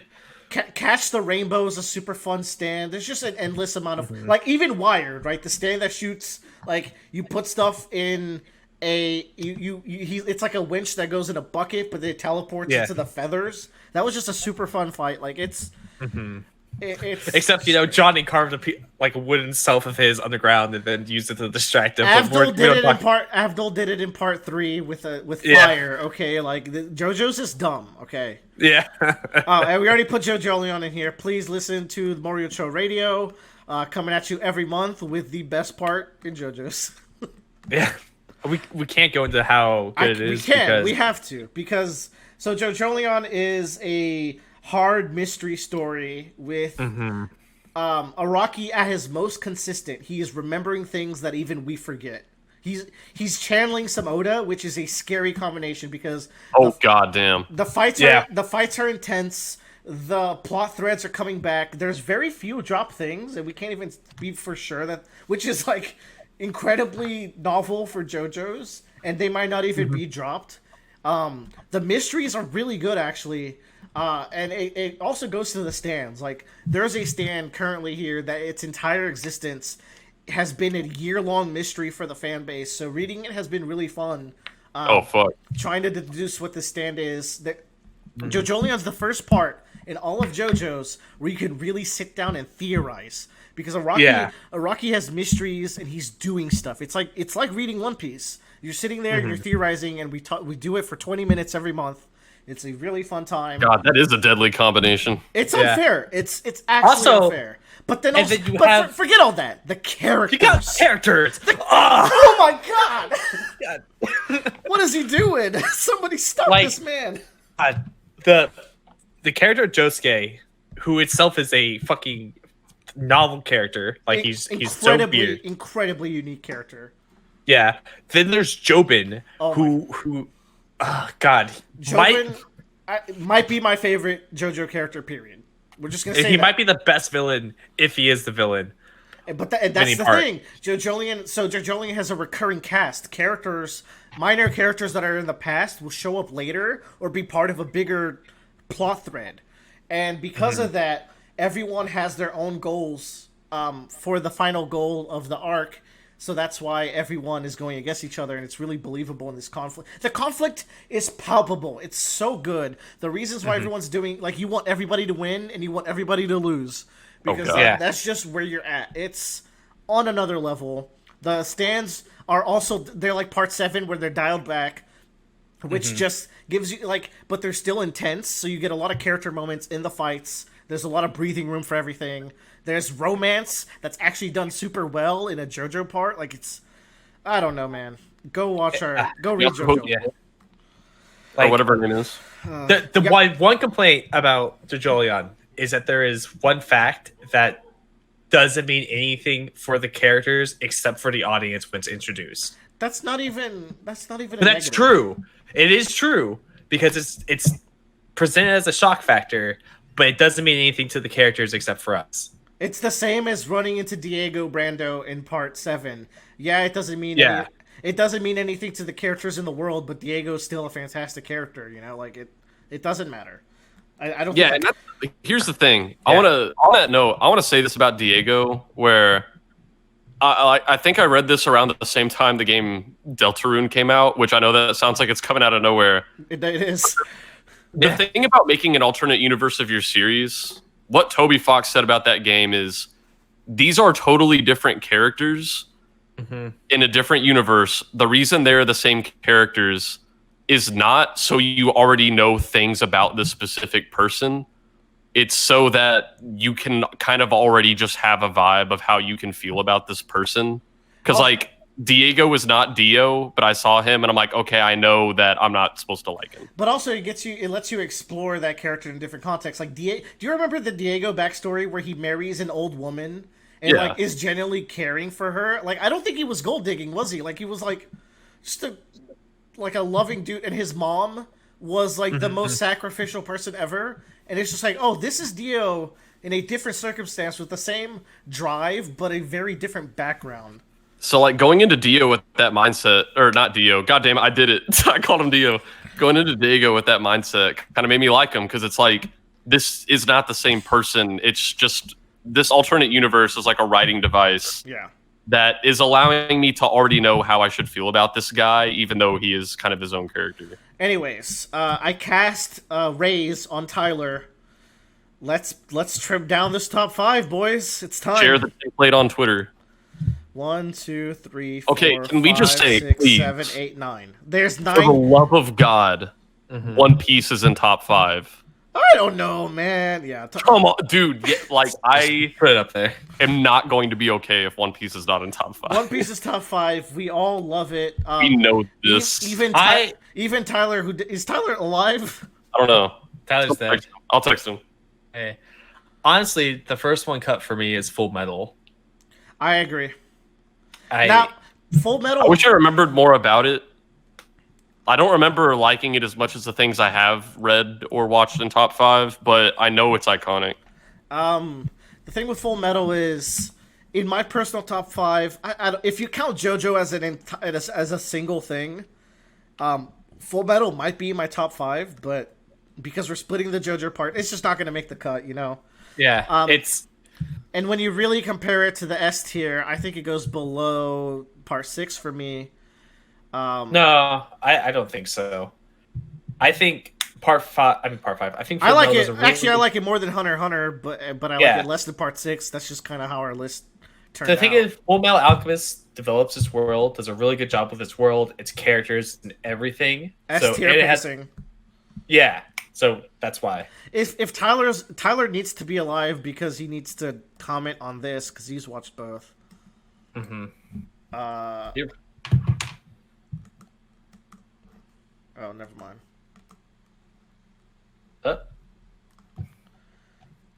Did he leave? Is he in the bathroom? Did he fall asleep? I don't know. I texted him. He's asleep. I see him in his chair. I'm gonna pause the video. Okay. Okay, we're back.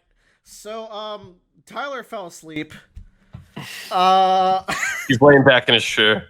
The JoJo talk kind of killed him. We don't want to drag this on for another day, so we're gonna finish this, which means I've lost my only compatriot for Attack on Titan, which kind of fucking sucks. Yeah, the drugs worked. Y'all, Still top One 5. Piece is locked in at top 5. Yeah, and we'll sort the top 5 after we get the 5. Right. Yeah. Okay, I think we all love Part 7. Oh, dude. However, I can knock it out of this in case. Yeah, I kind of want to knock it out because What? You Like, want to knock out Part 7? if you guys, I will. I'm gonna give you guys some trust of mine, okay? And this is Are you ready for this? some hard trust I'm giving you guys. All right. All right, here's what we're gonna If you guys do. truly say that part 8 is better than part 7, I will let you bounce part 7 out for part 8. All 3 of these deserve to be top 5. I don't damn, think bro. so. I think that's a bit overkill. No, it's not. JoJo's rocks. The whole channel is built on this rock. How about this is what we'll do? We'll write our top 5 out, and then we'll post it in Discord. Hold on. And I think Death Note would get cut personally. No. Death Note's so good. Death Note's really good. Oh, but you know what? Willer might be onto something because like the whole stuff, the second half with like Nier, like, is it really that great? I mean, like I was saying, it's a small drop in quality, but I mean, it is a drop in quality. When you're going for top 5, a small drop in quality can be huge points against you. Yeah, but One Piece has some arcs that are drops in quality. Dude, One Piece has been a fucking fire You haven't gotten to it yet, all right? All right. I mean, it's not horrible, but It's still objectively the fucking best thing ever written by mankind. So. I mean, you like Foxy, so I think we're easy saying. Yeah, I'm not worried. I saw Tyler stir and I thought he was waking up, but I think he was just getting more comfortable. He was. I looked. He's just turned over. Why is he so sleepy? I'm so mad. Well, we see Discord. Are we still recording? Yes, we're still. We gotta figure this out. And Tyler's dead, so This is quite the conundrum. Okay. Here's the problem. Like. Okay, I'm going to eliminate Haikyuu. Okay. Haikyuu- I was gonna say. Tell us why, though. Tell us why. Haikyuu is in my top 5, so this is a sin. However, Joe's not far enough. Tyler's dead. Bradley hasn't seen it, nor has he even seen a sports anime for comparison. I'm alone. And I'm alone in 2 of these topics, and I feel like I should argue for this one less. However, it's better than Fullmetal Alchemist. Yeah.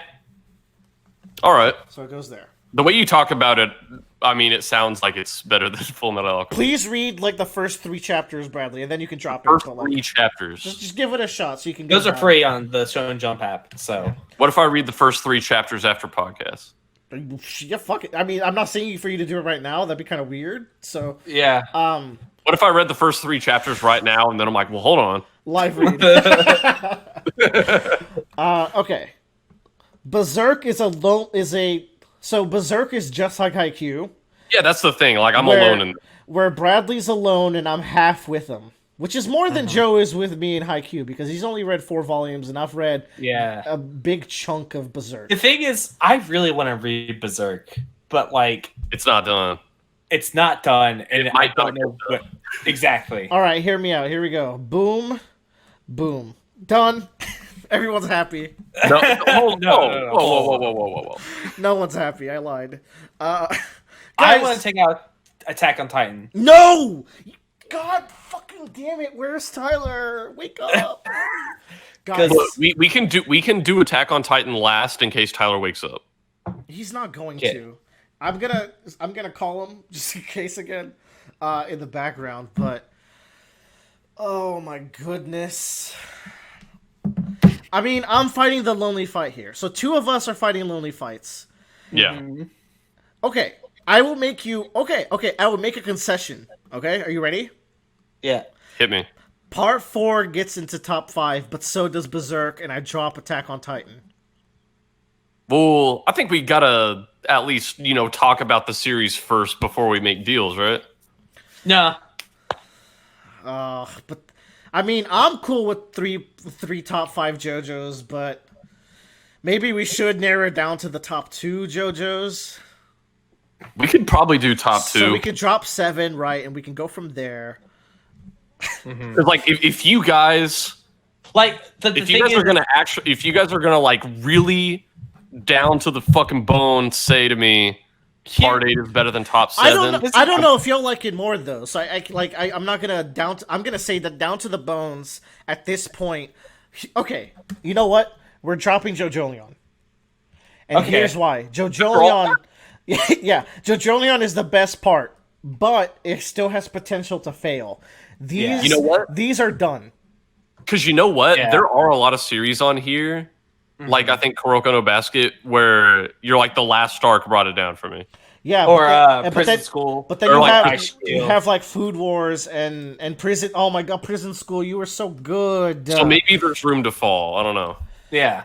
So as much as it pains me, so let it be known that in my personal top 5, Jojolion would currently be there. But for a group setting where two out of 3 of us will agree, but 2 out of 3 of us agree on it. Not yet. Do all of us agree on Death Note? Yes. I agree on Death Note. You know, Willer got me doubting. Now that I'm thinking about it, I think it's high. It's incredibly high S, but like, what is? well, like, Death Note's one of those things where like the very core cast of characters are all very iconic and recognizable. I don't love any of them. But some of these side characters, like a lot of the guys on like the Kira investigation force, feel kind of just like I like them, but I don't love them. And like, because like fucking One Piece, even guys in the background that will never be named or seen again, Michael and like their Michael. own unique guy. Hoku and Michael have names, man, and they will live through the annals of Yeah, history. like Death Note, even some of these characters that are in like a third of the story kind of look like the same person to me, and I'm not just being racist. Let me break it down in a different way, okay?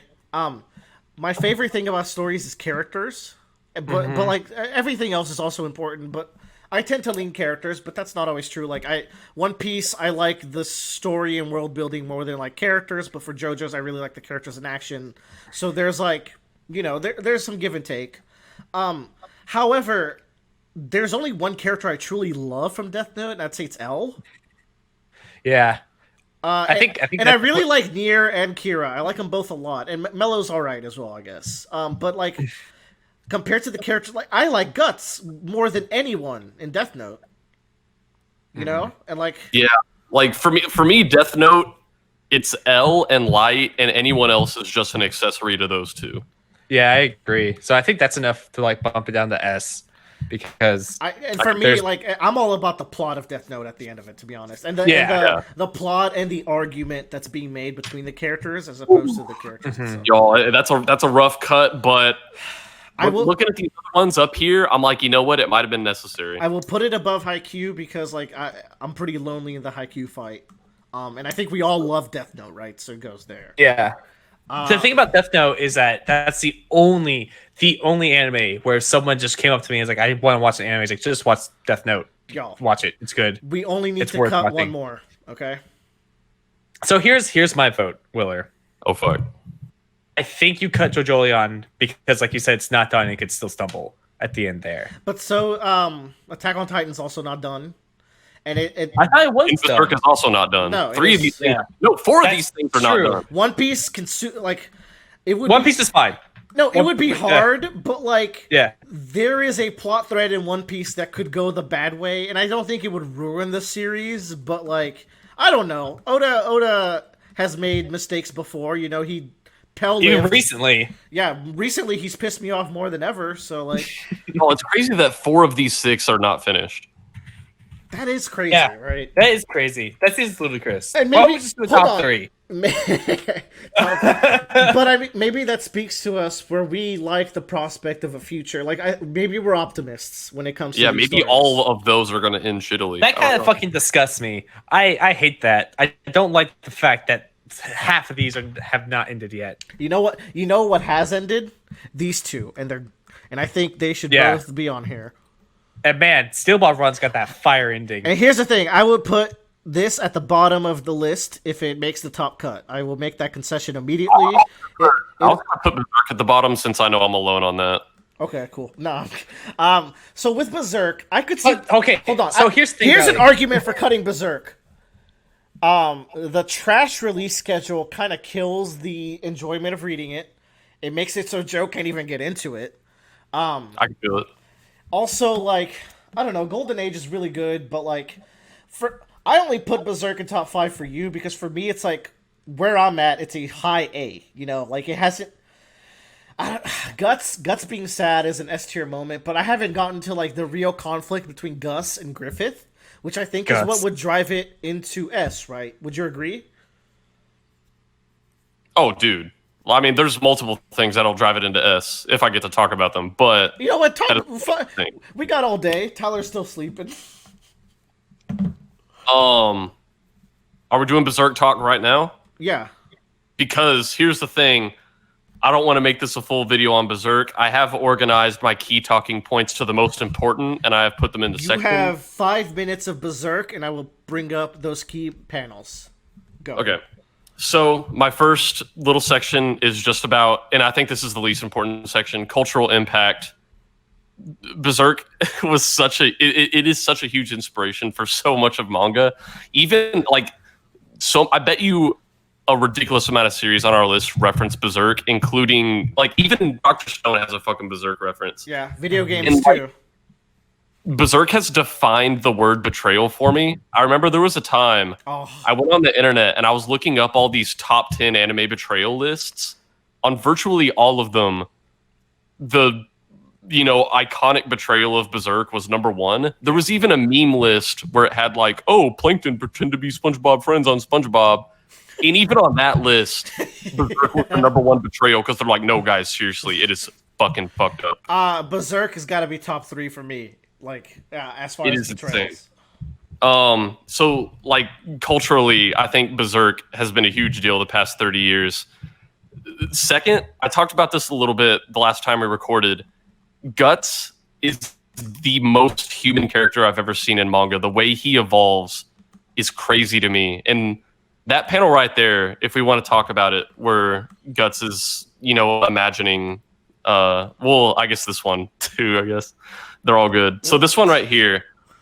Which one? One, The, two, the three, man, or 4? the big man The about one the with rape the big man guns. behind Guts. Okay, Donovan. So, Berserk, I want to talk about some things that I think Berserk has done better for me than a lot of other media I've seen. One of these things is that even if the fans don't take it seriously at all, and I joke about it a lot too, All the time. We have a Discord Yeah. emote that's Donovan, which I don't agree with. I think takes male sexual abuse more seriously than any other work of fiction I've ever seen. When Guts is little, his dad sells him out to a mercenary. For like 2 silver coins or some shit. This ruins Guts's life, and it is decades before he can make I'd say a decade and a half before he really makes another connection with a person. And in the Black Swordsman arc, which is how Berserk starts off, where it's mostly just edgy guy swinging sword, the first thing we really see about his character is that he cannot be touched by other people. He will avoid it at all costs. He loses his cool completely if someone touches him. And at first it's just like, oh, cool guy doesn't want to be touched. But then you get to the beginning of the Golden Age arc and you see what happened to him the last time he let a man lay his arms on Guts. And this leads into the other thing that I like what Berserk does that a lot of other like fictional stories don't. It's very rare that I enjoy the inclusion of a sex scene in a movie / manga / whatever. Berserk has an S tier sex scene, for sure. It's not because I'm a prude. Like, I'm the horniest dude here. Yeah, easily. A lot of times I feel like sex scenes are included just because sex sells, or because the characters are hot. There's in the Golden Age arc, which is, it's well over 24 years old. Guts and this character Casca have sex. And Casca, like Guts, suffered very traumatic sexual abuse when she was little. These are now 2 adults voluntarily having sex with someone for the very first time. And it is awkward, and they are not even able to finish all the way. And one of them breaks down crying. And it's so sweet that they finally found someone they can share this with, and so heartbreaking that it has still destroyed them so much that they cannot bring themselves to do one of these like pillars of the human experience. And God, I think about this all the time. I fucking love it. That's really good. Let me urge you into the other topics you want to talk about here. Yeah. So one of these other topics is that. So this panel right here, this is Guts talking about this mechanical arm that he has, where during a fight it was able to slip off and break. And he says, even if we painstakingly piece together something lost, I guess it doesn't mean it will be back to normal. And of course, like very practically, he's talking about his arm here. I would call the Golden Age arc, which is most people's core experience with Berserk, and is also less than a third of the story. That's all a flashback. It takes place before the present day.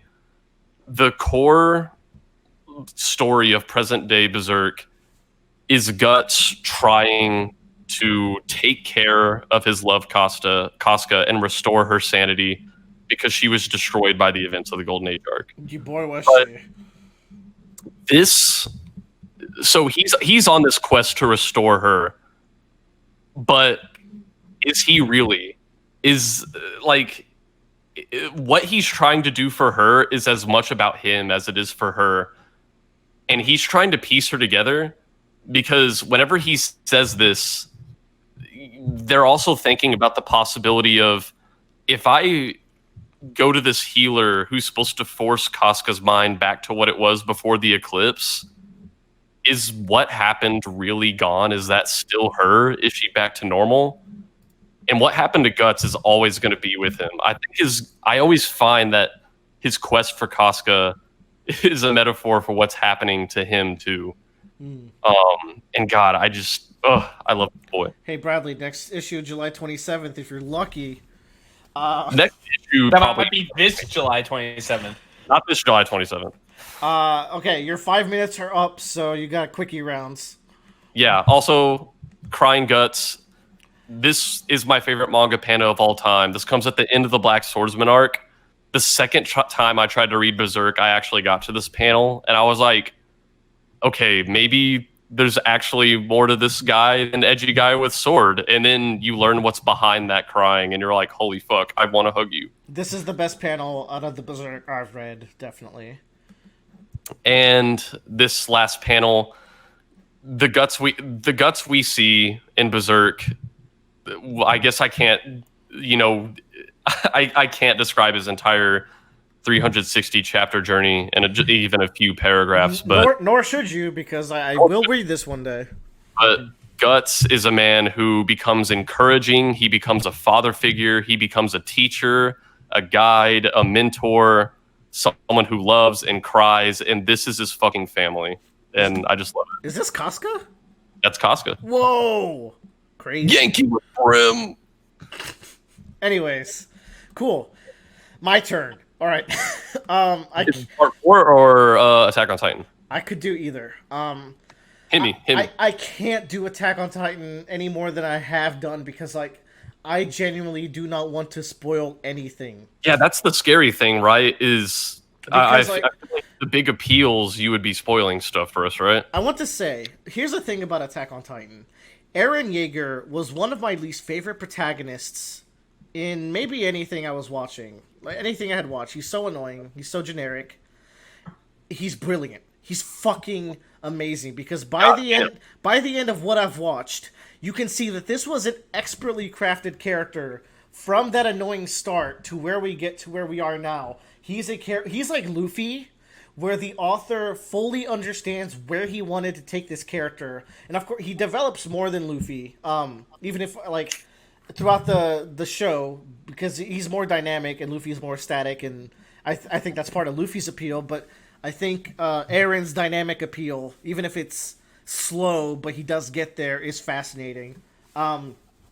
What started off as a just grim zombie story, basically it amounts to a zombie survival story, became this incredibly deep look into perspective, and I really don't want to perspective. There's politics in there. There's bravery, there's decision making, there's sacrifice, and it does all of these to the highest extent while having incredibly intense moments of action and strategy, and it's just so well animated. The music's incredible. I'm so excited for season 4 coming out later this year, guys. It's the last season, and I hope that it can stick the landing, and I really think it will. I was gonna say, you know what? Earlier, when I was talking about the Hunter x Hunter anime, I said like, oh, its production quality is only topped by like Studio Trigger and Mob Psycho. The production quality might be topped by Attack on Titan. This is a pretty fucking anime. It's 100% topped. You need to see when they go ham in the later seasons with the budget. It is unmatchable, really. And this is the thing, like, I feel like every single person in the world besides me and Joe would put this in top 5, so I feel like it has the clout to be up in there. Maybe not every single one, because, like, again, it is a pretty grim series, especially season 1, but I think it opens up from that and becomes something more profound, and I think that's what really matters. Like, it used to be, it starts off as edgy, and it becomes genuinely profound, and I was very surprised. Like, man, I remember when Attack on Titan first started coming out, and very few things I remember blowing up as quickly as Attack on Titan did. Like, back in fucking high school, it seemed like overnight everybody was like, oh my fucking god, Attack on Titan, let's go. Diamond is unbreakable. Tell us about it. Diamond is Unbreakable is something that is so near and dear to my heart, and it is one of the few things in this list that's properly finished. It is so unique among the JoJo parts. There's no part like it. You could maybe compare part 7 to like a part 5 or a part 3 style journey, but executed to a much higher level. I will admit, I was thinking about part 4 at the gym the other day, because I feel like most other JoJo parts, if not every other JoJo part, is about the fate of the world. This is just like this town, this community. It's so intimate. It's so funny. It's so goofy. Morio is the most interesting character of all. It is this town where stand users are attracted to each other. It's this town where the users' combat shapes the town itself. What a nice analogy for how a community is shaped by its people, right? Where like the stand users are literally shaping the town in different ways. There's the tunnel where a highway star will attack you. There's the Boingy Rock. There's Angelo, Yo Angelo. It has some incredibly creative fights and stands, and the entire Kira plotline, how he's forced to go into hiding, but he's stubborn. He's not going to leave Morio, and he's not going to stop killing. That is his nature. He wants to live a quiet life, but his quiet life is a detriment to the entire community, and it leads to the conflict that we do get. And then his entire stint with the Kawajiri family is maybe the best thing Araki's ever like written. It's high concept, and he pulls it out for like half the part. And I think it's just very impressive for someone like Araki, whose strengths are combat and like grounded characters and pretty simplistic plots to this point. Would have a plot kind of like this, you know, especially for the time it came out. The ending's perfect, everything's perfect. Part 4 is great. And man, like, Kira is so fucking fascinating. I'm gonna finally do the other side of the two-way street I did all those months ago when we talked about Arlong Park. Because in Arlong Park, I likened Arlong to Kira here, and now I can liken Kira to Arlong, where these writers did the impossible. They created this. They were able to present these villains in such a way where they are as nasty and monstrous as possible, and yet they do not understand how they are the bad guy. Yeah, I love that trait in villains. Because, like, you know, Arlong is just like, this is the fucking, like, why, how is it, like, why would you feel bad about killing humans? Yeah. And then Kira is like, I never did anything to you guys. Like, I didn't bother any of you. Just leave me alone and let me do what I do. Let me go in peace. I'm just trying to live my quiet life. It doesn't really impact y'all at all. Just let me do it. So Kira is fucking fascinating. I'm gonna throw Enaru into that pile, where it's like he can't understand what he's doing as wrong. Yeah, like he's just like, this is the way it is. What is wrong with you? I'm God. How can y'all not see that? Yeah. So Jojolion, right, Joe? Joe, are you asleep Yeah. now too? Here's the I'm thing. right here. Here's the thing with Jojolion. It's not the only one that hasn't ended yet, but Araki is most likely to fail among everyone here. Yeah. Which is a weird sentiment because he's only failed in one ending, in my opinion. So I don't know why I feel this way. I think I only feel this way because Jojolion is so good that I can't believe it's actually happening. I can't believe that Araki is doing something at this level, which is insane because he made a masterpiece already. Is that not two? And remember, he was Four masterpieces. He was gonna quit after part 6. God damn. That's And- wild. Yeah. So, like, is that not a testament to how good Jojolion is? Maybe the fact that it's so good that I'm afraid I'm waiting for the shoe to drop. That's weird. I don't know. I feel like that's a very unique feeling to have with the series. The highs are so good. We talked about how amazing the characters are. I can't think of a low right now in Jolion either. People would cite like right after the demo fight, but I felt like it was just a changing of priorities, which threw people off. I was super invested in those arcs and those characters that we were meeting. Oh, after the Daimyo fight, we know exactly what we have to do at that point. I I had no problem with it. I was like, no, we have to go get this thing now. That's the whole reason all of this is happening. And This arc has the Dubiwa fight, the Ozone Baby fight, and the current Miracle of You fight. That's and the nuts. flashback arc. Oh too. my god! It has mother and child. It has Ojiro Strikes Back. Oh my god, this shit is wild, dude. It has fucking Going Underground / Born This Way is such a good starter fight. It has really creative fun, and California Queen Bed. And these characters are recurring. That's the best part. They all matter. Honestly, the only part of part 8 that's low is just the beginning, but like it just keeps going up from there. So it's less of like it just keeps going up. It's like in One Piece where like the lowest part is maybe East Blue, but it just keeps going up from there. So it's like it's the start. So you can't really. I'd rather it start low and get high, or at least at baseline point. East Blue is genius, by the way. I watched that world building video and I was like, God damn, East Blue is actually underrated. Its narrow scope is actually one of the smartest things it could have I think done. it's ironic too because like in East Blue they have the most freedom to go wherever they want within that ocean, but when they get to the Grand Line, they're restricted on the path they have to take. But because they're achieving their goals, it feels like freedom. Yeah. I don't know what to do, guys. I'm sitting here like, if we have to cut out one of these, I would ask, which do you prefer between part 7 and part 8? Yeah. We can't. Are we actually discussing cutting part 7? That's the thing. Joe, part 7 changed your fucking life, Joe. Like, I'm cool with true. part 7 being number 2 in this list, right behind One Piece. Yeah. I just spit on my screen because I can't believe that you, of Dude, all I'm kidding. people, and I know Jojolion's better, but like it's part 7. I know. I don't want to get rid of part 7. Like it's because number one, like most of us have read it and it's finished. The thing is, like, there's so much about Berserk that I really, really like just from Berserk is making top 5. I'm just saying it. Yeah.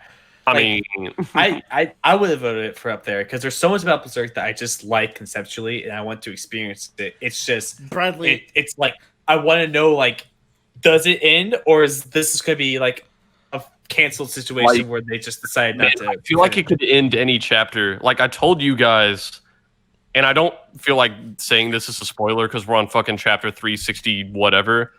In the latest chapter, there was a line of dialogue where Gut says, "What the hell do I do now?"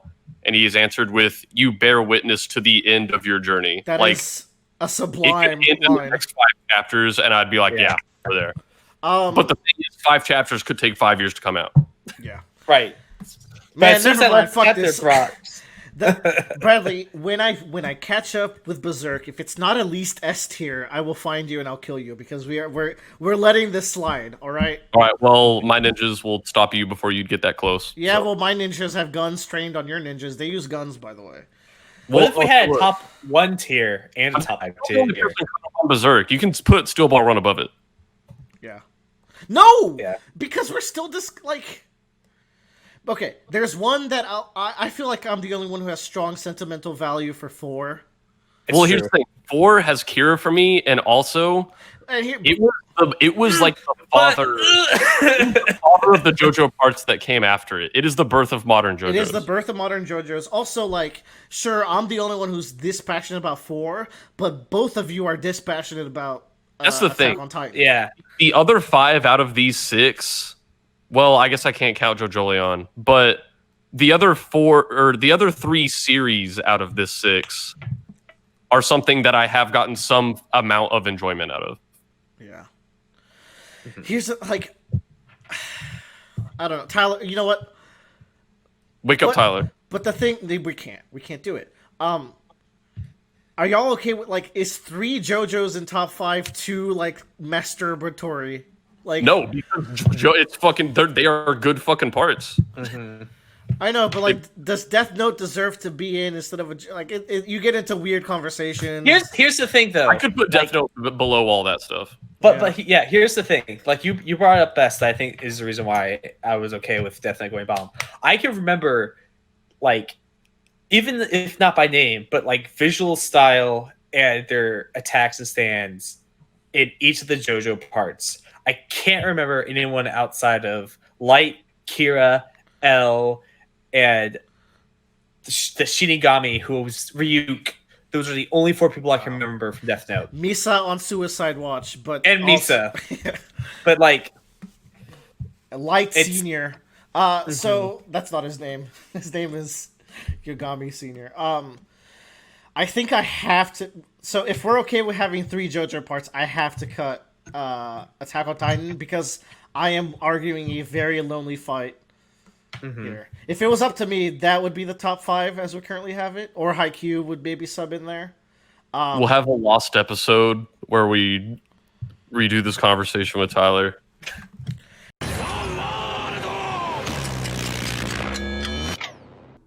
Hello, dear listeners. Recording a little bit of an extra part here. Give me a second. And that's because Tyler woke up right after we finished. Like, it was actually 2 minutes. To give him some leeway, he was very tired because he had a really big interview today. And we did go on for quite a bit. Those last discussions were taking quite a while. So he dozed off just long enough for us to finish, and then he woke up. So we had a discussion afterwards. And what we came up with is this. If I can pull up the tier list here in a second. Let me pull this bad boy out. So, whoops, wrong tier list. Here we have what we finished if it was 3 of us. So, you can consider this an alternate tier list. If 3 of us were voting, there would be a clear JoJo bias.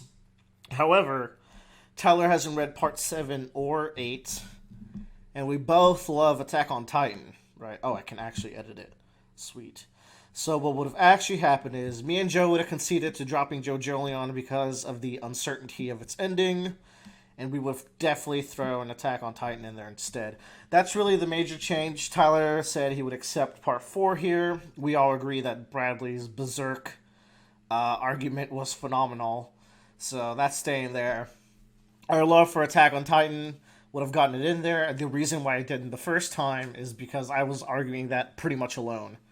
Part 7, the 3 of us would kind of force on Tyler, so that's why that's there, and we all love One Piece, so that's what you'd actually get. The alternate version, if all of us were awake. We didn't record those discussions.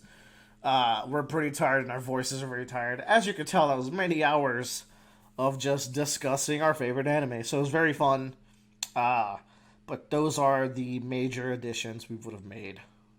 Please join us in 3 years as we redo one of these, because that's probably how long it would take. But look forward to other podcasts and tier list discussions that would come in the future. See ya. With that being said, now we're going to take you back into the discussions me, Bradley, and Joe had while Tyler was still sleeping. So just kind of the trail end of us reflecting on the list that we had made. But keep in mind, the list that's going to be on the screen is not right. JoJo Land moved down. Attack on Titan moved up. Also, worth noting, if JoJo was one series, I think we were saying that Death Note or Full Metal would have moved up instead. So keep that in mind. Okay. No. Let's revisit this. We'll revisit in a year, and then we'll update it. Sure. Tyler fall asleep again. Now, You see how there's no border between One Piece and Berserk? Here's the thing. We talk about One Piece a lot on this channel, and part of being a reviewer is that you hope the person listening to you builds a relationship with you and like gets a sense for your taste. For your tastes and like how much you read into a story. Those are two manga that I consider of comparable quality. That's why there's no border between them. What if we just put One Piece in its own special boy tier? Dude, honestly, yes. One Piece is that fucking good. Really? Yeah, make a One Piece tier. That's too fanboy. People will get mad. But it's One Piece. It super deserves it. Now, if we did a top 1 and a top 5, that would be cheating. But okay. Then we can Titan in top 5. Now that we have a top 5, here's the order. Boom. Boom. There you go. No, One Piece. Hold on. Here's the thing. One Piece comes out every week. Julian only comes out once a month. Joe, we have a saying on this channel. Say it with Yeah, me. I know. One Piece is the best manga until JoJo comes out. Can I lend my energy to One Piece? Fucking bleeding heart. Here, we'll do this. Isn't Bleeding Heart a stand? No. Okay. Should be, though. Wow. I hate everything. We did it. I'm content, and also, like, look at these bangers. Wow. Dude, right. read Act 8. God, I'm going insane that I can't talk about this stupid Act fucking H is for me personally, Act H is legitimately a top 5 contender. Like, it's super good. I think so for me too. This is a top 5 contender. This is a top 5 contender. This is a top 5 contender. There are some days where Ass Class is great. I'm sure I'm going to love Mob Psycho. I'm sure I'm going to really. I'm pretty sure. Like everything A up is just watchable by anyone that actually likes anime. You know what? I think we did a very good job at, like, if we just look at these tiers, like, that's some quality taste, man. Yeah. I think in previous discussions / tier lists, Willer was right going into this that like we used to be a little too generous. Yeah. I think now we have a much more even spread. Yeah. You know? And I think for future stuff, I really like this, like, B is gonna be a hard gap to get over. Like, I feel like you have to actually give some input for B, and then A is like bring your fucking fighting mitts, you know? Yeah. We could go with this Bradley, order. But Bradley, watch just Ava. It's only like 26 episodes. Bradley, just read JoJo. I thought I was going to read 3 chapters of Haikyuu after read 3 chapters of Haikyuu. Yeah, actually do that. That's the most curious I've ever been. All right. Yeah. I don't have Shonen Jump membership. They're free. Okay. The first 3 and the last 3 episodes of anything are free on Shonen Jump. Yeah. Which is really cool. B's good, but B has some gaps, or we haven't watched it enough. I.e. Isaacin. Manga online. B is not bad, dude. B's kind of fun. No. B's good. C is a niche taste. C is I think we got a super accurate C tier, to be honest. I do too. I think everything in there. These are all things I recommend, but like not before anything else. Yeah.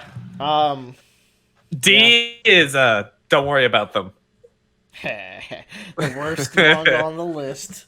I'd rather fuck 100 guys than watch Dead Man Wonderland again. Oh man, that the 100 guys being out of HK will at least make you laugh because of how fucking dumb it is.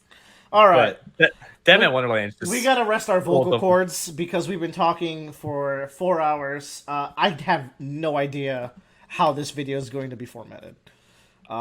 It might even have to be more than 2 parts. Do 10 minutes each. 10-minute power hours. Jesus. All right, we out of here. Yeah. Bye-bye. Thanks for... Wait, hold Bye. on. Let me do a quick scroll through of the list with a more zoomed in so y'all can see the icons.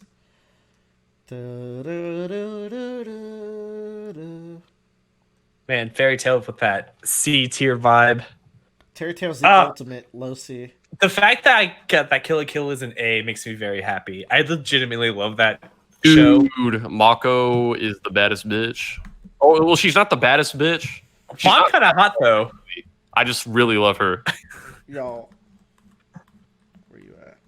God damn. I just want to end on my boy. Where's he at? There you go. That's all Is you this That's all you need, baby. All right. That's gas, pal.